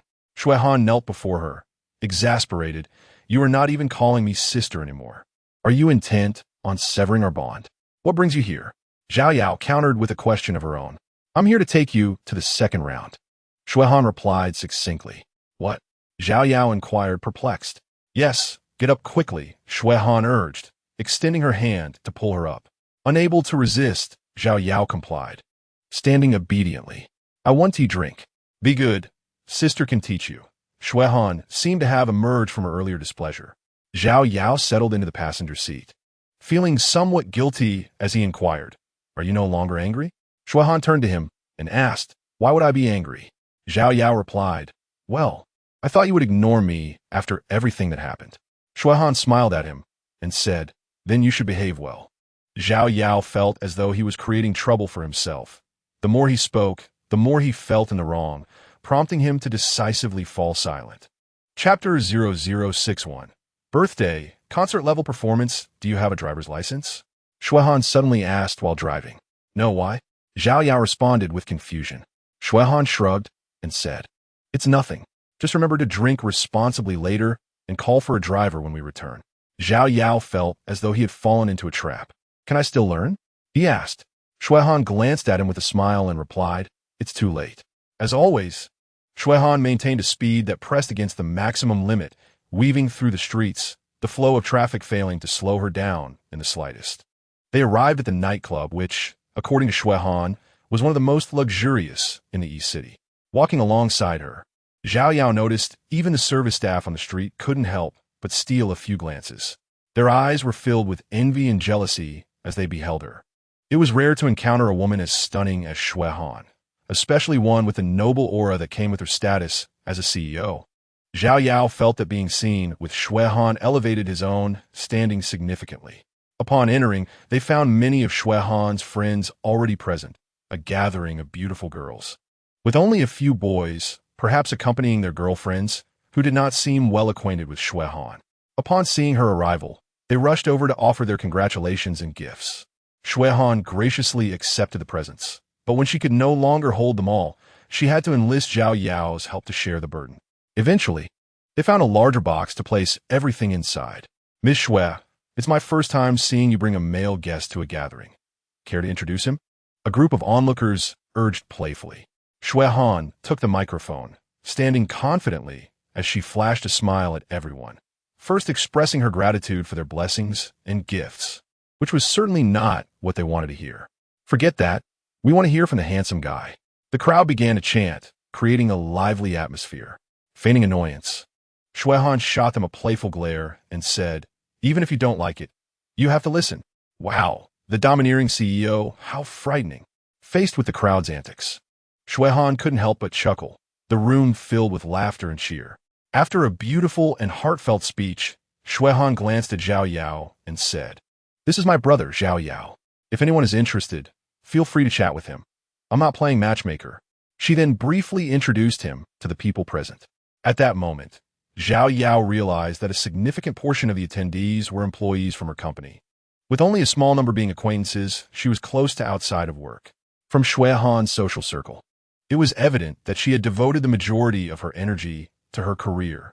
No wonder he felt that the appearances of these individuals were quite remarkable upon entering. Xinyu Media is an entertainment company, and many present are actors or singers. Indeed, among them are some prominent stars, several of whom are well known to Zhao Yao, frequently gracing the screen. However, when they stand alongside Shui Han, they seem to lose some of their luster. Zhao Yao firmly believes that if Shui Han were to debut, his sheer attractiveness alone would likely propel him to fame. With such a vibrant crowd, it is nearly impossible for the birthday celebration not to be lively. Following a collective rendition of the birthday song and the making of wishes, everyone began to share the cake, and the guests started to serenade the birthday star.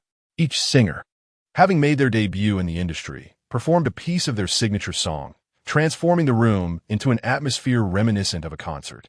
Soon enough, some attendees began to encourage Xiao Yao, insisting that as the first man led by President Shui, he must showcase his talent. Xiao Yao reluctantly accepted the microphone, saying, I have never sung before. The host and the crowd chorused in unison, clearly unwilling to let him evade the challenge. Indeed, at a birthday party, having a host is quite absurd. Such is the nature of an entertainment company. Anyone they select can effortlessly command the room's energy. And this host was particularly adept at stirring the pot.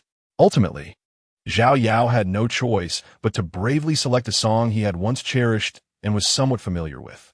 As the music began to play, curiosity filled the air. A black and white movie? This song was not widely recognized. It failed to gain popularity despite being sung by various artists. Yet Xiao Yao held a special fondness for it. Since no one had heard it before, the audience remained relatively silent, captivated by the enchanting piano prelude, eager to discover the nature of the piece. As the music enveloped him, Xiao Yao gradually found his rhythm and began to sing. Let this love story be made into a film, even if it is in shades of black and white. The edited joys and sorrows, the pains and labors, can bring tears to the eyes of bystanders. Xiao Yao's gentle voice emerged, clean and pure, with a slightly magnetic timbre that seamlessly melded with the music. It felt as if he were tenderly narrating a beautiful love story, one that, with the passage of time and through trials, ultimately leaves only regret. As he entered the chorus, his emotions surged with intensity. I can no longer concern myself with the path I traveled. How easy it is to begin anew from the start. Love always leaves cracks in the heart. Who could bear to extricate someone they cherish? The emotions of yearning, discomfort, and hardship gradually reached a crescendo, culminating in an outpouring that echoed through the subsequent lyrics. No matter how I wish to retreat from the paths I have walked, I shall not let you understand as I begin anew, bearing the weight of scars. It seems I have truly lost my colors this time. In this cathartic release, there is a mixture of regretful restraint and a gradual descent into despair, infused with a sense of helplessness that encapsulated the bittersweet nostalgia for the past. Xiao Yao had never studied music, and he might not even be able to grasp the rhythm accurately. From a professional perspective, there were numerous aspects he needed to refine. However, from an emotional perspective, he masterfully conveyed the sentiments of each phase of the song. Even without a profound understanding of music theory, he moved the professional singers present, who found themselves deeply immersed in the emotions and narrative of the piece. It was only when the final notes faded and the music ceased that they gradually returned to their senses. Immediately following this, amidst the host's jubilant cheers, a fervent applause erupted. He dedicated his inaugural performance to Shui Han's birthday, yet he never anticipated receiving such widespread recognition, which left him profoundly touched. Was this truly his first performance? I recall my own debut, nearly frightening the wolves away. The host, ever the humorist, remarked, "If this is indeed your first singing experience, I can confidently assert you possess extraordinary talent. With just 2 months of vocal training and technique, you could join our Chinyu media and undoubtedly make your debut." This statement instantly garnered unanimous agreement from the audience. To be fair, even the actors present had a basic understanding of singing, let alone the professional vocalists, who could easily discern innate talent. Although Xiao Yao's rendition was fraught with imperfections, those who understood could recognize that these flaws stem from a lack of formal training. His remarkable gifts, especially his vocal timbre, were not something that could be compensated for through mere study. Chapter 63. Shui Han's confession. Shui Han approached him and inquired, "Is this genuinely your first time singing?" "Yes," Xiao Yao replied, somewhat perplexed. Was his talent truly so remarkable that others found it hard to believe? Perhaps it was merely that he had listened to this song more frequently. Xiao Yao could only think this way, as he was oblivious to the nuances of vocal aptitude. Were he tasked with crafting lyrics or sentences, he might excel far beyond his singing abilities. Impressive. Shui Han offered a sincere appraisal. With everyone having sung, it was now her turn. It was said that every year on this day, after everyone had finished singing, Shui Han would perform a song in return. As the music began, she seamlessly transitioned into the role of a singer. To the unacquainted, one would not perceive her as a CEO at first glance, but rather as a vocalist. Xuehan chose to sing a relatively older song, With You by My Side. From the very first note, whether in the lower or upper registers, her voice was always melodious and enchanting. More importantly, the rich emotions embedded in her lyrics seemed to suggest that there was indeed someone supporting her as she persevered through life. As the lyrics expressed, from the first note, my eyes brimmed with tears. In truth, on her way here, her eyes had already been red-rimmed. It was merely the dim lighting that concealed this from the audience. Zhao Yao realized that perhaps she was not as resilient as she appeared. She had simply found the belief that sustained her onward. As her song concluded, the applause once again filled the air. Xuehan deeply bowed to the audience and then handed over the microphone before taking a seat beside Zhao Yao. Subsequently, she was able to shed the radiance of the protagonist and observe others frolicking. Everyone began devising various means to challenge the actor serving as the host. Among them, she was one of the few who lacked proficiency in singing, yet the group deliberately selected obscure and rather unconventional songs for her to perform. These songs were not genuinely obscure. Rather, they were seldom sung due to their complexity, too difficult to master. For instance, In the Name of the Father is notoriously challenging. Bring 10 individuals forth, and all would likely be in tears. Yet, the crowd insisted that she must persist until the end, amidst laughter and merriment, with individuals intermittently entering and exiting the room. No one noticed how the number of people in the room suddenly increased. In the playful chaos, the host eventually faltered. Indeed, one must eventually repay their debts when mingling. By the end, most had begun conversing with those seated beside them. Xuehan sat beside Zhao Yao, eyes closed in contemplation, uncertain whether she was listening to the music or had drifted into slumber. Zhao Yao hesitated to disturb her, still unsure if she was genuinely untroubled. Suddenly, Zhao Yao spotted a man clad in a white suit, microphone in hand, approaching. Xuehan, I like you, the man in the white suit proclaimed loudly, instantly capturing everyone's attention. Nearby, a subordinate dutifully switched on the room's lights, illuminating the space, revealing the speaker to all. Zhao Yao's gaze sharpened. Was this not the man in the white suit she had encountered with Su Mei at the Western restaurant earlier that day? Shi Hongzhua? Xuehan had already opened her eyes, her expression devoid of emotion as she regarded him. Shi Hongzhua accepted a large bouquet of flowers from the subordinate, presenting them to Xuehan while holding the microphone in his other hand. Xuehan, I have liked you for a long time. Your pure and exquisite beauty captivates me. Will you be my girlfriend? Chapter 0064. Disinterest in Yu Zhao Yao was certain that Shi Hongzhua's gaze was entirely fixated on Xuehan, utterly oblivious to her proximity. Not interested, Xuehan replied flatly, closing her eyes again, wishing to ignore the absurdity of the situation. However, Shi Hongzhua was undeterred, asserting, Xuehan, interest can be cultivated, and so can feelings. You could agree to be with me first, and then gradually come to understand me. Xuehan remained silent, resolutely keeping her eyes shut. Shi Hongzhua's gaze narrowed. Noticing her refusal to open her eyes, he brazenly leaned closer. Zhao Yao shot him a warning glance, leaning back slightly, and kicked toward his chest. Shi Hongzhua was so entranced by Xuehan's beauty that he paid no heed to anything else, not realizing Zhao Yao's intent until the moment before her foot struck him. As he leaned eagerly towards Xuehan's lovely face, he suddenly felt a sharp pain in his chest. The impact rendered him breathless, as if a tremendous force had propelled him backward. With a thud, Shi Hongzhua fell to the ground, sprawled out, grimacing in pain, while several subordinates rushed to assist him. What was that move called again? The one where you thrust your backside backward like a fallen goose. Zhao Yao tilted her head and spoke to Shi Hongzhua. With such a commotion, Xuehan could only reopen his eyes, glancing at Zhao Yao. How are you hitting people? He asked. He was trying to take advantage of you. Zhao Yao replied helplessly, but he doesn't want to stir up trouble. Unfortunately, the adversary had other intentions. Just as Xuehan was about to say something, Shi Hongzhua's voice rang out once more. You dare to lay a hand on me. Do you know where this leads? A sense of foreboding washed over Zhao Yao as she scratched her head and looked at Xuehan. This wouldn't happen to be his territory, would it? Xuehan managed a bitter smile and nodded. Indeed, this nightclub is an asset of the Sure Group, and its chairman is his father. Zhao Yao clicked her tongue.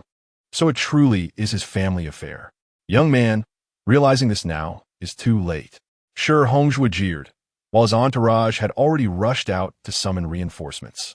Shuehan considered whether to contact Chairman Sure, as they both hailed from prominent families and had some prior acquaintance. However, Zhao Yao shook her head, saying helplessly, "How can such a significant chairman raise such a foolish son? If this reaches him, it'll be a disaster."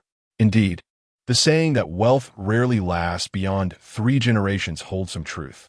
Shuehan sighed wearily. "Perhaps you should refrain from speaking further. They have plenty of manpower here. And my only option is to contact Chairman Sure. If I can handle it myself, do I really need to contact his father?" Zhao Yao questioned. She was not well versed in the intricacies of large corporations. If it were merely a brawl, she would have no fear. "Please don't act recklessly. I dislike fighting." Shuehan had already pulled out his phone. Zhao Yao observed his fatigue and, out of concern, found it hard to refuse him. Just then, Sure Hongzhua's men arrived. A group bursting in, wielding electric batons. These weapons were effective in a fight. With a mere jab, even the strongest could hardly withstand a few strikes. "Beat that kid to a pulp. Today I intend to ruin him." Chapter 0065. Different approaches to resolving issues. Zhao Yao turned to Shuehan, saying, "It seems your method has come too late. Distant water cannot quench immediate thirst." Before she finished speaking, Zhao Yao sprang up and dashed outside. With each kick, she sent one person flying, creating a pile of bodies at the entrance in an instant. The skills of these individuals were far inferior to the 10 or so strong men Ming Hui had gathered. They were overly reliant on their clubs. While effective against ordinary folks, they posed no threat to Zhao Yao, who swiftly dispatched them. Although the nightclub had more personnel, the room was small, and the entrance limited the influx of additional combatants. The battle quickly turned one-sided. Noticing the tide turning, Sure Hongzhua attempted to flee, but Zhao Yao would not allow him that satisfaction. She seized him and pressed his head onto the coffee table. This position rendered him unable to move, forced to kneel helplessly on the ground. "I was mistaken. Release me, and I shall allow you to depart." At this moment, Sure Hongzhua found himself in an exceedingly uncomfortable position, unable to suppress his pleas.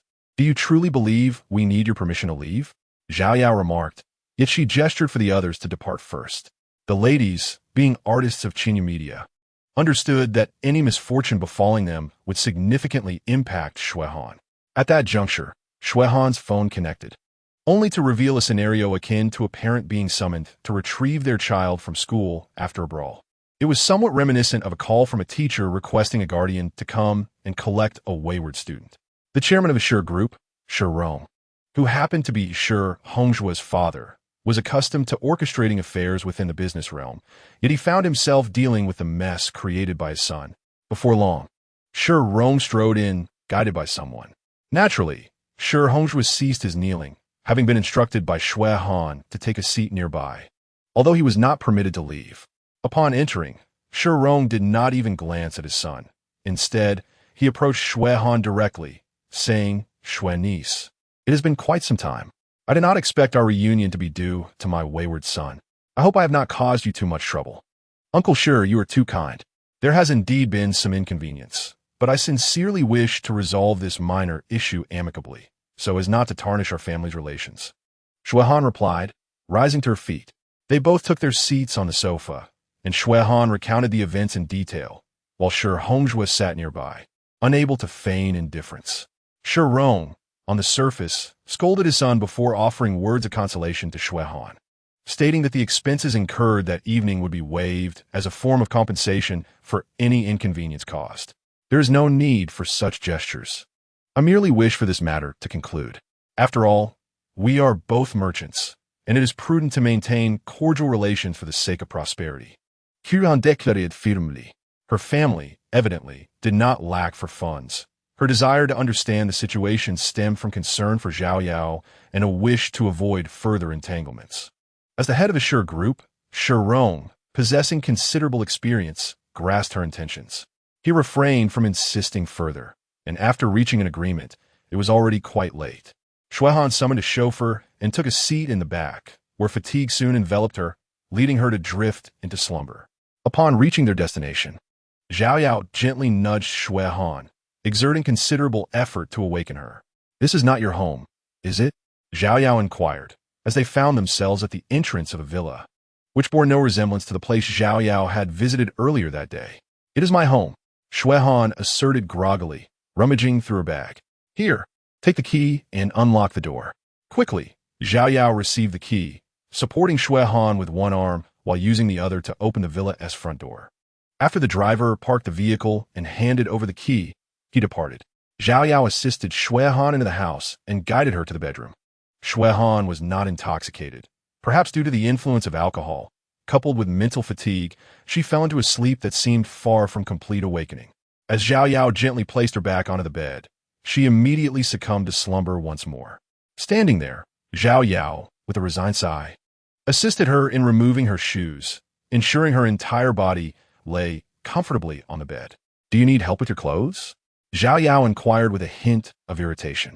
"You dare," Shui Han mumbled in a dreamy state, lacking any semblance of intimidation. After adjusting the covers around her, Zhao Yao prepared to leave.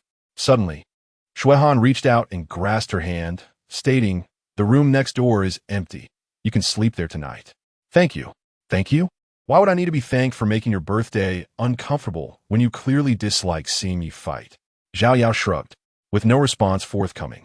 Shui Han had already drifted back into sleep. Zhao Yao gently placed her hand back, turned off the light, and exited the room. In the darkness, a thought echoed within Shui Han's mind. "But I cherish the feeling of being protected by you." Even she could not discern whether she had spoken it in a dream or in reality.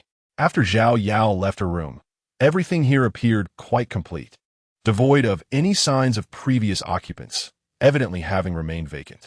Thanks to his acute hearing, he could discern the sounds of Shui Han awakening in the middle of the night, the rustling of her removing her clothes. However, none of this could disturb him. In the urban village, he had become accustomed to even more tormenting sounds, especially after the awakening of his bloodline. The walls that separated him from the outside world were rendered almost meaningless, serving only to obscure his sight. He could hear every movement from the neighbors with clarity, even deducing their actions from sounds. The most exasperating were the high-pitched sounds of vigorous activity. Having experienced such things, he was already well-versed in the ways of battle. This place was a significant improvement over his former dwelling, with a spacious bed over 2 meters wide and a generously sized room, crucially lacking in noise. He slept more soundly than ever before. The following morning, Shui Han awoke early to prepare breakfast.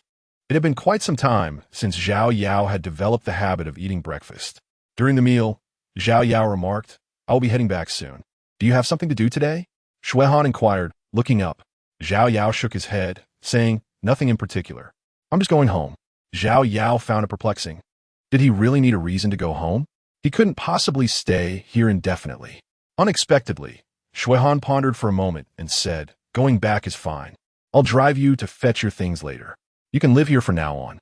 "Why?" Zhao Yao asked, astonished. Chapter 0067. Cohabitation. "I am your sister. Do I need a reason to ask you to move in?" Shui Han rolled her eyes at him. Yet, Zhao Yao felt a sense of abruptness. Just yesterday, he had contemplated that familial ties seemed to hold little significance for him. Today, however, Shui Han was unusually insisting that he move in here. Did that not imply they would be cohabitating? So many uncertainties linger. Yet this place is conveniently close to your workplace. Thus, it is settled shortly. I shall escort you to retrieve your belongings. Shui Han provided him no opportunity for hesitation, let alone negotiation, decisively making the arrangements on his behalf. "Oh." Zhao Yao could only respond obediently. After the rather uncomfortable family dinner the previous night, Shui Han had not only refrained from blaming him, but had, in fact, exhibited an unusual kindness towards him. Perhaps it is true that there are always glimmers of hope. Ultimately, someone would show him kindness. Following their meal, Zhao Yao voluntarily offered to wash the dishes, and Shui Han made no attempt to contest this. With their decision to reside here confirmed, Shui Han initially contemplated hiring a housekeeper, considering the hassle of cleaning and cooking. However, Zhao Yao declined this notion, asserting that they were quite capable of managing these tasks themselves, and trusting everything to another would not foster a true sense of home. Furthermore, He found the prospect of living with many others overwhelming. An abundance of voices created a cacophony that became bothersome, especially with his heightened hearing. Over time, it left his mind buzzing incessantly, as if he were plagued by phantom sounds even in silence. His vision had also improved significantly, yet this enhancement posed no considerable challenges. His pupils could adjust to varying distances, allowing him to observe distant or nearby objects at will. Only his hearing remained uncontrollable, rendering him unable to escape the incessant sounds. Of course, he would never disclose this reason. Initially, he held little hope, recognizing that it was rare for someone like Xiao Han, a wealthy heiress, to possess any culinary skills, let alone engage in domestic chores. After all, she had been accustomed to a life of servitude since childhood. To his surprise, Xiao Han agreed to his proposal without hesitation, even taking the initiative to delineate their respective responsibilities, discussing the tasks they would each handle. As the president of a corporation, orchestrating such plans was a mere trifle for her. Before long, she had even prepared and printed out a comprehensive chart detailing the chores each would manage, their available time slots, and a schedule for when to undertake specific tasks. One must admit, the efficiency was akin to that of a workplace. As Xiao Han drove him back to the urban village, her brow furrowed slightly upon their arrival. Having lived a life of comfort, she had never ventured into such a place. Witnessing Zhao Yao's living conditions stirred feelings of both sorrow and guilt within her. It was she who, in her misguided wisdom, had insisted that Zhao Yao remain outside the Shui family, leading to years of his solitary existence in these circumstances. "I am sorry. It was my immaturity," Xiao Han murmured, her gaze cast downward at the threshold. Zhao Yao looked at her in confusion, saying, "Why bring up the past? It has been a long time." Indeed, it had been quite some time. Yet, the longer the past lingered, the more it underscored the prolonged hardship he had endured in such an environment. Xiao Han silently vowed to herself that henceforth, she would ensure that he lived a better life. Chapter 0068. Rising Above in a Thorough Search. Even without the necessity to carry daily necessities, a considerable number of items were organized. This was accomplished under his deliberate control, although many items were left behind. Everything initially brought from home was retained by Zhao Yao, including the ancestral notebook. This underscores the latent value of old possessions. Zhao Yao was adorned with various items, making 2 trips necessary to transport everything to Xiao Han's vehicle. Subsequently, he found the landlord to vacate the apartment. It took nearly the entire day to resolve matters completely. Seated in the passenger seat, he had once envisioned a future where he would escape such an environment, never anticipating it would materialize in this manner. His gaze fell upon Xiao Han, who was driving. Her demeanor became strikingly serious, exuding an aura that seemed to repel others. A sudden concern washed over Zhao Yao. He found himself apprehensive that one day, such a distant demeanor might manifest in him as well. "What are you thinking?" Xiao Han inquired suddenly, having noticed Zhao Yao's unwavering stare. I was contemplating what I would do if one day you were to cast me out," Zhao Yao replied candidly, focusing solely on the practical aspects while concealing his emotional dependency. "That will never happen," Xiao Han asserted with a profound look. The assurance encapsulated in those 4 words seemed directed not only at Zhao Yao, but perhaps more so at herself. Returning home proved to be significantly simpler, devoid of stair climbing, as all belongings were effortlessly carried back to the bedroom. In the following days, Zhao Yao devoted his entire energy to work. This marked the commencement of his cohabitation with Xiao Han. They began to share household chores, and if time permitted after work, Xiao Han would often bring him along. They genuinely began to resemble siblings, living as a family. With the burdens of life alleviated, Zhao Yao felt a marked ease during work, leading to a notable enhancement in his overall state. More importantly, his team was progressing positively. The new proposal presented by Luo Xiangrong was indeed commendable, and there had been no further complications. Li Shanshan, their department's designer, though incomparable to Gu Qing, exhibited remarkable proficiency and talent for a recent graduate. Her diligence and ambition facilitated her rapid growth. Qiao Wenguang was the type who spoke little to strangers but became quite lively once familiar. His disposition allowed him to concentrate deeply on his tasks. Once Luo Xiangrong settled down, Xiao had no further objections. Although their team of 4 was somewhat small, project progress remained swift and the quality commendable. This was not mere self-praise from Zhao Yao. It was corroborated by Lin Xiaoru, who personally acknowledged their exemplary work ethic. It could be said that their performance was among the best in the entire company. During the weekly management meeting on Mondays, Lin Xiaoru took the opportunity to commend and praise the efforts of his department. I hope that everyone can learn from Zhao Yao. There have been numerous instances where individuals approached me, questioning his age, doubting his lack of management experience, and expressing concerns over the various issues arising with the newcomers. At this juncture, Lin Xiaoru surveyed the crowd present and continued. However, the facts prove that these are not issues at all. Age is not a concern. Experience is not a concern, and neither are the newcomers. Why is it that the newcomer team can surpass the established ones? This is inherently tied to the diligence and earnestness of everyone present. Chapter 0069. Approaching conclusion. Project results highly anticipated. As the meeting concluded, Ding Wu's countenance reflected profound distress. Throughout this meeting, Lin Xiaoru's words were piercingly critical, nearly naming him directly.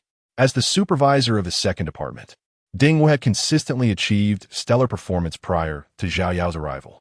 However, inexplicably, following Zhao Yao's entry, the performance of Ding Wu's department became increasingly unstable, and the work ethic diminished significantly. In stark contrast, Gao Hong's first department remained steady, albeit lacking any remarkable progress. The singular merit of Gao Hong's department lay in its stability.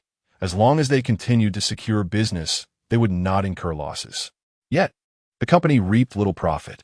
Presently, it is well known throughout the company that Gao Hong's department is akin to a tasteless delicacy, neither satisfying nor easily discarded. Having surpassed 40, Gao Hong had long relinquished the youthful ambitions of his earlier years. He no longer sought achievements, merely wishing to avoid mistakes. Fixated solely on maintaining his current position, content with any earnings, having long since abandoned the fervor of his youthful endeavors. From Lin Xiaoru's perspective, she too found herself grappling with a scarcity of talent. Naturally, she required Zhao Yao's capabilities to inspire others and facilitate substantial business growth. For Zhao Yao, however, these concerns held little significance. With his current abilities, he could exert minimal influence. His primary focus was simply to ensure the successful completion of his department's projects. In truth, executing his responsibilities diligently would serve as the greatest assistance to Lin Xiaoru. The dedication of Zhao Yao and his team garnered unanimous praise, and the workforce could readily perceive their work ethic. Their project progressed swiftly, during which Lin Xiaoru invested the majority of her energy into supporting him. As Zhao Yao's inaugural project as a supervisor, its success or failure bore immense significance for both him and Lin Xiaoru. For Zhao Yao, it signified whether he could firmly establish his presence within the company. For Lin Xiaoru, she needed Zhao Yao's success to validate her decisions while rectifying the issues within the problematic departments, ensuring future development. Of course, the success of all these endeavors hinged entirely on the project's ultimate outcome. Although Zhao Yao's department was small, the assistance from Lin Xiaoru rendered many tasks significantly smoother. Lin Xiaoru's excellence extended beyond mere management skills. Her business acumen surpassed that of her peers, consistently identifying the crucial points of focus. A month has swiftly passed, and their project is approaching its conclusion. According to feedback from their partners, the collaborative marketing endeavor has been remarkably successful, with partners expressing their satisfaction. At this juncture, it is indeed appropriate to declare the project's triumph. However, in its entirety, the project is not yet fully realized. As they draw nearer to the end, the intensity of the culmination grows ever stronger. They await the arrival of the final pivotal moment. Zhao Yao and his team firmly believe that, given the execution of their plan, the data at that crucial instant will undoubtedly explode in magnitude. The time for this significant moment is imminent. Whether it be Luo Xiangrong, Qiao Wenguang, or Li Shanshan, all eyes are keenly focused on this decisive moment. This masterpiece, crafted over 30 days, embodies immense effort and dedication, and witnessing it firsthand is imperative. Chapter 0070. He accomplished it, insisting on upholding the agreement. Lin Xiaoru, in her office, is equally tense as she monitors the final data. Not to mention Zhao Yao, who sits before his computer, his gaze unwavering. At last, the moment arrives and the data updates. Explosion. Just as outlined in the proposal. They have achieved perfection and made history. In the realm of game-related collaborative marketing, they have attained the most outstanding results ever recorded, marking a resounding success for the project. At this very moment, their newly established team, merely a month old, can not only claim to be the most exceptional team within the company, but also the finest in the field of collaborative marketing. Cheers erupt. A splendid celebration they have gifted themselves. Concurrently, the entire internet marketing industry is abuzz. There is not a soul indifferent to this case. Destined to be chronicled in the annals of marketing history, it not only breaks records, but does so with remarkable magnitude. In that instant, countless industry leaders express their astonishment and admiration. Some assert that this record surpasses all expectations, and it is unlikely that any team will surpass it in the coming years. The teams collaborating with them are undoubtedly overjoyed, for this achievement ensures they need not fret over year-end bonuses. The following day, Lin Xiaoru convenes a meeting for all, naturally to announce and celebrate the project's tremendous success. After expressing her appreciation and recognition for Zhao Yao and his team, she naturally calls upon him to speak. Zhao Yao begins by thanking his teammates for their diligence and dedication, followed by gratitude for Lin Xiaoru's support. Although it may seem like mere formalities, the necessary rituals must be observed. Otherwise, what is there to discuss? It is only at the end that his gaze falls upon Ding Wu. At this moment, Ding Wu's countenance is a deep shade of distress. Director Ding, I trust you have not forgotten our agreement? Zhao Yao addresses him, recalling vividly the wager made a month prior. It is this wager that repeatedly reminds him of the necessity to succeed, not merely to succeed, but to do so with elegance and impact. At last, he has achieved this. The arduous efforts of the past month culminate in this moment. Standing here to utter these words, the corners of Ding Wu's mouth twitch as he notices a considerable number of onlookers fixing their gaze upon him. Even without Zhao Yao's mention, many have become aware of their bet over the past few days. A newfound respect for Zhao Yao, a youth not much older than themselves, blossoms in the hearts of the crowd. To have dared to establish a wager with Ding Wu, who once basked in the zenith of his career, during a time when he had yet to assemble a team, speaks volumes of his confidence. Those privy to the wager understand its stakes. Should Zhao Yao lose, he must exit, while Ding Wu's loss merely entails an apology. This disparity renders the wager seemingly inequitable, yet he readily acquiesced. Today, precisely 1 month later, Zhao Yao's insistence on honoring the terms of the bet is undeniably justified and indeed quite reasonable. In truth, many within the company harbor negative sentiments towards Ding Wu. He frequently leverages his strong performance to act with arrogance, dismissing the perspectives of others, and now, it appears, he is facing the consequences. One can only remark that he deserves it. Chapter 0071. Unyielding stance. Soon, even those unaware of the details begin to grasp the connection to Ding Wu. As comments circulate among those nearby, the specifics of the situation gradually come to light. Consequently, all eyes converge upon Ding Wu, akin to a formal salute. Yet what awaits is his apology. For Ding Wu, this moment represents perhaps the most formidable challenge he has encountered since entering the workforce, and indeed, the most embarrassing and humiliating moment of his life. However, this is a wager he personally accepted, and its notoriety has reached the entire company. Regardless of whether he fulfills his promise, he has already faced utter defeat. Concerns about his dignity seem a luxury at this juncture. Among those present, the only individual remaining in the dark is Lin Xiaoru. Her unique position often places her at the center of office gossip, rendering her the sole person unaware of the unfolding drama. Nonetheless, today, Zhao Yao's intentions are not something she would easily obstruct, for this occasion is fundamentally a celebration of his achievements. As Ding Wu lifts his foot, he realizes the weight of this step is far heavier than anticipated. With a tense expression, he acknowledges that having stepped forward, he must continue on this path. After all, it is merely an apology, what difference does it make? It has become common knowledge. A true gentleman can bend without breaking. What he loses today can be regained tenfold in the future. He can afford to lose. Ding Wu endeavors to comfort and numb himself through various means, ultimately summoning the resolve to move forward. As he approached Xiao Yao, intentionally adopting a casual demeanor and even feigning a smile, he remarked, "You've broken industry records. Congratulations." The adage suggests that one should not strike a smiling face. And this shift in Ding Wu's attitude rendered Xiao Yao hesitant to confront him further. "Thank you.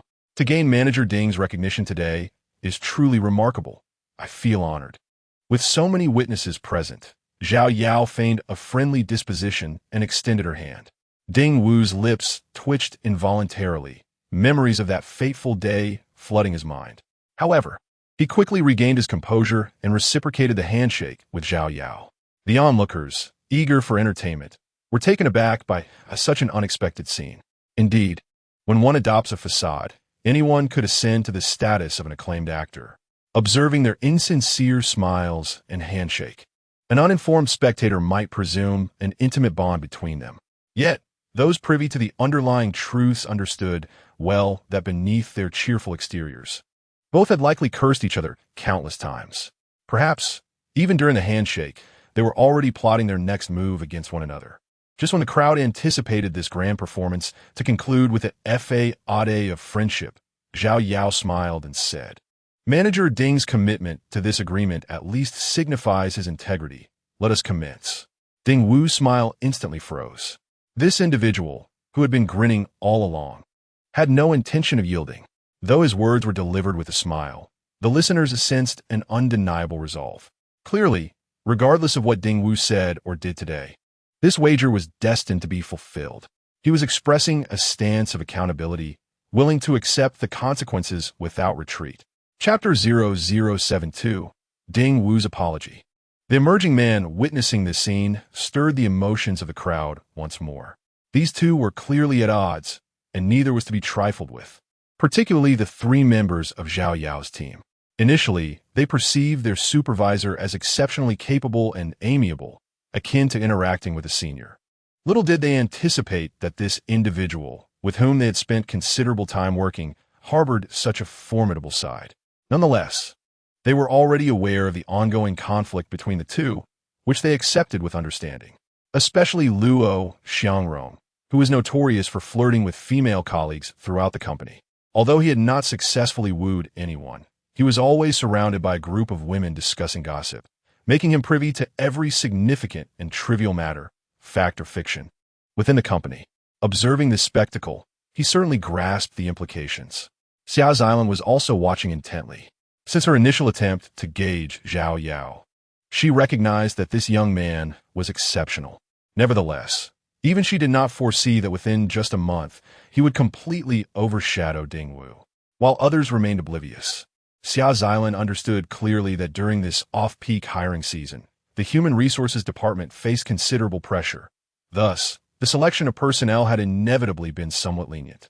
To the three individuals concerning Xiao Yao, she had been aware from the very beginning that certain minor issues existed.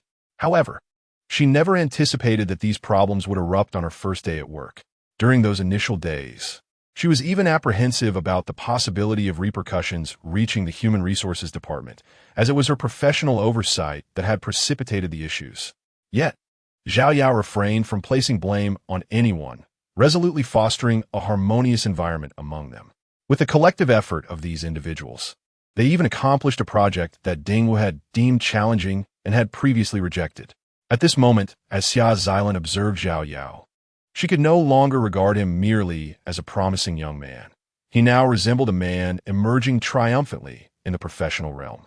His demeanor, marked by a refreshing ease in personal interactions, a serious focus during work, and an unflappable composure while confronting adversaries, seemed governed by some underlying principle, rendering him remarkably mature while still embodying the exuberance of youth. Drawing from her expertise in assessing character, Xiao Xilan felt certain that this man's future achievements would far exceed the present. In contrast to Xiao Xilan's transformation, Song Yi had steadfastly believed from the outset that Xiao Yao was no ordinary individual. Although she struggled to articulate her feelings, she held an unwavering conviction that Xiao Yao was exceptionally capable. Now, as she gazed at the figure standing in opposition to Ding Wu, he exuded a burgeoning aura that was distinctly his own. Song Yi felt an increasing admiration, unable to suppress the desire to become his follower. The prospect of working alongside him seemed a source of immense happiness. Gradually, the public perception of Ding Wu began to shift. Unbeknownst to him, Xiao Yao had ascended in their esteem. Ding Wu, striving to maintain a smile that had long since faded, finally spoke. "I apologize for my previous disdain and dismissal of you. The facts have proven your capability to excel in the role of supervisor." Xiao Yao nodded slightly, remaining silent, yet gestured for him to proceed, naturally directing him toward Lin Xiaoru. Ding Wu, clenching his teeth, felt a newfound ease as he approached Lin Xiaoru. Chapter 0073, Reasons and Whims. Lin Xiaoru's preferences at that moment. Lin Xiaoru seemed to grasp something significant. She was no fool. From the dialogue between the two, she could infer the general situation. Despite Ding Wu's attempts to control his expression, it remained rather unappealing. "Manager Lin, I apologize for my previous rudeness and recklessness. I should not have questioned your professional judgment and choices. I'm truly sorry." Ding Wu lowered his gaze, whether his apology was heartfelt or not. At least his outward demeanor appeared faultless. Lin Xiaoru glanced at Xiao Yao, her eyes reflecting a complex array of emotions. She quickly averted her gaze and addressed Ding Wu. "Supervisor Ding, differences in our work are inevitable. Let us strive for better communication and patience in the future." Indeed, Ding Wu could only acquiesce, fully aware that he had failed utterly this time. No amount of words could alter the stark reality of his defeat. Even when her heart was filled with anger, she could only endure it, praying that his apology would suffice to let the matter pass. The general meeting was adjourned, and everyone returned to their respective duties. That evening, Lin Xiaoru even specially allocated funds for team-building activities, allowing her department to celebrate. "Manager Lin, won't you join us?" Xiao Yao inquired, puzzled, noting that the other leaders seemed eager to participate while Lin Xiaoru had never attended such events. "You all go and have a great time." "I shall refrain," Lin Xiaoru replied without hesitation. Xiao Yao, feeling perplexed, asked why not. "Are you still busy with work?" Lin Xiaoru offered a rather capricious yet irrefutable reason. "I simply do not enjoy such gatherings." "All right, if there is work to assign to me," Xiao Yao responded as she exited Lin Xiaoru's office. Despite her confusion about why a leader would skip a gathering and miss the opportunity to bond with colleagues, she felt it inappropriate to question her further. After all, everyone has their preferences, and Lin Xiaoru had made hers clear. Persistent inquiries were not in line with her style and would only put the other person in an awkward position. The celebration that evening received unanimous cheers. After working so diligently for so long, everyone naturally wished to unwind. Moreover, as a team that had broken industry records, they deserved to celebrate and release their excitement. However, with Xiao Yao included, their department consisted of only 4 members, which felt somewhat sparse.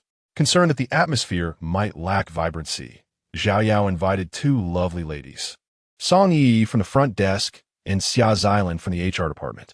Given Xiao Yao's esteemed reputation throughout the company, they eagerly accepted the invitation.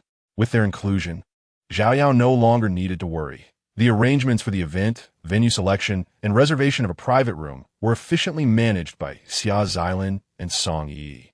Although they were only 7 in total, these tasks were essential for a company event, ensuring a pleasant experience for everyone, even among friends. Larger gatherings require someone to handle logistics.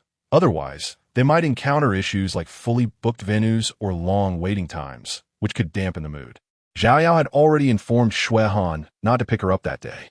Recently, Shui Han had been giving her rides to and from work as their schedules aligned closely. As the company president, Shui Han had numerous responsibilities but enjoyed a degree of freedom. Just as the workday was concluding, Song Yi eagerly approached Xiao Yao. "Yao Ge, hurry up. Our car is almost here," she exclaimed, clearly thrilled at the prospect of celebrating with Xiao Yao and the others. "There's no need to rush. Miss Ya hasn't arrived yet," Xiao Yao replied, finishing her final tasks while seeking justifications to delay for a few more minutes. As soon as he finished speaking, Xiao Xilan emerged from the Human Resources office, quickly coming into their line of sight. Song Yi chuckled, saying, "Sister Xiao has arrived. What a coincidence. I've just wrapped up as well." Zhao Yao smiled, shut down her computer, and swiftly organized the documents on her desk, placing them into a file basket. Under Song Yi's guidance, the group soon boarded a business vehicle. Given their numbers, hailing separate taxis would have been inconvenient. Thus, Song Yi opted for a 9-seater. In this bustling city, the gatherings of young professionals often follow a similar pattern. A two-part event is standard: a dinner, which is essential, followed by entertainment that varies according to preference, be it singing or a bar outing. Of course, dating presents a different scenario altogether. Their plans for the evening had already been arranged prior to departure. First, dinner, followed by karaoke. Among them, few had a penchant for bar hopping, and Zhao Yao particularly disdained such environments. Her sole visit to a bar was an unpleasant experience when she sought out Ming Wei during their youth. Given her aversion to alcohol, she doubted she would ever find enjoyment in such places. As the dishes began to arrive, Zhao Yao sensed she had underestimated these young women. Many of them surprisingly held their liquor well, largely due to the jovial atmosphere. Zhao Yao realized that avoiding alcohol was becoming increasingly difficult. At that moment, she found herself somewhat envious of Lin Xiaoru, who remained blissfully carefree and unbothered by the surrounding turmoil. Ultimately, to maintain the group's spirit, she conceded to drink less. By the end of the meal, the faces of several women glowed with a rosy hue. Not only had they indulged, but even the two men, Luo Xiangrong and Xiao Wenguang, were starting to feel the effects. Zhao Yao, however, remained unaffected. "Yao Ge, are you deceiving us?" Luo Xiangrong slurred, adopting a more familiar address. "It seems you're the only one who isn't tipsy, despite everyone else having had plenty to drink." At that moment, Song Yi, beside him, was visibly unsteady on her feet and plaintively complained. Instantly, the group began to voice their grievances toward Zhao Yao, who could only feign ignorance. Someone jested that perhaps it was due to her good health, causing the young women to giggle bashfully. With the alcohol loosening their inhibitions, the women began to engage in playful banter, even concocting theories that Zhao Yao intended to intoxicate one of them to take her away. This left the innocent Zhao Yao with her hands raised in surrender, resigned to their teasing. As they prepared to head to the next venue for singing, they had to split up for taxis. Zhao Yao continued to support the unsteady Song Yi, who had consumed the most and appeared quite tipsy. During the ride, Song Yi dozed off in the taxi, leaning against Zhao Yao as the vehicle swayed. A delicate fragrance wafted through the air, and Zhao Yao felt the softness of her body against his arm, unsure whether to shift away lest he disturb her. He remained still, eagerly anticipating their arrival. Chapter 0075. Will you want me?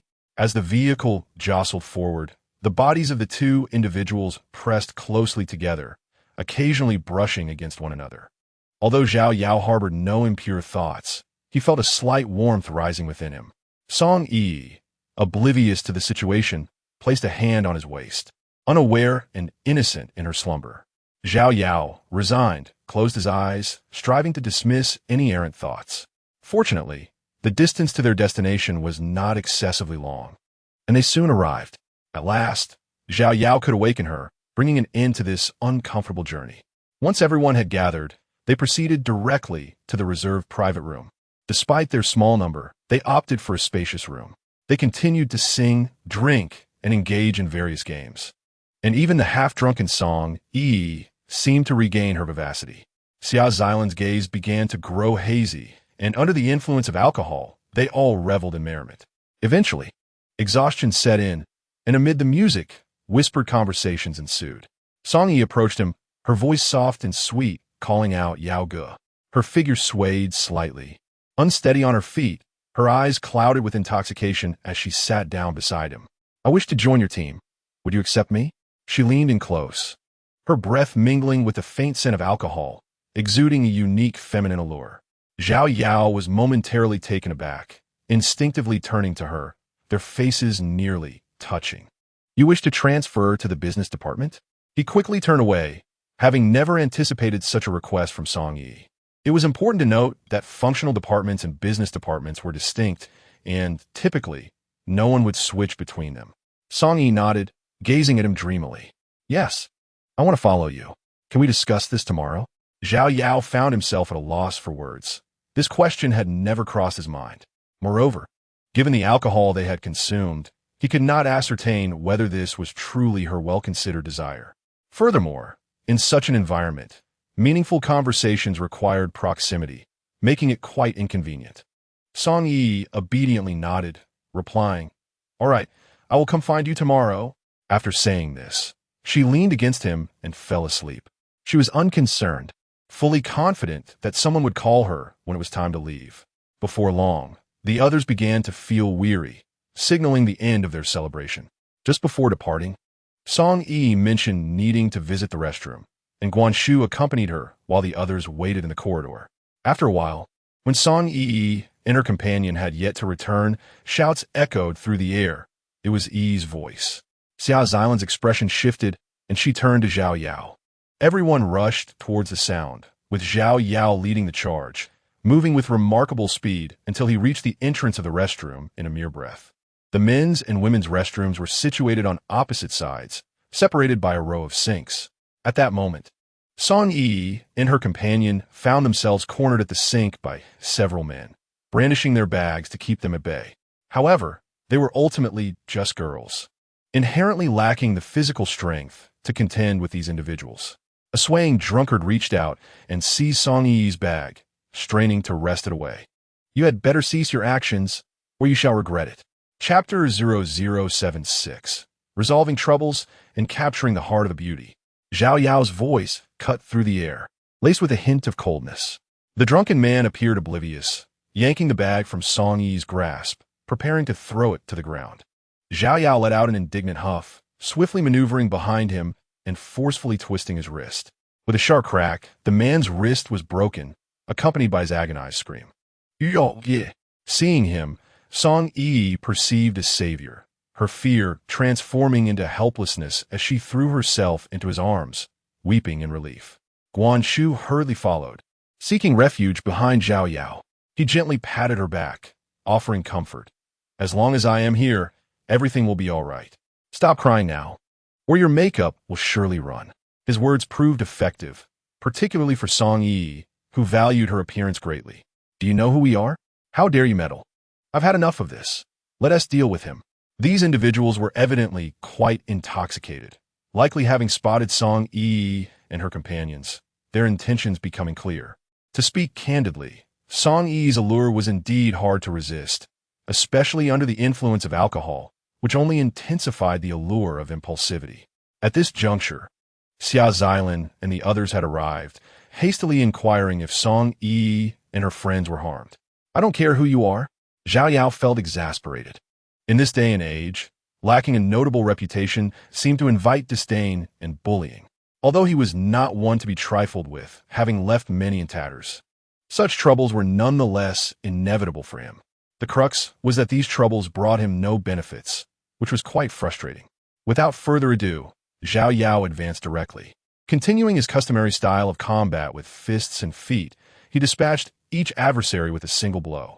Although he had not trained in martial arts, his fighting style was not particularly graceful. Yet, it did not diminish his formidable presence. These ruffians posed no real challenge.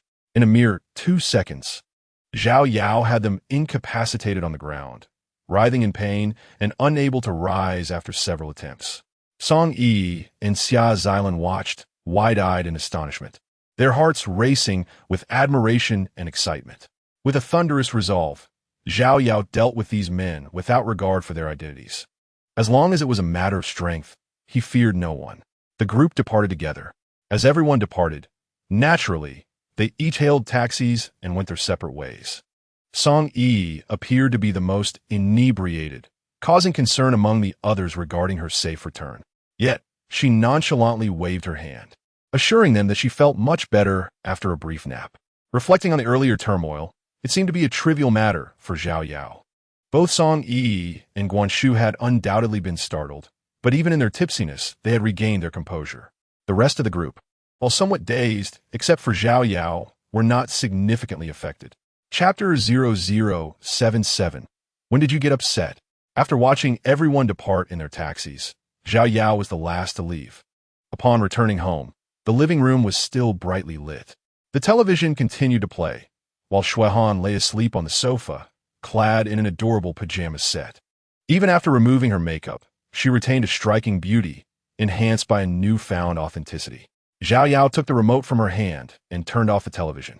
Just as he did so, Xuehan blinked awake, her eyes still heavy with sleep, and asked, "Why are you back so late? Unit gathering, huh? Are you waiting for me?" Zhao Yao speculated. "Not all," Xuehan interjected, her nose twitching as she fixed her gaze on him. "Have you been drinking again?" Zhao Yao nodded, replying, "Yes, it was a company dinner." Xuehan's expression soured instantly, her delicate features cooling as she retorted, "Liar." Her tone brimmed with disdain as she stood to leave. "Why am I a liar?" Zhao Yao questioned, baffled by her sudden change in demeanor. Xuehan turned to glare at him, her gaze piercing as she demanded, "Didn't you emphatically declare that you wouldn't drink? So that's what this is about." Zhao Yao thought, recalling how she had encouraged him to drink on her birthday. "But I was planning to drink today," he began, but was quickly interrupted. "Ugh, man." Xuehan shot him an irritated glance before retreating to her room. "I'm telling the truth, today was my third time drinking, and you were aware of all 3 occasions. I genuinely didn't know how to drink before." Zhao Yao followed her, attempting to clarify. "You don't need to explain. It's irrelevant to me. I'm going to sleep." Xuehan coldly slammed the door shut. Zhao Yao raised his hand to knock, but ultimately let it drop. Why was she upset? He sat on the sofa, bewildered, pondering the situation for quite some time, without clarity. In the end, he succumbed to confusion and retreated to his room to sleep, realizing he would have to wait until tomorrow to offer a proper explanation.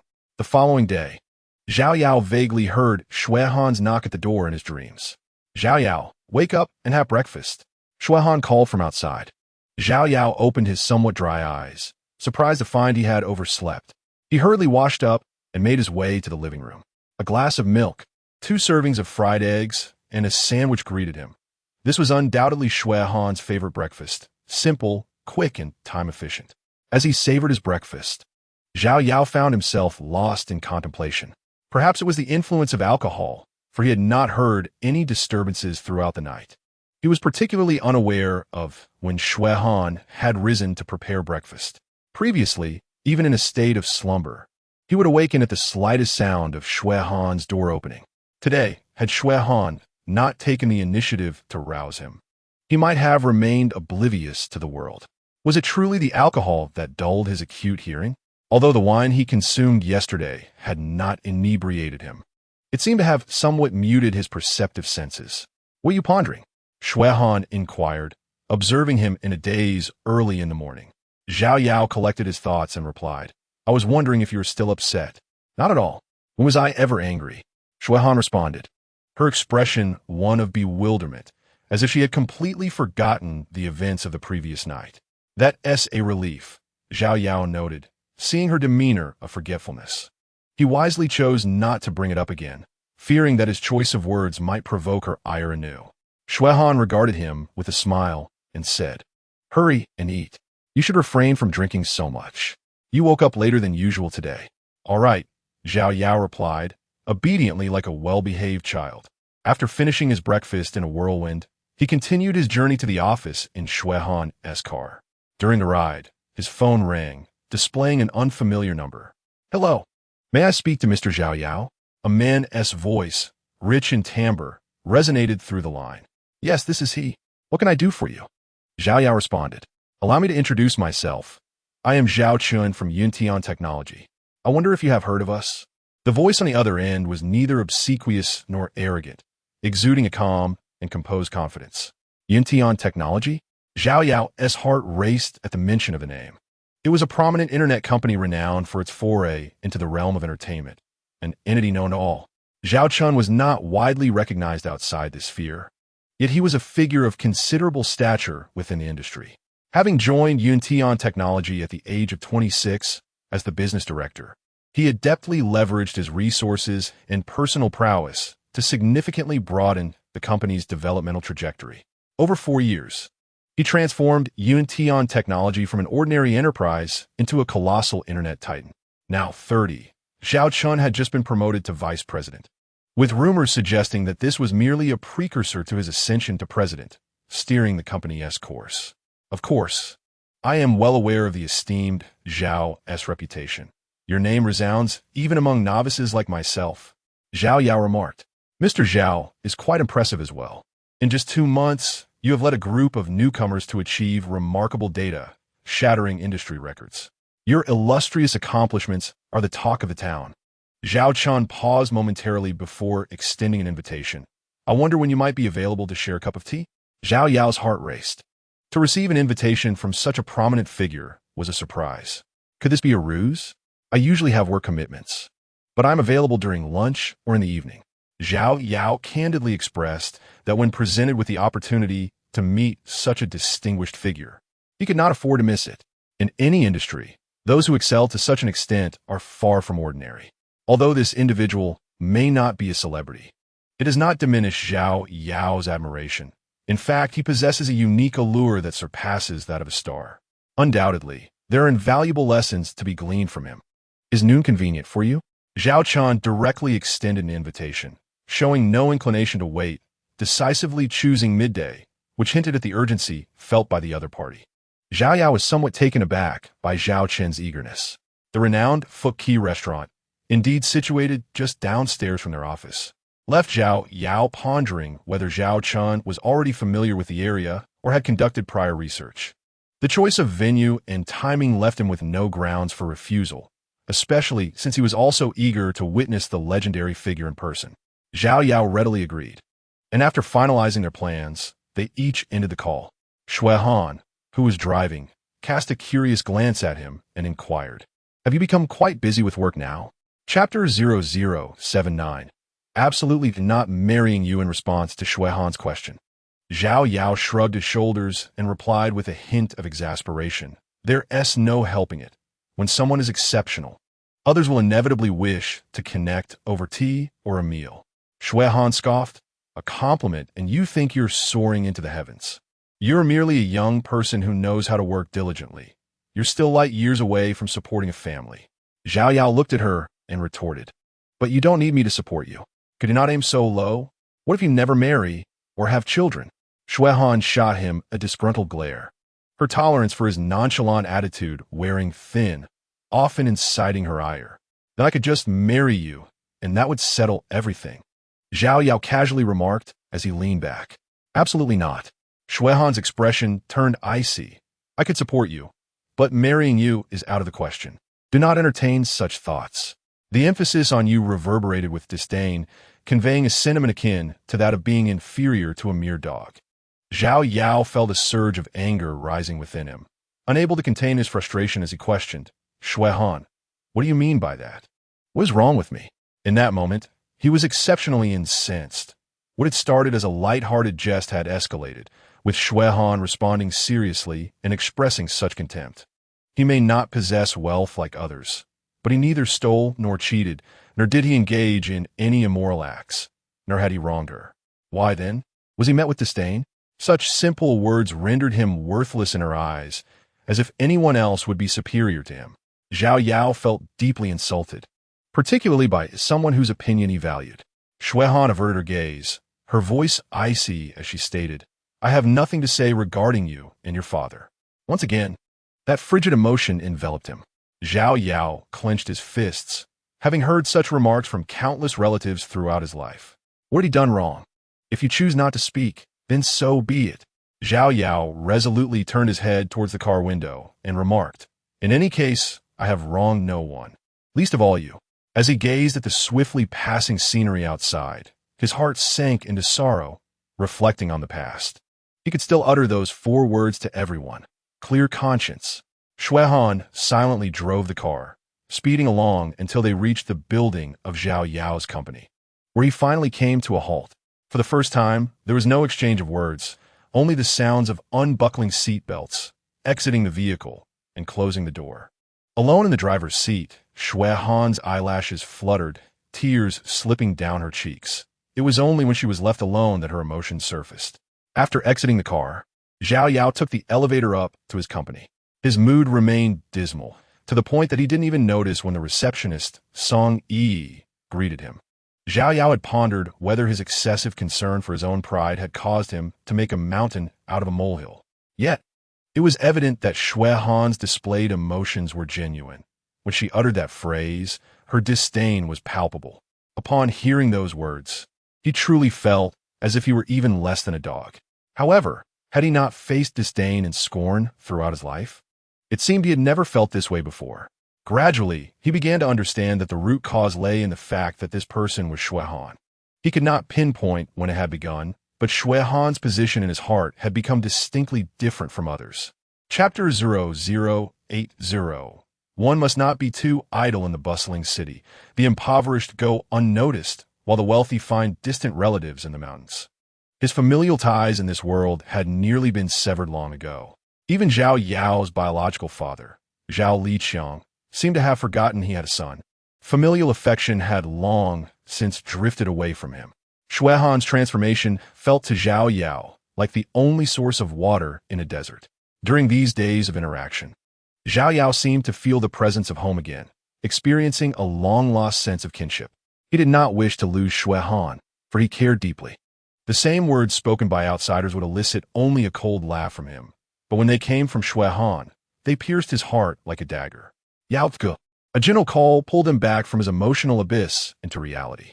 Zhao Yao looked up to find a still-chilled ice cream being offered to him. Song Yi was licking another ice cream with a charming demeanor, her eyes filled with concern as they gazed at him. "Is this for me?" Zhao Yao inquired. Song Yi nodded, extending the ice cream towards him, asking, "Aren't you feeling down?"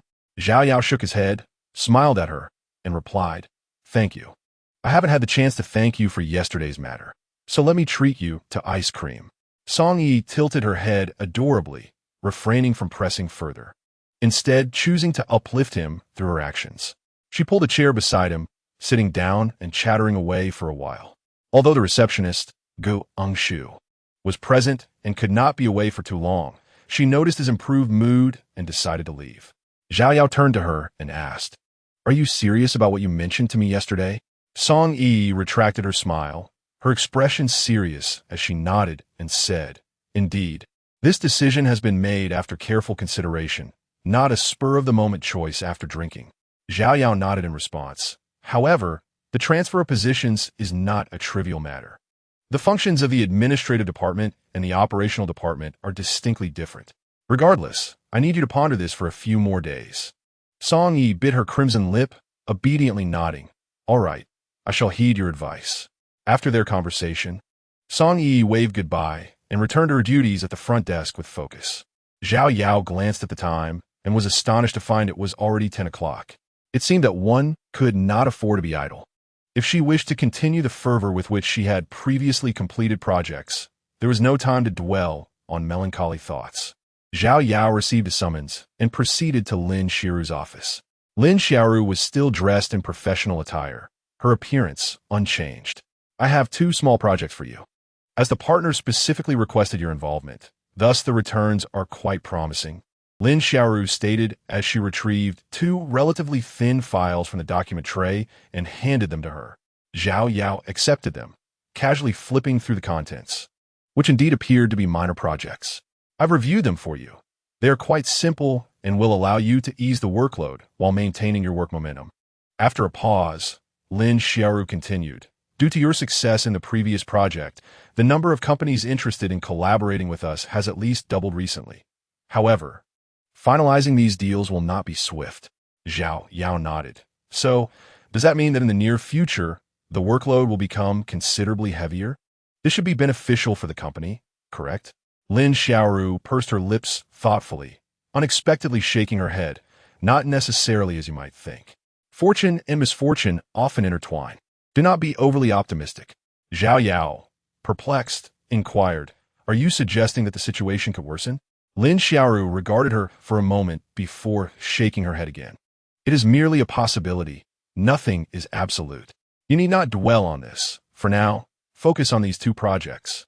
"Very well," Zhao Yao acquiesced, acknowledging her inability to comprehend the nuances of such matters, realizing that commercial affairs were far from straightforward. Just as she turned to leave, Lin Xiaoru called out to her once more. Zhao Yao turned back and asked, "Manager Lin, Is there anything else? Just a reminder, regardless of the project scale, always strive for excellence.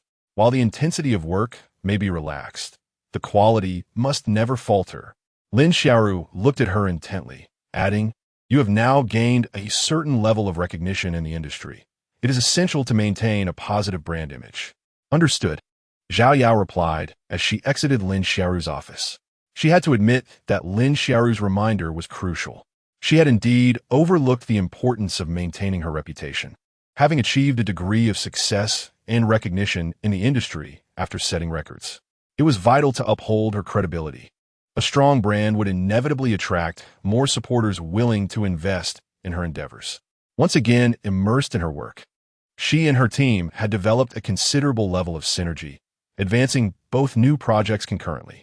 At noon, after work, Zhao Yao declined Song Yi's invitation to dinner and arrived at the Fuji restaurant as promised. In contrast to the bustling crowds of other eateries during peak hours, this place exuded a calm ambience, even possessing a certain tranquility. Every individual entering or leaving this establishment was impeccably dressed, showcasing an air of sophistication that suggested their esteemed status. It could be said that among 10 patrons, at least 8 were high-ranking executives or even owners of nearby companies.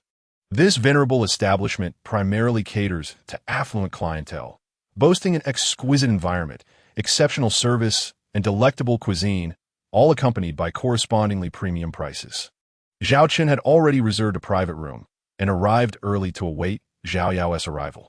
This marked Zhao Yao's first encounter with the legendary magnate, and he found the reality to be almost indistinguishable from the photographs he had seen online.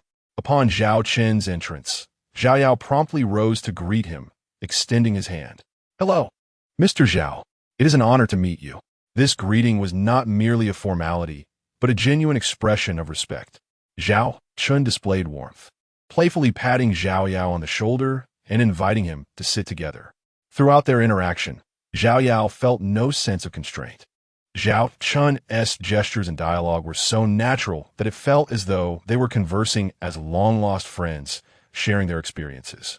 From Zhao Chen, there was no discernible aura of superiority, yet he skillfully maintained the atmosphere and conversational rhythm, making it an enjoyable exchange. Since entering Fuji restaurant, Zhao Yao's admiration for Zhao Chen had been steadily growing. Initially, it was mere reverence for an industry titan, but it had evolved into a genuine respect.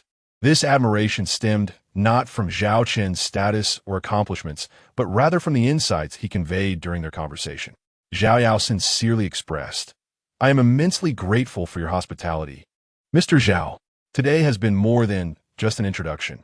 I have savored the exquisite cuisine here, and even partaken in an invaluable lesson in business." "Haha, Mr. Zhao, you flatter me.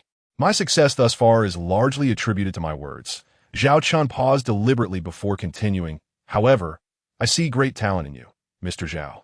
From your experiences, I perceive your tenacity. I can already envision your illustrious future."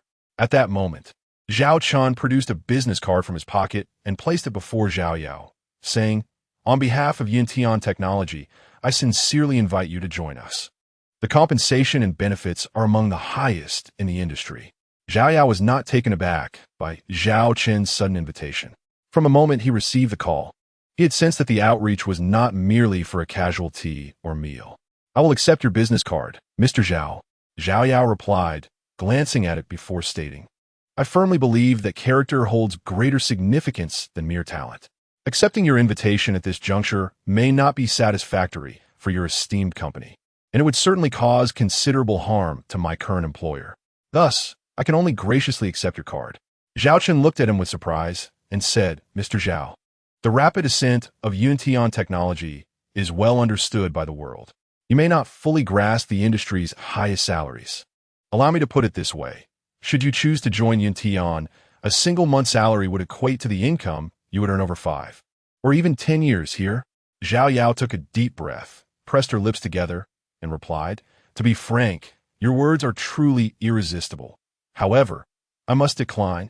Observing Zhao Yao's resolute demeanor, Zhao Chen felt an inexplicable loss of control over the situation, an experience he had not encountered in his many years navigating the business realm. "Mr. Zhao, May I inquire about the reason for your steadfastness? It had been a long time since he had felt such a sense of defeat, leaving him bewildered as to where he had faltered. Every aspect, from the choice of venue and timing to the selection of dishes and the flow of conversation, had been meticulously arranged as he would have approached any other executive. Just moments prior, he had felt quite satisfied with his own performance, never anticipating such an unwavering rejection. Zhao Yao gazed at him earnestly and said, "The gratitude for being recognized by a mentor." As the time for work approached, she bid farewell and turned to leave. Xiao Chen stared at the doorway, his brow furrowed, contemplating for a long time. He was not one to easily concede. Failure simply indicated an incorrect approach. Upholding one's principles is commendable. It seems your value must be even greater. Having come to this realization, Xiao Chen shook off his previous gloom, his face once again radiating confidence and a smile as he exited the private room. Upon returning to the company, Zhao Yao proceeded with her work as usual. It would be disingenuous to claim that Xiao Chen's proposal had no impact on her. The prospect of salary equivalent to 5 to 10 years' worth of income was enough to alter her fate with a mere thought. For a fleeting moment, she almost considered acquiescing. Yet, those 4 words, gratitude for being recognized, echoed in her mind. They encapsulated 2 individuals, Gu Qing and Lin Xiaoru. She could not imagine how Lin Xiaoru would manage the crisis in her absence, as it was she who had staunchly advocated for Zhao Yao to remain despite opposition. How would Gu Qing face her friend Lin Xiaoru? In Zhao Yao's most vulnerable moments, they alone had offered their trust, an invaluable gift. Zhao Yao's gaze grew resolute. She must remain true to herself and uphold her original intentions. She cast aside distractions and fully immersed herself in her work. When one dedicates themselves earnestly, time seems to fly by, and it was only upon receiving a message from Shui Han that she realized work had come to an end. "Shui Han, I am waiting for you downstairs." Compared to her previous succinct message, today she had sent a more elaborate note. Zhao Yao couldn't help but smile, feeling a wave of warmth and gratitude. The two had spent the morning at odds with one another, and she had thought she might not see her again. Chapter 0083. Unwavering bonds of kinship. As Zhao Yao exited the company, she spotted the familiar car in a well-known spot. These familiar sights always evoked a sense of warmth and comfort. Upon opening the car door and taking her seat, Shui Han started the vehicle and drove away smoothly. "Today, I find myself disinclined to prepare a meal. Shall we indulge in hot pot instead?" To my surprise, it was Shui Han who initiated the conversation shortly after the car had begun to move. "All right," replied Zhao Yao, turning to glance at her. She appeared composed, seemingly having forgotten the unpleasantness of the morning. A silent sigh of relief escaped him. It was indeed preferable to avoid conflict. Zhao Yao wished to engage her in conversation as they once did, yet words eluded him, leaving the car enveloped in a quietude that suggested they had yet to return to their usual rapport. Shui Han gently pressed her lips together, seemingly at a loss as well. Zhao Yao's gaze remained fixed ahead, his heart weighed down by a lingering sadness, the wound within him proving difficult to fully reconcile. Not a word was exchanged until they exited the vehicle. Shui Han, favoring tranquility, chose a private booth for their meal. As they sat opposite each other, Shui Han gazed intently at him and inquired, "Zhao Yao, what type of girl do you find appealing?" Taken aback, Zhao Yao lifted his head in surprise. This question from Shui Han was entirely unexpected, causing a flurry of faces to dance within his mind. Gu Qing, Lin Xiaoru, Song Yi, Xia Xilan, girls who frequently graced his life, each possessing distinct personalities and striking beauty. Even memories of Cheng Meng and Su Mei, whom he had not seen in quite some time, resurfaced. In terms of appearance, they all seemed admirable. Their temperaments varied, each unique in its own right. With a troubled expression, Zhao Yao replied, "The girls I know are all quite wonderful. If I had to choose, it seems anyone would suffice. But that surely does not equate to love." Shui Han, her smile radiant, asked, "Do you understand the essence of love?" "I do not," he confessed, "but I perceive love as both extreme and ephemeral, arriving with fervor and departing with resoluteness." Zhao Yao turned his gaze toward her, continuing, "In truth, I do not relish this sentiment. Should I find someone I admire, I would regard her as family. I would much rather transform love into familial affection. Why is that? Shuehan queried, intrigued. It was a unique perspective she had not anticipated, especially in a world where both men and women often succumb to the allure of love. Because family, at any moment, will remain by your side unconditionally, without concern for gain or loss, free from anxiety about affection. A nostalgic expression washed over Xiao Yao's face as he elaborated. Just like my mother, who never cared about my shortcomings or my wealth, remaining steadfast until the very end of her life. That is the purest form of emotion. If I were to love someone, I would cherish her as family. His words resonated clearly within the serene confines of the room. Family? Shuehan murmured, her voice barely audible. During the course of their meal, the two found themselves reverting to their familiar selves, akin to relatives who bicker and squabble, only to revert to their previous harmony afterward. Such an indestructible bond, even among family, is undeniably precious. Upon returning home, Xiao Yao felt Shuehan call out to him. I apologize. My behavior this morning was unwarranted. I should not have treated you that way. I am merely afraid of you transforming into your father. It is not disdain, but rather a profound discomfort. Much like that couple, one engrossed in cards while the other is absorbed in mahjong. Every time he and my mother approach me for money, I find myself at a loss about whether to give or withhold. That household has already reached such a state. Do you understand? Chapter 0084. Mending Relationships. The trail of Du Miao's departure, Xiao Yao stood rooted in place, and only then did he realize that Shuehan bore no less burden than he did. No wonder she chose to leave that home. In a certain sense, they were kindred spirits, sharing similar suffering. Xiao Yao approached her and said, Sister, I apologize for not considering your feelings. Rest assured, I shall strive diligently. Shuehan looked at his expression, nodded, and replied with appreciation. As long as you are motivated and work hard, it matters not how much you earn. I will never blame you. That won't do. I will earn money. In the future, I shall take care of you, Xiao Yao assured her. Until today, he had not possessed such confidence, but after meeting Xiao Chen, he developed a new perspective about himself. Good. With a heavy nod from Shuehan, the rift between them finally vanished. After a day filled with twists and turns, they gained a deeper understanding of each other's hearts. An individual, previously deemed unreachable, sought him out. Xiao Yao harbored no favorable impression of this woman, whom one might characterize as a quintessential gold digger. What do you want from me? Xiao Yao asked her, wishing to avoid any entanglement. However, Zhou Yu's mention of Du Miao compelled him to meet her. Zhou Yu arrived alone, devoid of her usual sarcastic demeanor. Do you know where Du Miao is? She inquired.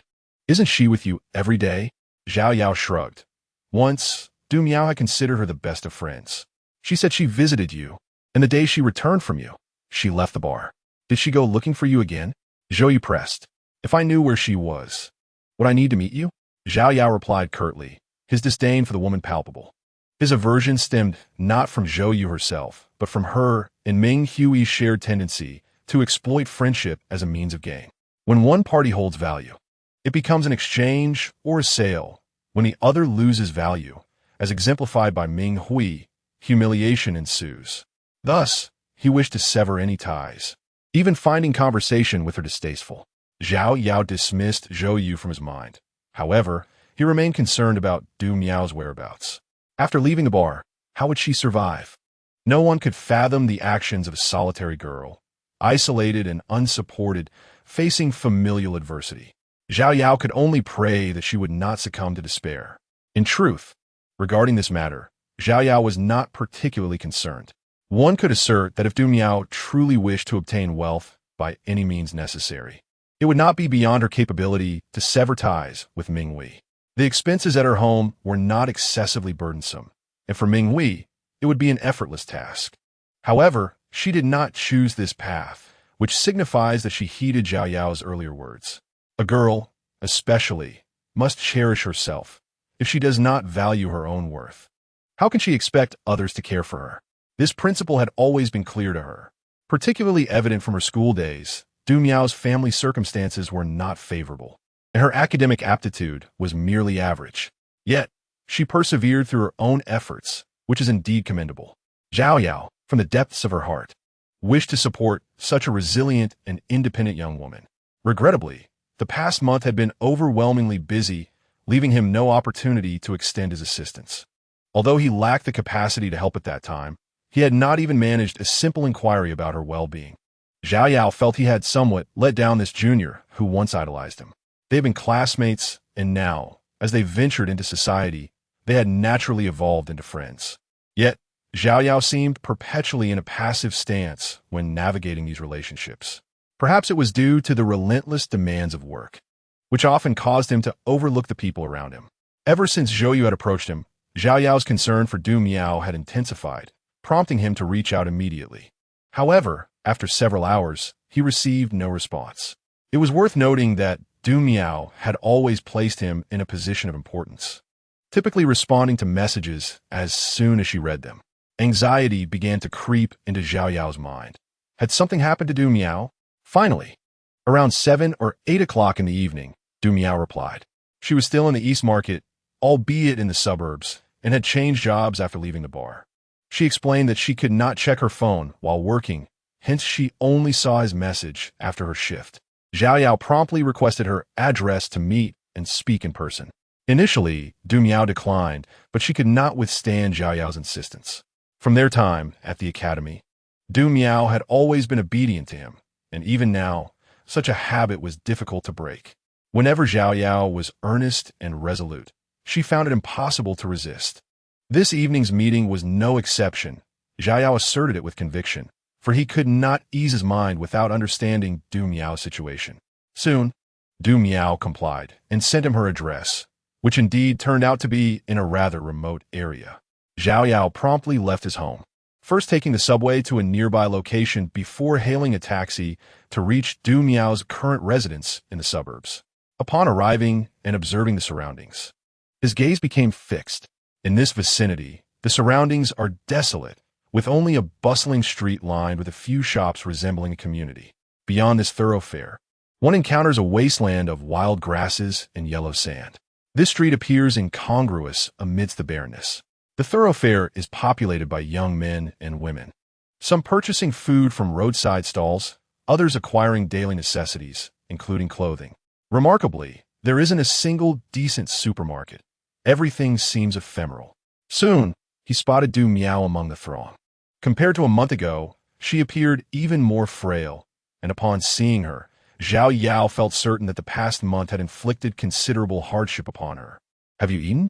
Xiao Yao inquired as she approached. Du Miao pressed her lips together and shook her head. Xiao Yao grasped her arm and led her to a fast food establishment that seemed acceptable, ordering 2 meals. Du Miao quietly consumed her food, never lifting her gaze, resembling a child who had erred, too timid to meet her eyes. "What is this place? Have you been here for a month?" Du Miao nodded, replying, "This is a factory. After leaving you, I also departed from the bar and came here." Xiao Yao furrowed her brow, asking, "But you hold a bachelor's degree. Why work in a factory?" "The wages are higher here," Du Miao replied softly, explaining that she had come earn a bit more money each month. However, it was well understood that such places offered no future. Xiao Yao was acutely aware of this. "Though the pay is decent now, what about a year or 2 from now?" Xiao Yao felt a profound sense of helplessness. "But I cannot wait that long. My family needs money," Du Miao said, tears welling in her eyes. She understood all too well the gravity of her circumstances. If there had been any other option, she would not have severed her prospects to come here. Observing her despair, Xiao Yao felt compelled to refrain from further admonishment. "All right, eat quickly. Once you finish, we shall leave this place together." Du Miao abruptly raised her head, declaring, "No, I cannot leave." This time, her gaze was resolute, unwavering even in the face of Xiao Yao's insistence. "Listen to me. Come for an interview at our company tomorrow," Xiao Yao urged her. "Huh? To your company?" Du Miao's eyes widened in confusion. "Indeed, I had intended to suggest this earlier, but at that time, my position in the company was not yet stable, so I thought it prudent to wait. I never anticipated you would end up here." Xiao Yao shot her a disapproving glance, feeling a mix of exasperation and compassion for the girl. Before Du Miao could finish her sentence, Xiao Yao interrupted, "Enough of this. After you finish eating, pack your things, and we will leave together." Faced with Zhao Yao's irrefutable stance, Du Miao silently nodded in acquiescence. It was then that Zhao Yao realized this was the factory's employee dormitory, explaining its remote location. It was said that a shuttle bus transported workers to and from the factory daily, and after work, they typically grabbed a bite on the street before returning to their dorms to sleep. This monotonous routine, waking to work, toiling, and sleeping, rendered their lives machine-like, gradually eroding their leisure time. For these young individuals, indulging in a meal after work, engaging in casual conversations on streets, may well be the extent of their leisure pursuits. Such a monotonous existence is undeniably tedious. At least, Zhao Yao has no desire to descend into such a fate. Chapter 0086. Successfully passing the interview before long, Du Miao emerged, burdened with bags of various sizes. "Where shall we go?" she asked, her expression one of confusion. At this moment, Zhao Yao realized that in his haste to whisk her away, he had given no thought to their destination. The night was now upon them, making the prospect of securing accommodation rather challenging. It was certainly too late for that now. Furthermore, times have changed. His previous residence had been relinquished, and he currently cohabited with Xue Han. It would be inappropriate to bring a woman home unless she was someone of significant importance to him. However, he harbored no such feelings for Du Miao. After considerable contemplation, he ultimately decided to escort her to a hotel for the night, planning to search for housing the following day, which would be just in time. As they departed by taxi, Du Miao sat silently beside him, the weight of life's pressures casting a pall over her once cheerful demeanor. Zhao Yao felt powerless to offer comfort. Any words would be woefully inadequate. The only course of action was to help her navigate through this predicament as swiftly as possible. From Zhao Yao's perspective, the task was not insurmountable. Their team was still in need of personnel, and based on Du Miao's capabilities and work ethic, he had no doubts regarding her potential. As long as she could acclimate to the company, her performance-based commission would undoubtedly meet her current familial needs. Upon reaching the hotel, he said, "Be careful tonight. I will contact you tomorrow." Du Miao nodded, placing her trust in him. In truth, her faith in Zhao Yao was absolute. Otherwise, she would not have so readily vacated her previous position. It is worth noting that by leaving, she had relinquished her fallback at the factory. Yet, Du Miao was confident that Zhao Yao would not make hasty decisions without being certain of his choices. When Zhao Yao returned home, it was already well past midnight. Xue Han had long retired for the evening. However, he possessed a key, alleviating any concerns about being unable to enter. Once inside, he securely locked the door, took a quick shower, and promptly fell into a deep slumber. The night passed without incident. The following day, Zhao Yao sent Du Miao the company information early and then sought out Xia's island in person. Utilizing an internal recommendation could save them much hassle, allowing her to proceed directly to the interview. Given Zhao Yao's current rapport with Xia's island, and since he had already vouched for Du Miao, the interview would merely be a formality. Barring any significant issues, there would likely be no surprises. Du Miao arrived at the company as scheduled. In truth, she possessed her own charm, provided Zhao Yao was not her immediate focus. Although her academic prowess was average, her time spent learning alongside Zhao Yao had undoubtedly elevated her abilities beyond those of the ordinary individual. With little suspense, Xia Xilan smoothly passed the interview, offering a gesture as she walked past him. The internal recommendation essentially provided immediate results. Due to work commitments, Zhao Yao could only converse with her briefly after her successful interview. Du Miao was naturally elated, as the new company, facing recruitment challenges, offered quite favorable compensation. "You can rent a place today, and if you manage to move in your belongings, I will assist you after my shift," Zhao Yao said to her. Du Miao shook her head, responding, "It's all right, I can handle it myself." Chapter 0087. Another beauty added, "Well, that's good." Zhao Yao nodded. She aimed to finalize all her tasks today, allowing her to start work directly tomorrow. This was undoubtedly splendid news for her, as a day's delay could significantly impact financial pressures for someone in need. The same applied to Du Miao, given her family's situation. She likely needed to send living expenses every month. If she lost too much time in a month, her earnings would diminish. Previously, there were no worries regarding her factory wages. Even if she resigned automatically, only 3 days' pay would be deducted, rather than a total loss. That was perhaps the only commendable aspect of the factory. The wages remained consistently low and stable, showing little variation even over decades. Unlike normal companies where promotions and raises accompanied skill enhancement. Having resolved Du Miao's situation, the burden he felt was lifted. That same day, Du Miao successfully rented a house and moved in. The following day, she seamlessly began her new position, becoming a part of Xiao Yao's team. After Du Miao's onboarding, the team finally increased to 4 members, yet he had not forgotten about Song Yi. After the gathering, Song Yi approached him again for discussion. Xiao Yao did not immediately agree, instead encouraging her to contemplate her decision more thoroughly. After all, making a choice was easy, but regretting it midway could be detrimental. Xiao Yao valued this crucial aspect, and, having a favorable impression of Song Yi, naturally hoped she would consider her decision carefully to avoid future remorse. The most significant difference between the business and functional departments was likely the level of work pressure. Currently, Song Yi faced little stress in her role.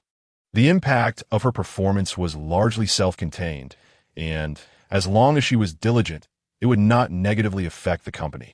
Yao Gu, your department has gained another beauty, Song Yi remarked meaningfully upon seeing him.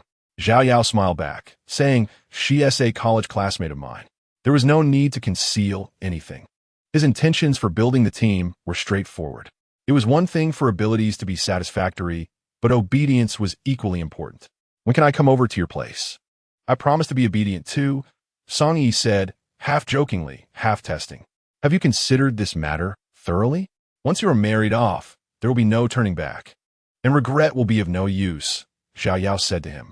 Of course I've thought it through. Song Yi nodded, her resolve gradually solidifying.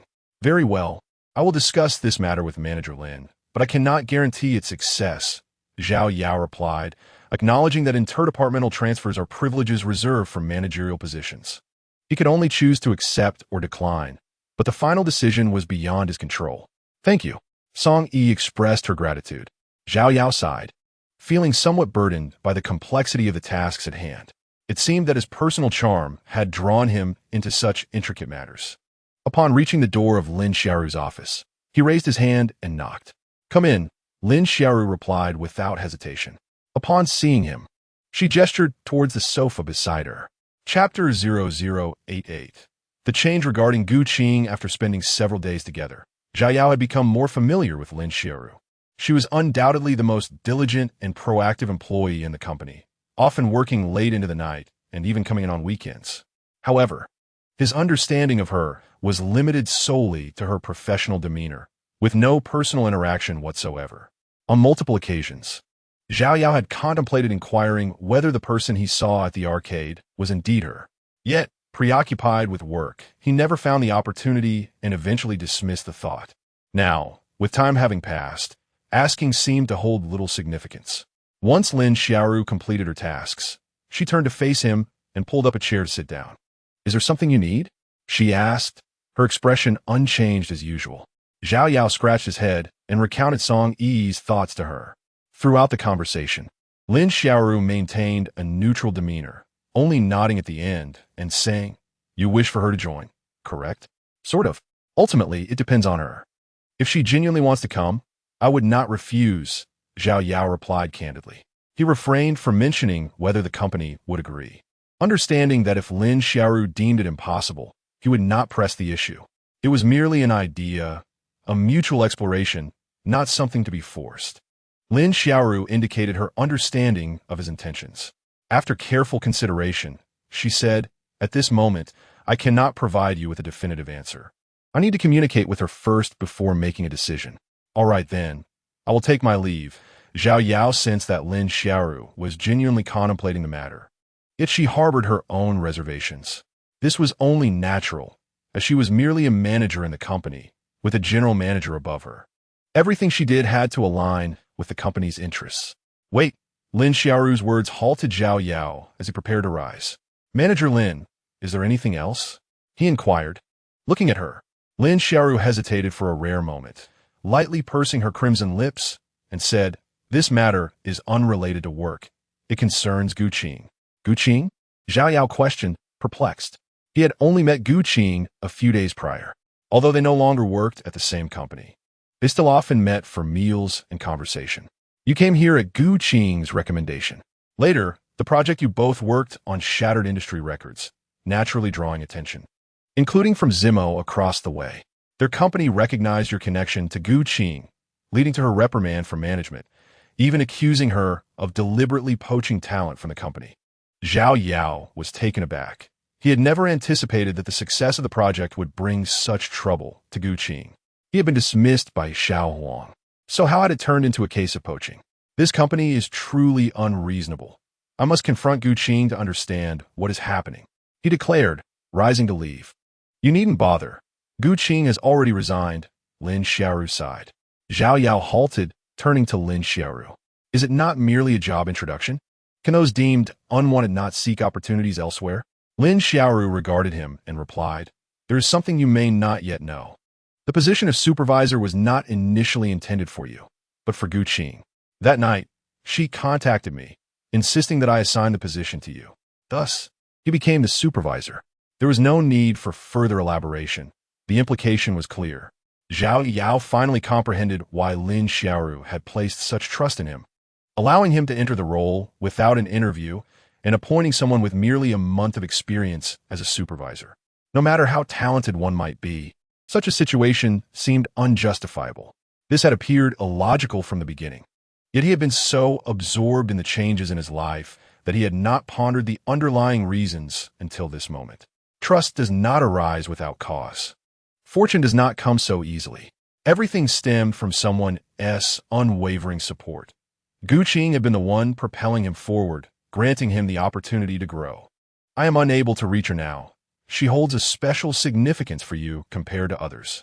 Perhaps you might try contacting her yourself, Lin Xiaoru expressed concern, her eyes betraying her anxiety for Gu Qing's safety.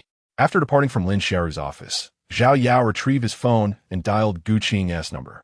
The ringing persisted, but there was no answer. Perhaps she had forgotten her phone. He continued to send her messages, yet they fell into silence, eliciting no response. Gu Qing's disappearance extinguished his motivation for work. Finally, around 3 or 4 in the afternoon, he received a reply from Gu Qing. Why did you send so many messages? I just woke up, she wrote. Zhao Yao promptly called her, inquiring about the situation. Gu Qing sounded indeed as if she had just awakened, her voice still languid. Yet she was reluctant to discuss the matter. With no other option, he asked her whereabouts. Gu Qing did not specify her exact location, merely stating that she had left Dong City. Why are you leaving? I need to see you now, Zhao Yao exclaimed angrily, feeling slighted that he had departed without so much as a greeting. You come and go as you please. When I wish to return, I shall visit you. Gu Qing remained as carefree as ever during their conversation, yet this time she refrained from addressing the crux of the matter. With a hint of exasperation, Zhao Yao inquired, when will you be back? Well, that's uncertain. It depends on my mood. Right now, I have no desire to return to that city, Gu Qing mused thoughtfully. Zhao Yao, dissatisfied, huffed, and asked, are you saying you don't want to see me anymore? Of course not. You know that's not what I mean. I'm just feeling a bit down. You must give me some time to recuperate, Gu Qing insisted, her tone revealing that she still cared deeply for Zhao Yao. If you remain in such a state of discontent, won't that mean I won't see you at all in the future? Zhao Yao pressed on. Gu Qing replied without hesitation. That won't happen. I quickly forget what makes me unhappy. Besides, how could I possibly avoid seeing you? Even if you don't wish to return, at least tell me where you are. I will come find you. Zhao Yao was determined not to let her slip away. Absolutely not. You can't just run around. You have a team to lead. You've finally found your footing. You must hold on to that. Gu Qing responded. How can you just leave like that? Zhao Yao persisted. Because I'm a girl, and I'm not pursuing a career like you are. You need to work hard. Gu Qing retorted, leaving Zhao Yao momentarily speechless. I don't care. You simply cannot leave like this. Zhao Yao resorted to unreasonable tactics. With a deep sigh, Gu Qing implored, Zhao Yao, please give me a little time. I'm genuinely unhappy and just need a rest. After a while, I promise I will return, all right? Hearing her voice through the phone, Zhao Yao regretted that she was unable to alleviate Gu Qing's troubles and felt reluctant to press her further. Fine, but we must stay in touch. You can't just vanish. Zhao Yao finally conceded. Rest assured, I will keep you updated regularly. You needn't worry, Gu Qing assured her. After concluding the call with Gu Qing and confirming her well-being, Zhao Yao felt a sense of relief. She returned to Lin Xiaoru's office to share the situation, so her worries could be alleviated as well. Lin Xiaoru regarded her thoughtfully and remarked, "It seems she holds a special place for you. You should make an effort to comfort her." "Oh," Zhao Yao responded, somewhat understanding but also feeling helpless. What good was it to be special if they could only communicate a few words? Gu Qing hardly listened unless they were face to face. Had Zhao Yao known her whereabouts, she would have surely tied her up and brought her back. Nevertheless, reassured by Gu Qing's safety, Zhao Yao gradually eased her concerns. As for Gu Qing's unhappiness, she would have to process that on her own. Not long after their phone conversation, Gu Qing indeed took the initiative to send Zhao Yao several photos of her meal. From the perspective of the photograph, it is evident that she finds herself in a new environment, one that starkly contrasts with her home. Zhao Yao engaged in a brief conversation with her before immersing herself back into work. Subsequently, Lin Xiaoru approached Song Yi regarding the matter of transferring departments. There were virtually no significant obstacles remaining. They merely awaited the onboarding of the new receptionist, after which she could transition to Zhao Yao's department. At long last, Song Yi's wishes were fulfilled, and she exuberantly approached Zhao Yao, exclaiming, "This is wonderful. From now on, I shall be part of your team." Zhao Yao, taken aback, along with the others, shared a similar astonishment. With a rosy hue gracing her cheeks, Song Yi hurriedly clarified, "I mean the people in your department. Did Manager Lin approve?" Zhao Yao inquired. Song Yi nodded eagerly, her head bobbing like a chick pecking at grain. "Yes," he agreed. "I can now fight alongside you." "Excellent. Our department has gained another beauty," Zhao Yao playfully echoed Du Miao's earlier words. Song Yi chuckled, unfazed by the teasing, and cheerfully responded, "Thank you for the compliment. Welcome." Members of the department, including Luo Xiangrong and Li Shanshan, also expressed their warm welcomes. It is noteworthy that Song Yi is well-liked within the company, not merely due to her beauty, but also owing to her amiable personality, high emotional intelligence, and charm. Thus, everyone was delighted about her impending addition to the team. However, until the new receptionist commenced her duties, Song Yi continued with her original responsibilities. She constantly yearned for the HR department to expedite the recruitment of a new front desk staff member. Consequently, Xia Xilan found herself frequently urged by Song Yi. Finally, after a span of 2 days, the new receptionist commenced her role, and Song Yi promptly initiated the transfer process. This was nearly simultaneous with the new employee's onboarding procedures. Unbeknownst to others, Song Yi had already filled out the transfer request form on the very day Lin Xiaoru granted her consent. She merely needed to enter the date and seek managerial approval.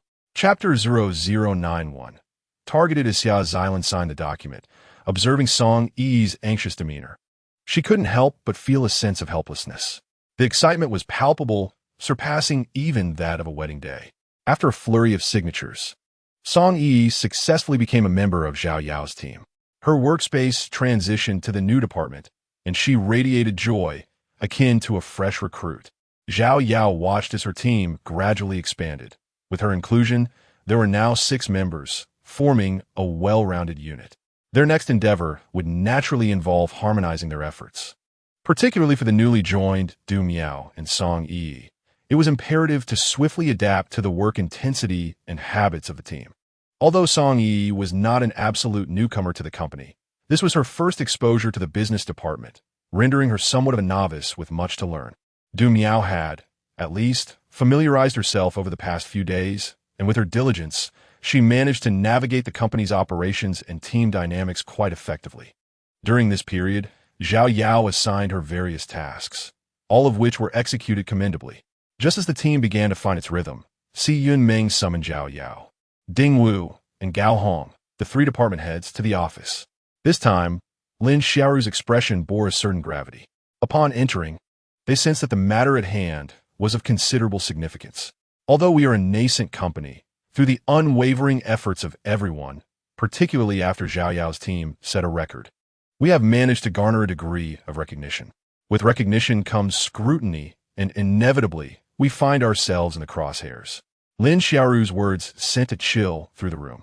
It was evident that the situation was far from as manageable as she suggested.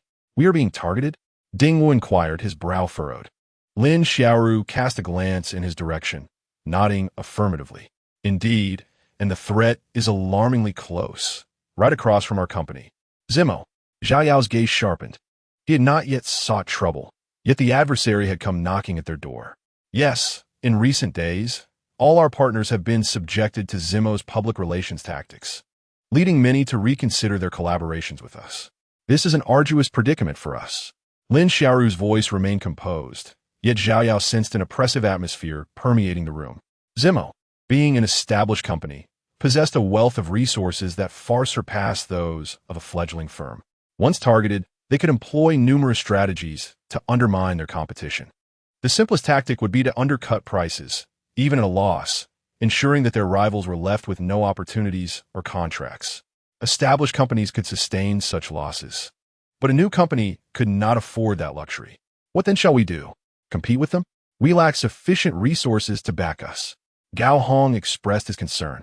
Visibly unsettled, he was typically the most inquisitive, unable to bear unexpected developments, and the current situation had him flustered.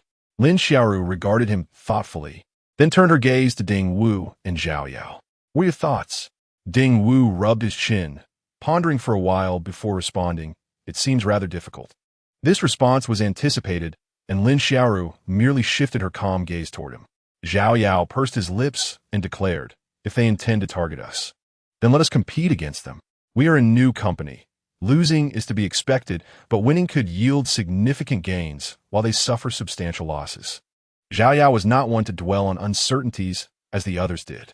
Ever since learning that Zimo had forced Gu Qing away, he had harbored a deep-seated anger.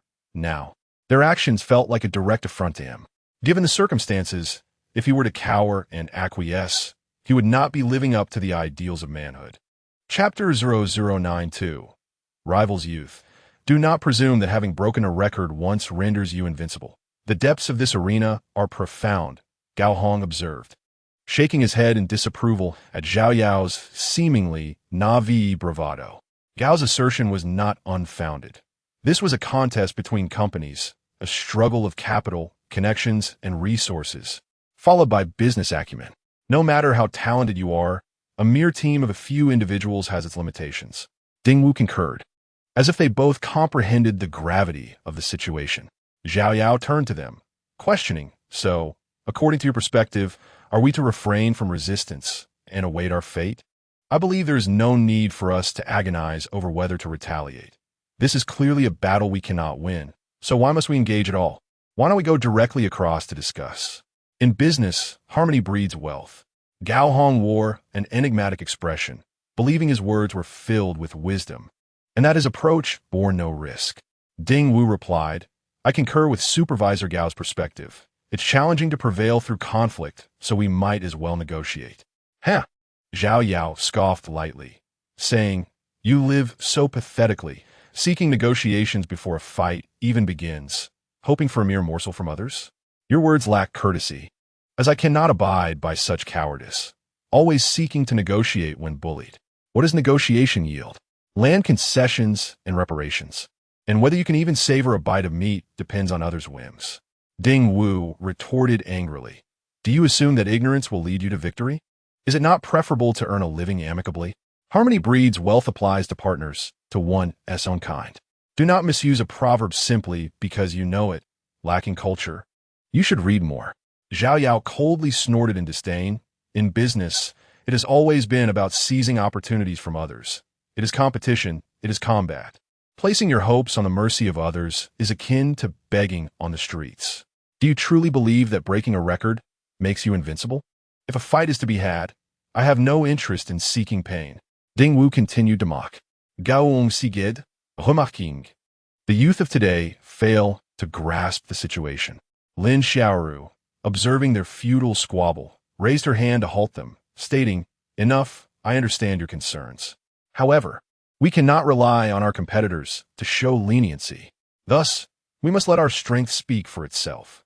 With that, Lin Xiaoru picked up 3 documents and handed them to each of them, saying, Since we must select our partners, Let us bid and present our proposals for them to choose. This puts us at a disadvantage. Ding Wu was the first to speak up. Gao Hong nodded in agreement. The risk is too great. If we are not chosen, won't all our efforts be in vain? Lin Xiaoru regarded them with resolute affirmation. Indeed.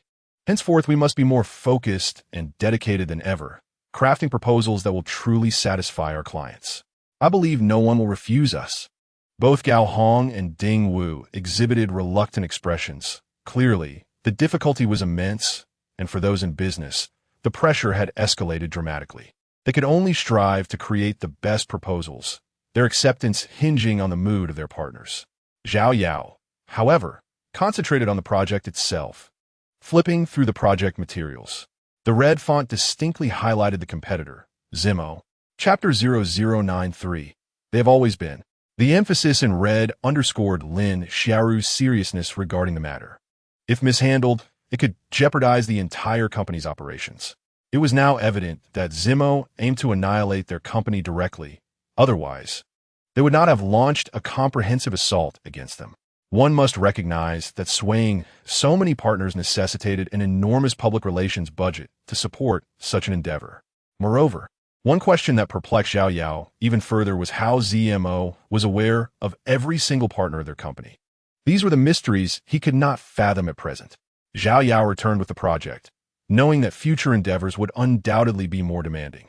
They would need to invest greater effort and time than before in refining their ideas and proposals. However, it is essential to note that the proposals for the bidding were distinctly different from the finalized plans. Simply put, they placed a greater emphasis on creativity. Subtle details or critical components had to be judiciously concealed. This approach would allow the partners to perceive their strengths without fully unveiling the entire plan, resembling a mere preview. After all, their goal was to facilitate a successful collaboration. Only once the partnership was established would a more formal and comprehensive proposal be required. Zhao Yao had already begun researching the new project, delineating tasks to familiarize the team and preparing some preliminary work. He could guess that Lin Xiaoru was undoubtedly under immense pressure at this moment. Neither Gao Hong nor Ding Wu believed they could triumph over ZMO. Even if Lin Xiaoru insisted they participate in the bidding, they would merely go through the motions without a shred of confidence. When they ultimately failed in the bidding, it would only affirm their belief that victory was unattainable. They would then rely on the company to negotiate with ZMO. As for the potential costs to the company and whether they would acquiesce, those were not their concerns. Zhao Yao had observed the previous scenes and could ascertain that the two held such thoughts. In the end, even if the company were to collapse, they could easily switch to another and continue their mundane existence. It could be said that internally, their unity had already frayed, as some individuals were preoccupied with their own interests, neglecting the common good. Their thoughts were solely focused on preserving their own benefits. Zhao Yao firmly believed that Lin Xiaoru could not be oblivious to this reality. Yet, even if she recognized it, there was little she could do or say. Even if some individuals were not exerting their full effort, it was still imperative to maintain a FA-ADE. Every bit of contribution counted. Zhao Yao understood clearly that he could not afford to lose. Regardless of others' actions, he was determined to give his all. This encounter with ZMO, whether in avenging Gu Qing or for the sake of the company, had to be successful. He even began to work overtime again. Initially, he was alone, but soon Du Mian stayed behind to assist him, and eventually, Song Yi seemed to adapt to this demanding pace. As more individuals joined the overtime effort, every day at 6 o'clock, the office would empty out. However, Zhao Yao and 5 others remained, without anyone asking for it, nor did Zhao Yao actively rally them. From Du Mian to Song Yi, from the couple Li Shan and Xiao and Guang, to the final member, Luo Xiangrong, all were inspired to join in this fervor. They recognized the clarity reflected in every page of the project documents, where in the header, in small red font, it read, Competitor, ZMO Chapter 0094. Battle, life and death. The entire department voluntarily worked overtime. It sounds absurd, almost like the boast of a company owner. Yet for Zhao Yao and his team, each person harbored a sense of urgency within. Zhao Yao refrained from disclosing the details of their predicament, but his relentless dedication at the computer, working day and night, evoked a sense of empathy in others. It was clear to everyone that the situation was far from simple. This project was undeniably of paramount importance. The line of red text on the header pierced through their nerves. No one dared to inquire. They were indifferent to the reasons behind their grueling efforts. Starting with the first person, everyone stood by Xiao Yao's side, exerting their utmost strength to alleviate the invisible pressure on the team, striving to excel.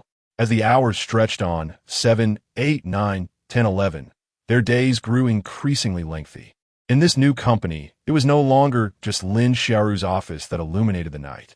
On that day, Lin Xiaoru stood at her office door, gazing from a distance at the busy figures of Xiao Yao and his team. For reasons unknown, the usually strong-willed woman felt her eyes welling up. She retreated behind the frosted glass, tears streaming down her face. Witnessing her colleagues exerting every ounce of effort amidst the burdens they had borne for countless days transformed her pressure into a renewed strength, solidifying her resolve once more. Returning to her desk, she took a tissue to dry her tears, her lips pressed tightly together, revealing a determined expression. She was not fighting this battle alone. Regardless of the cost, she would overcome this challenge, for her career and for those tirelessly working outside. In the following days, even the other employees began to notice the unusual fervor of Xiao Yao's team. Some exaggerated their efforts, while others expressed curiosity, but they merely responded with smiles, offering no explanations. Initially, people assumed they were merely putting on a show, but as days passed, it became evident that their sole focus was work, even eating at their computers. Even Song Yi had gone days without indulging in gossip. Gradually, the atmosphere shifted. Some began to sense something amiss. Observers noticed the seriousness etched on Xiao Yao and his team's faces. Their minds were wholly devoted to efficient work, with no inclination to engage in other matters. This was troubling, yet no insights could be gleaned from Xiao Yao and his team, who remained tight-lipped. However, the company's business teams were not limited to Xiao Yao alone. There were two other teams as well. In a world where secrets are hard to keep, news quickly spread regarding the company's targeting by Zimo, including the ominous red text on the project header. Finally, people began to understand the unusual behavior of Xiao Yao's team. They were engaged in a fierce struggle.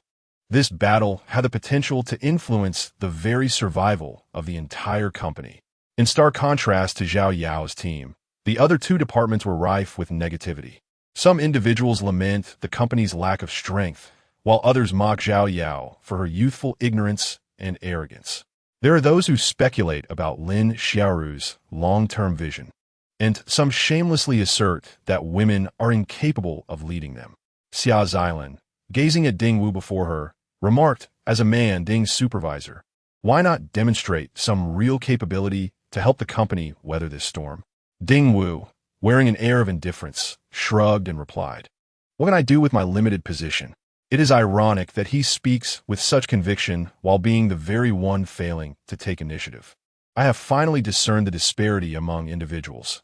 While some supervisors tirelessly strive alongside their teams, others merely cloak their ineptitude in self-righteous rhetoric. Xia Xilan, unrestrained by any reservations, began her cutting sarcasm. "Xiao Xia, this matter is not as simple as you presume. It is a confrontation between companies, and our firm is not even on the same scale as theirs.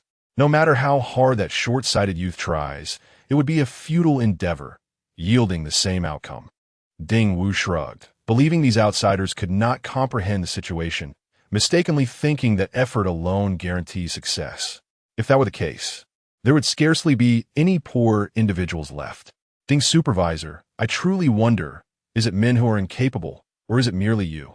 Xia Xilan shot him a glance before leaving with a cold laugh. Ding Wu clenched his fists in anger. These women were utterly foolish, convinced of their righteousness, oblivious to their own folly. I refuse to believe that if they succeed, I would leap from this floor. He shouted indignantly at Xia Xilan's retreating figure, questioning her faith in his years of judgment.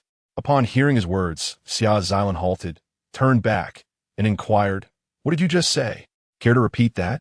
With that, she produced her phone and activated the recording function. Ding Wu was taken aback. He hadn't anticipated this woman would break her usual demeanor, displaying a fiery temperament and seriousness today. However, considering the possibility of success, he declared, I'll say it again, If Zhao Yao succeeds this time, I'll jump from this floor. Are you certain? Xiao Xilan pressed once more. Supervisor, don't act impulsively. Last time, your rashness cost you, someone nearby cautioned. While most doubted Zhao Yao could perform miracles, the unpredictable nature of fate should not be dismissed. Ding Wu glared at the speaker and affirmed, absolutely. Ding Wu promise. Wait, Xiao Xilan interrupted.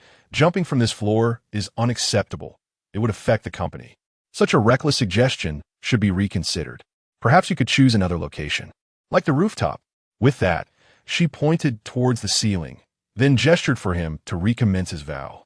With a huff of indignation, Ding Wu proclaimed, I, Ding Wu, vow that if Zhao Yao and her team succeed, I shall leap from the rooftop. Clap, clap, clap. Xiao Xilan put away her recording and applauded his audacious spirit, offering her encouragement. Director Ding finally took a stand, eagerly anticipating your performance. Xiao Xilan let out a cold laugh, turning away once more without pausing for a moment. Zhao Yao remained completely oblivious to the happenings outside. Presently, they had devoted nearly all their energy to their work, leaving no room to concern themselves with anything else beyond the project. Even Zhao Yao had not been in contact with Gu Qing for at least 2 days. Of course, she had already informed him of the current situation, and Gu Qing continued to send him updates through photographs every day, despite Zhao Yao's lack of response. Gu Qing showed no signs of impatience, consistently sharing pictures at designated times. Zhao Yao would occasionally glance at them every couple of days and provide a brief reply, ensuring it did not consume too much time. Gu Qing seemed to have grown accustomed to this method of companionship, helping him navigate through this arduous and busy period. Chapter 0096. Who is the rival? Overtime is the fool's way to solve problems in the past. Everyone eagerly awaited Friday, hoping to joyfully conclude the week's work. However, this particular Friday did not evoke the same desire for liberation. Xiao Xilan entered with takeout, distributing it among the team. This was the only way she could assist. While eating, Zhao Yao remarked to her, in the face of difficulties, we cannot expect everyone to rise to the challenge, but I can exert all my efforts. Xiao Xilan pouted unhappily and asked, wouldn't it be disheartening because of those who lag behind? Zhao Yao pondered seriously and replied, perhaps. But reason tells me it is of no consequence. After finishing their meal, instead of diving straight into work, Zhao Yao first visited Lin Xiaoru's office. He informed her, Manager Lin, our project should be successfully completed by tomorrow. Lin Xiaoru looked at him in astonishment and said, so soon? We could present the proposal to the other party on Monday, which would greatly enhance our advantage. But tomorrow is the weekend. Want you to take a break? They wished to complete the project first, as the probability of success would significantly increase. After working hard for so many days, they were merely a day away from completion. The thought of resting seemed unfathomable. Lin Xiaoru pursed her lips, a hint of guilt concealed beneath her lowered lashes. Eventually, she nodded and said, all right, I will await your news. Thank you for your hard work. Zhao Yao smiled and shook his head, assuring her, you won't be disappointed. He then discussed some details with Lin Xiaoru, including the final style and color selection. Only after their opinions were fully aligned did he turn to leave. Returning to his post to continue working, Xiao Xilan remained with them until 8 o'clock. As there was nothing more for her to do, Zhao Yao ultimately urged her to leave, pondering when she had developed such an affinity for staying at the office. I'll be back tomorrow, she declared defiantly before reluctantly departing. This left Zhao Yao speechless. To be frank, he had never been fond of working overtime. It was merely a necessity imposed by circumstances that compelled him to exert himself so fervently. It seemed that everyone had misunderstood him. He did not possess a penchant for self-punishment, nor was he a workaholic. Moreover, there was another matter that pained him. The incessant late-night work had resulted in a considerable daily expenditure on taxi fares. From every conceivable perspective, the practice of working overtime could not be sustained for long. This realization had become his most profound insight during this period. As Gu Qing had put it, if one's abilities were sufficiently formidable, one could accomplish tasks flawlessly within the limited working hours. Overtime was merely the approach of the foolish to resolve issues. When Zhao Yao finally found some leisure, he replied to her. It seems we Haven T exactly avoided overtime together. Have we? Gu Qing responded, a bear leads a bear, and a wolf leads a wolf. Xiao Yao gifted her a warm and amiable smile, bringing that rather painful conversation to a close. On this day, Gu Qing sent another message. Initially, Xiao Yao merely glanced at his phone screen, but upon reading the content, his gaze sharpened. Gu Qing, I have already discovered who is competing with you for the same project at Zimo. Xiao Yao hastily picked up his phone and inquired, who is it? Chapter 0097. The Grief of Xuehan, where kinship can also be ruthless. Having spent a month at Zimo, Xiao Yao had, to some extent, become acquainted with individuals from his former company. Now, Zimo regarded them as rivals. In Xiao Yao's perspective, this was undoubtedly linked to him, especially given the proximity of the two firms. Following the record-breaking incident, both his team and the new company had posed a threat to their counterparts. However, was such a direct and ruthless approach towards a competitor not a tad hasty? At best, they had merely showcased significant potential, still in their nascent stages, and could not truly be compared to established firms. Xiao Yao had always harbored some doubts regarding Zimo's extreme tactics. When he saw Gu Qing's message, he felt an urgent desire to know the answer, not for any particular reason, but out of sheer curiosity regarding who was engaging him in this contest. Gu Qing, it's Supervisor Huang.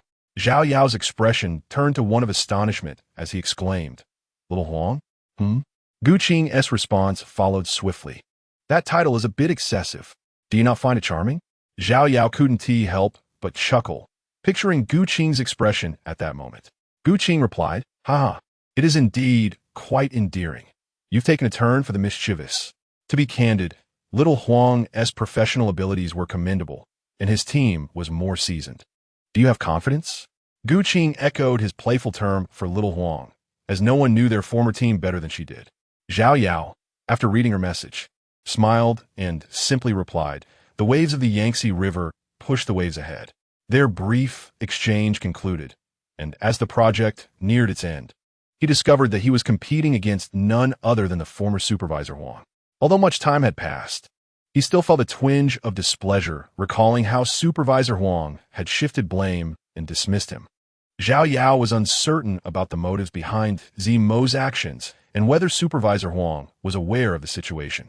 Nonetheless, he resolved not to be overshadowed this time. It is a common human desire to prove oneself, and Xiao Yao was no exception. He immersed himself further into his work, determined to be more diligent. Upon returning home, he found it was already 11 o'clock at night, and the entire villa was ablaze with light. Was Xuehan still awake? The next moment, Xiao Yao noticed an unfamiliar vehicle in the yard. No, someone had come to the house. Vaguely, he recalled having seen this car only once before, when Uncle Lai had picked him up to go to the Xue family. Then he spotted Uncle Lai smoking at the entrance. Mr. Zhao, what brings you here so late? Uncle Lai seemed oblivious to the fact that Xiao Yao lived here, hence his surprise at his late arrival. I have moved in here, Xiao Yao replied, finding Uncle Lai quite agreeable, exuding a sense of steadiness akin to his driving. Ah, I see, Uncle Lai said, clearly taken aback, as he stepped aside to allow Xiao Yao passage. As Xiao Yao pushed the door open, a chilling atmosphere enveloped him. Xiahan, have you forgotten your mother after running away from home for so many days? Before he even stepped into the room, he heard the sharp reprimand of Shui Hongyan. There's no need to waste your breath. I will not return with you. You and your husband come looking for me only after losing all your money. I truly wish to see you both no more. Shui Han's face was terrifyingly cold as she rose from the sofa, turning to leave.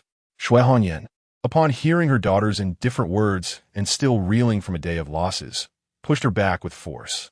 A resounding slap echoed as it struck Shui Han's face. Given Shui Han's slender frame, she was no match for the robust Shui Hongyan, and the blow sent her crashing onto the sofa, her long hair in disarray. I refuse to believe that I can no longer manage you, Shui Hongyan declared fiercely, one hand on her hip and the other pointing at Shui Han, her rage undiminished. As she spoke, she reached out again toward Shui Han. Just as Xiao Yao stepped into the room, he witnessed this shocking scene unfold, his heart racing and his expression shifting dramatically. In a swift motion, he dashed across the room, seizing Shui Hongyan's wrist with a firm grip. What are you doing here? You little bastard. Let me go. Shui Hongyan shouted in fury upon seeing him, attempting to wrench her arm free. Yet, Zhao Yao's grip remained steadfast, impervious to her efforts. His gaze was chilling, and his thumb pressed firmly against her pulse. The more she struggled, the greater her pain became. Get away. Zhao Yao forcefully swung his arm, sending Shui Hongyan, who weighed over 200 pounds, sprawling across the floor with a scream reminiscent of a slaughtered pig, landing on her back. Zhao Yao would never allow her to fall onto the sofa. Had it not been for the carpet on the floor, the impact would have been considerably worse. From the moment he entered the room to the instant he tossed Shui Hongyan out, no more than 2 seconds had elapsed. Zhao Yao hurried to Shui Han's side, helping her up while gently brushing aside her long hair. The vivid crimson imprint on her face was shocking. One side of her visage had swollen, with blood oozing from the corner of her mouth. This despicable woman had inflicted such cruelty upon her own daughter. Zhao Yao felt a tumult of anger and heartache within him as he picked up a tissue from the coffee table, cautiously dabbing at her wounds. Shui Han stared at him, her eyes filled with grievance and pain, tears streaming down her cheeks. Each drop fell onto Zhao Yao's hand as he tended to her mouth, echoing the sorrow in his heart. Open your mouth. Let me see how severe the injury is, he urged.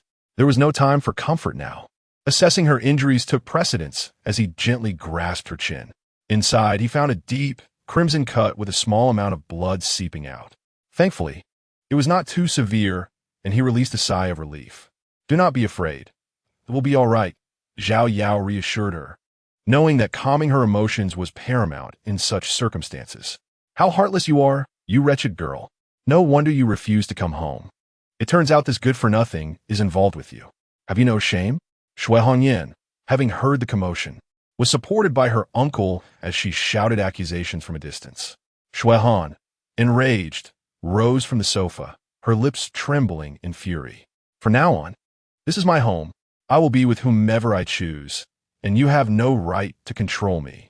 With that declaration, Shui Han turned and strode purposefully towards her room. Shui Hongyan was not about to relent. She lifted her leg to pursue her. Zhao Yao stepped firmly in her path. His voice icy. I have spared you out of consideration for Shui Han. If you continue to harass her, I wouldn't hesitate to deliver a couple of slaps across your face as well. Chapter 0098. Biting fingers, is one alone afraid? The familial conflict left Zhao Yao at a loss. Shui Han's injury pained him deeply, yet he could do nothing against Shui Hongyan. After all, she was her mother, a bond that could not be disregarded. All Zhao Yao could do was protect Shui Han from further harm. Despite the fury that boiled within him, he had no choice but to exercise restraint.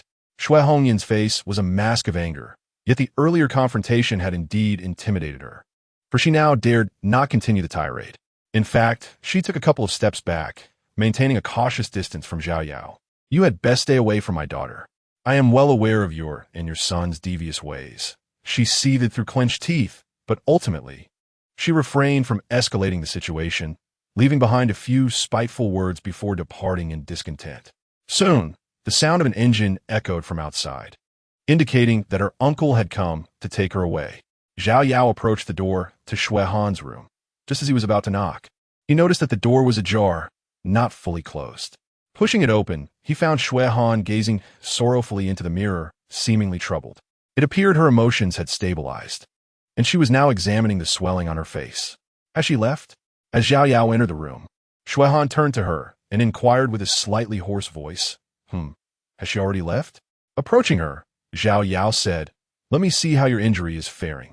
Perhaps due to Zhao Yao's earlier act of protection, Shui Han obediently leaned her face closer, expressing her grievances. I fear I won't be able to face anyone for many days. I wonder if this will leave a mark. Upon closer inspection, Zhao Yao noted that one side of Shui Han's face was severely swollen. If not properly treated, the consequences could be dire. Does it hurt? Zhao Yao asked softly, her heart aching at the sight. It hurts, Shui Han replied with a voice tinged with a whimper, devoid of any trace of her usual commanding presence. In that moment, she resembled a wounded, wronged little girl. Zhao Yao bit her lip and advised, do not touch that area for now. I have a way to make you feel better tonight. Tonight? Shui Han's eyes sparkled with curiosity. What method? Wait for me here. Zhao Yao flashed her a mysterious smile before swiftly making her way to the bathroom. Inside, the bathroom was adorned with her delightful toothbrush, quilt, and an array of exquisitely packaged cosmetics, a testament to their considerable value. Zhao Yao filled a basin with cold water, then took a clean towel and soaked it thoroughly, satisfied with the icy temperature. After a moment of hesitation, Zhao Yao emulated those skilled individuals she had seen on television, biting down on her fingertip. Not broken, she mused, realizing she had bitten lightly, as her finger's smoothness made it difficult to pierce. Zhao Yao lamented that even seemingly simple actions required a certain finesse. After several attempts, she finally managed to pierce her finger amidst excruciating pain, and blood began to seep out. Drip! A single drop of blood fell into the basin, while the second drop took an eternity to emerge. As the pain subsided, Zhao Yao lifted her finger to find the wound had already healed. Overwhelmed, she thought, "One bite isn't sufficient. I must try again." Continuing to bite, she finally succeeded on the next attempt, having learned from her previous experience. No longer waiting idly, she pressed her finger into the water, squeezing out the blood before the wound could heal completely. At last, her efforts bore fruit. The blood flowed freely into the water, merging seamlessly with the towel. Since the awakening of her bloodline, her blood had transformed into something extraordinary. According to her ancestors' records, her blood was akin to a miraculous elixir, capable of remedying even minor swellings with ease. Gently wringing out the towel to retain some moisture, she emerged, carrying it with her. Shui Han sat there, lost in despondent thoughts. "Lie down and apply this to your face," Zhao Yao instructed, holding the cold towel before her.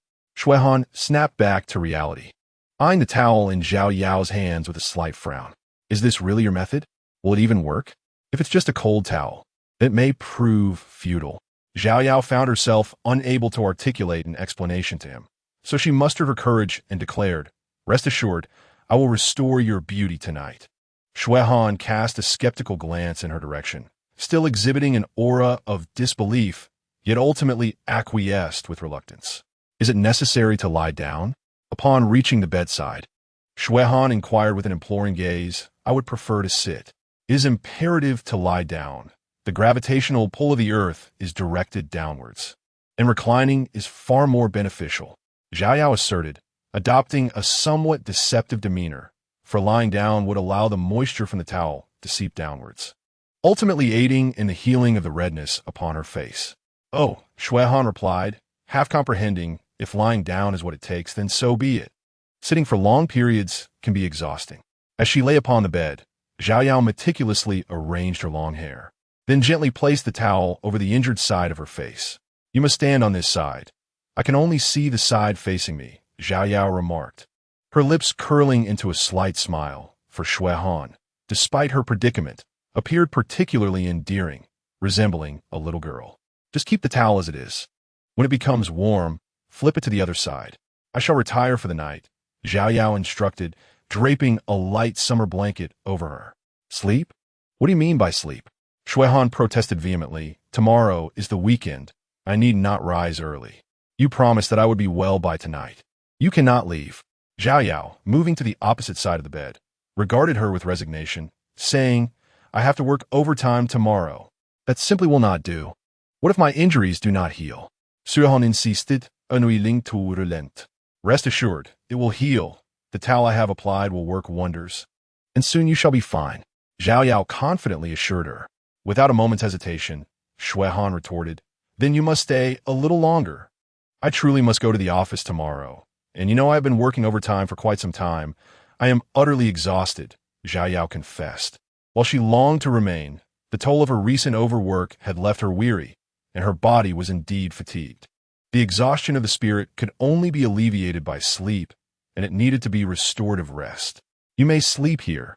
If anything arises, I can call for you directly," Shui Han implored, her gaze pleading, clearly desiring her to stay. Zhao Yao regarded her thoughtfully, as if she had discerned the underlying truth, and asked, "Could it be that you are afraid to be alone?" Chapter 0099. Sharing a bed. Who holds the power of persuasion? It is entirely natural for a young woman, having recently endured an unpleasant experience and still bearing wounds upon her face, to harbor fears. Xuehan stumbled over her words. I fear that my injuries will not heal, and since you assured me that I would be well tonight, you cannot leave until I am. She stubbornly maintained her position, resolute in her desire for Xiao Yao to remain. Then where shall I sleep?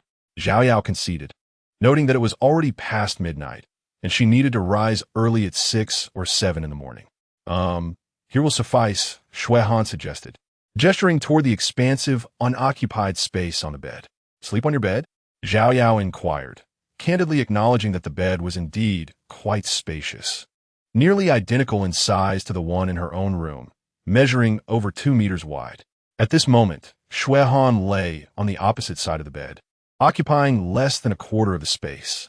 Indeed, there was ample room, yet the distinction between genders remained palpable. What kind of expression is that? I haven't complained about you, have I? Sleep if you wish. After all, you cannot leave. Xuehan pouted with dissatisfaction, her face reflecting a deeper sense of grievance as she averted her gaze, clearly expressing her displeasure. All right, do not be upset. I won't leave. Xiao Yao relented, acknowledging that she had already endured enough discomfort for the day. Remember to let the moisture from the towel seep in thoroughly.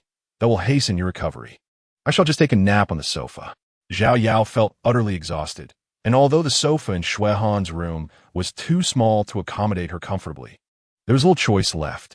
No, the sofa is too small to sleep on. Come over here and sleep. Xuehan's stubborn nature resurfaced, instantly reverting to her usual authoritative demeanor. Xiao Yao scratched her head. This woman was indeed relentless. If their quarrel continued, it was evident that he would not sleep at all, and Xuehan would likely reach her breaking point today. Sleep then, Xiao Yao retorted with feigned annoyance before lying down on her bed and closing her eyes. At that moment, Xuehan's expression shifted to one of triumph, her earlier displeasure dissipating. She was acutely aware of Xiao Yao's indulgence, a warm sensation flowing within her heart, allowing her to cast aside the evening's earlier grievances. Within mere seconds of lying down, Xiao Yao succumbed to a deep slumber. Xuehan gazed at her, feeling the discomfort on her face gradually fade, although the remnants of her earlier unease lingered. After all, having experienced an unpleasant episode, sleep did not come easily. Following Xiao Yao's advice, she flipped the towel once it warmed, the coolness washing over her, alleviating the burning sensation on her face. Unbeknownst to her, the pain and swelling had vanished completely. Time slipped by, and before she realized it, all discomfort had disappeared without a trace, and she too inexplicably drifted into slumber. In the morning, as Xiao Yao awoke, she was greeted by a beautiful visage. Her mind momentarily fogged. She recalled the events of the previous night. At that moment, the towel on Xuehan's face had slid down to the bed, revealing a previously swollen half of her face that had now returned to its normal state, even appearing smoother than before. Xiao Yao, uncertain of her own thoughts, instinctively reached out to touch Xuehan's face, finding it soft and smooth, a clear sign of her recovery. However, this gentle caress seemed to awaken Xuehan, who opened her eyes. Their gazes locked. Xiao Yao's hand lingered on Xuehan's cheek, and unable to resist, she pinched it, only to realize her face had turned crimson. Sister, I was merely checking if your face had healed. At that moment, Xuehan appeared to grasp the situation as well, quickly reaching up to touch her own face, exclaiming with excitement, Is my face better? Yes, it's better than ever. Xiao Yao seized the opportunity to retract her hand. Xuehan's gaze fixed upon her, inquiring, Does it feel nice to touch? Indeed, it is rather comfortable. Upon noticing the change in Xiao Yao's expression, she quickly retracted her statement, explaining, No misunderstandings. I am merely concerned about your injury. Xuehan's beautiful eyes gradually revealed a hint of amusement as she replied, All right, rise and shine. I shall prepare breakfast for you. At that moment, Xiao Yao realized that they were still sharing a bed. Despite the ample space, they were positioned so closely that they had not inadvertently touched. She hastily got out of bed. You stayed up late last night. You should rest a bit longer. I won't eat, Xiao Yao remarked, not wishing to inconvenience her too much. On ordinary workdays, it was manageable, but today was the weekend, a rare opportunity for her to relax. Enough of the chatter. Return to your own room and wait for me while I change," Shuehan instructed. It was then that Zhao Yao noticed that Shuehan had been wearing her pajamas since last night, her graceful figure partially obscured, adding an allure that made Zhao Yao avert her gaze hurriedly as she exited the room. Shuehan also returned to change her clothes, tossing the worn garments into the washing machine. Breakfast was prepared swiftly by Shuehan, taking only a few minutes. "How is it that your company requires overtime every single day? Is that reliable?" she inquired with concern during breakfast. Such a question had merit, as various companies in both large and small cities often sought ways to exploit their employees' labor. "I voluntarily requested the overtime. The situation has been somewhat complicated lately, but I should be able to finish today," Zhao Yao offered, refraining from elaborating further. Although Shuehan was the CEO, their respective industries were entirely different. Nodding in acknowledgement, Shuehan opted not to press further, stating, "As long as you can manage, I will drive you to the office later." Zhao Yao was taken aback and raised her gaze to Shuehan, exclaiming, "But you're not working today. You should rest at home." Shuehan regarded her with a serious expression, tilting her head slightly, and replied, "Should I heed your advice or my own?" Zhao Yao pouted, taking a decisive bite of her bread, asserting, "I'll listen to you." Shuehan raised an eyebrow, sipping her milk with satisfaction. "Now that's more like it. You should learn to be more considerate in the future." "Oh, understood," Zhao Yao mumbled, her head bent as she hurriedly finished her breakfast. Shuehan was unfazed by her attitude, appearing quite pleased instead. After breakfast, Shuehan drove Zhao Yao to the office. Working overtime is truly exhausting. Such a beautiful time should be spent in slumber. Zhao Yao sighed, gazing out the window, eager to complete her tasks so that by this time tomorrow, she could luxuriate in restful dreams. While driving, Shuehan glanced at her and suggested, "Zhao Yao, why not obtain a driver's license? That way, I would have to toil alongside you on weekends." Chapter 0100, Striving Together, Summer Xylan's Determination. Zhao Yao, feeling helpless, looked at her and said, "I told you to sleep, yet you wouldn't listen.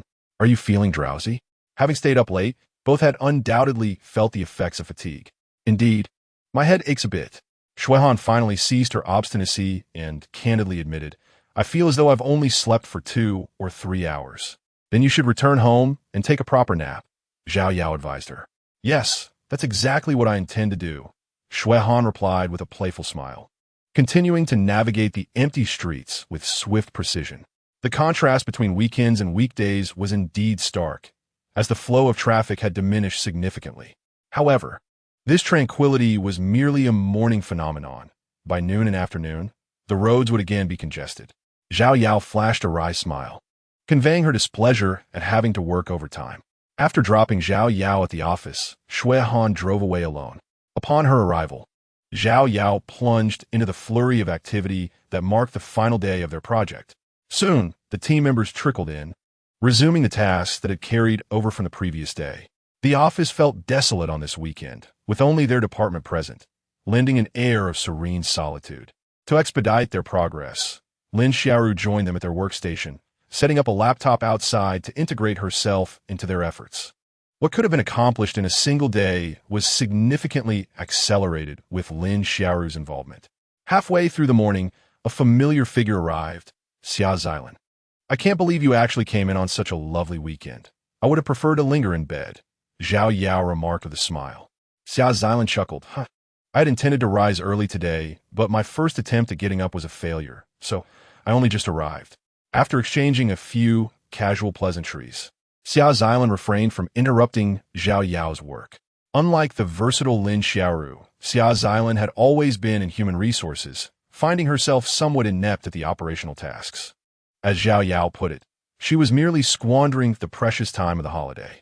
Nevertheless, Xiao Chen held a different perspective, despite her inability to contribute directly.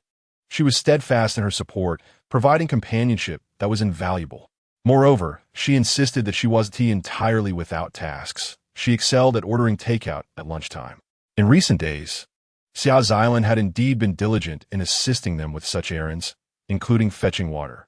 The supply of water at Zhao Yao's desk had never faltered, leading him to feel as if he had a devoted handmaiden at his service. Of course, These were all light-hearted jests among them.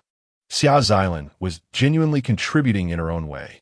She had even memorized their culinary preferences. Today, it was Xiao Chen who ordered food for everyone, with Lin Xiaoru covering the expenses. Since the overtime began, every meal they shared had been funded by Lin Xiaoru, while Xiao Chen took charge of the ordering. By lunchtime, they had nearly completed the project. After finishing their meal, they dedicated an additional couple of hours to finalize their work. After laboring diligently for so many days, they were finally able to return home for a well-deserved rest. Lin Xiaoru's contributions have been immensely beneficial. Her remarkable efficiency allowed them to complete what was initially expected to take a full day in a mere 3 to 4 hours ahead of schedule. Thereafter, there was nothing more for them to attend to, and Zhao Yao allowed everyone to return and rest.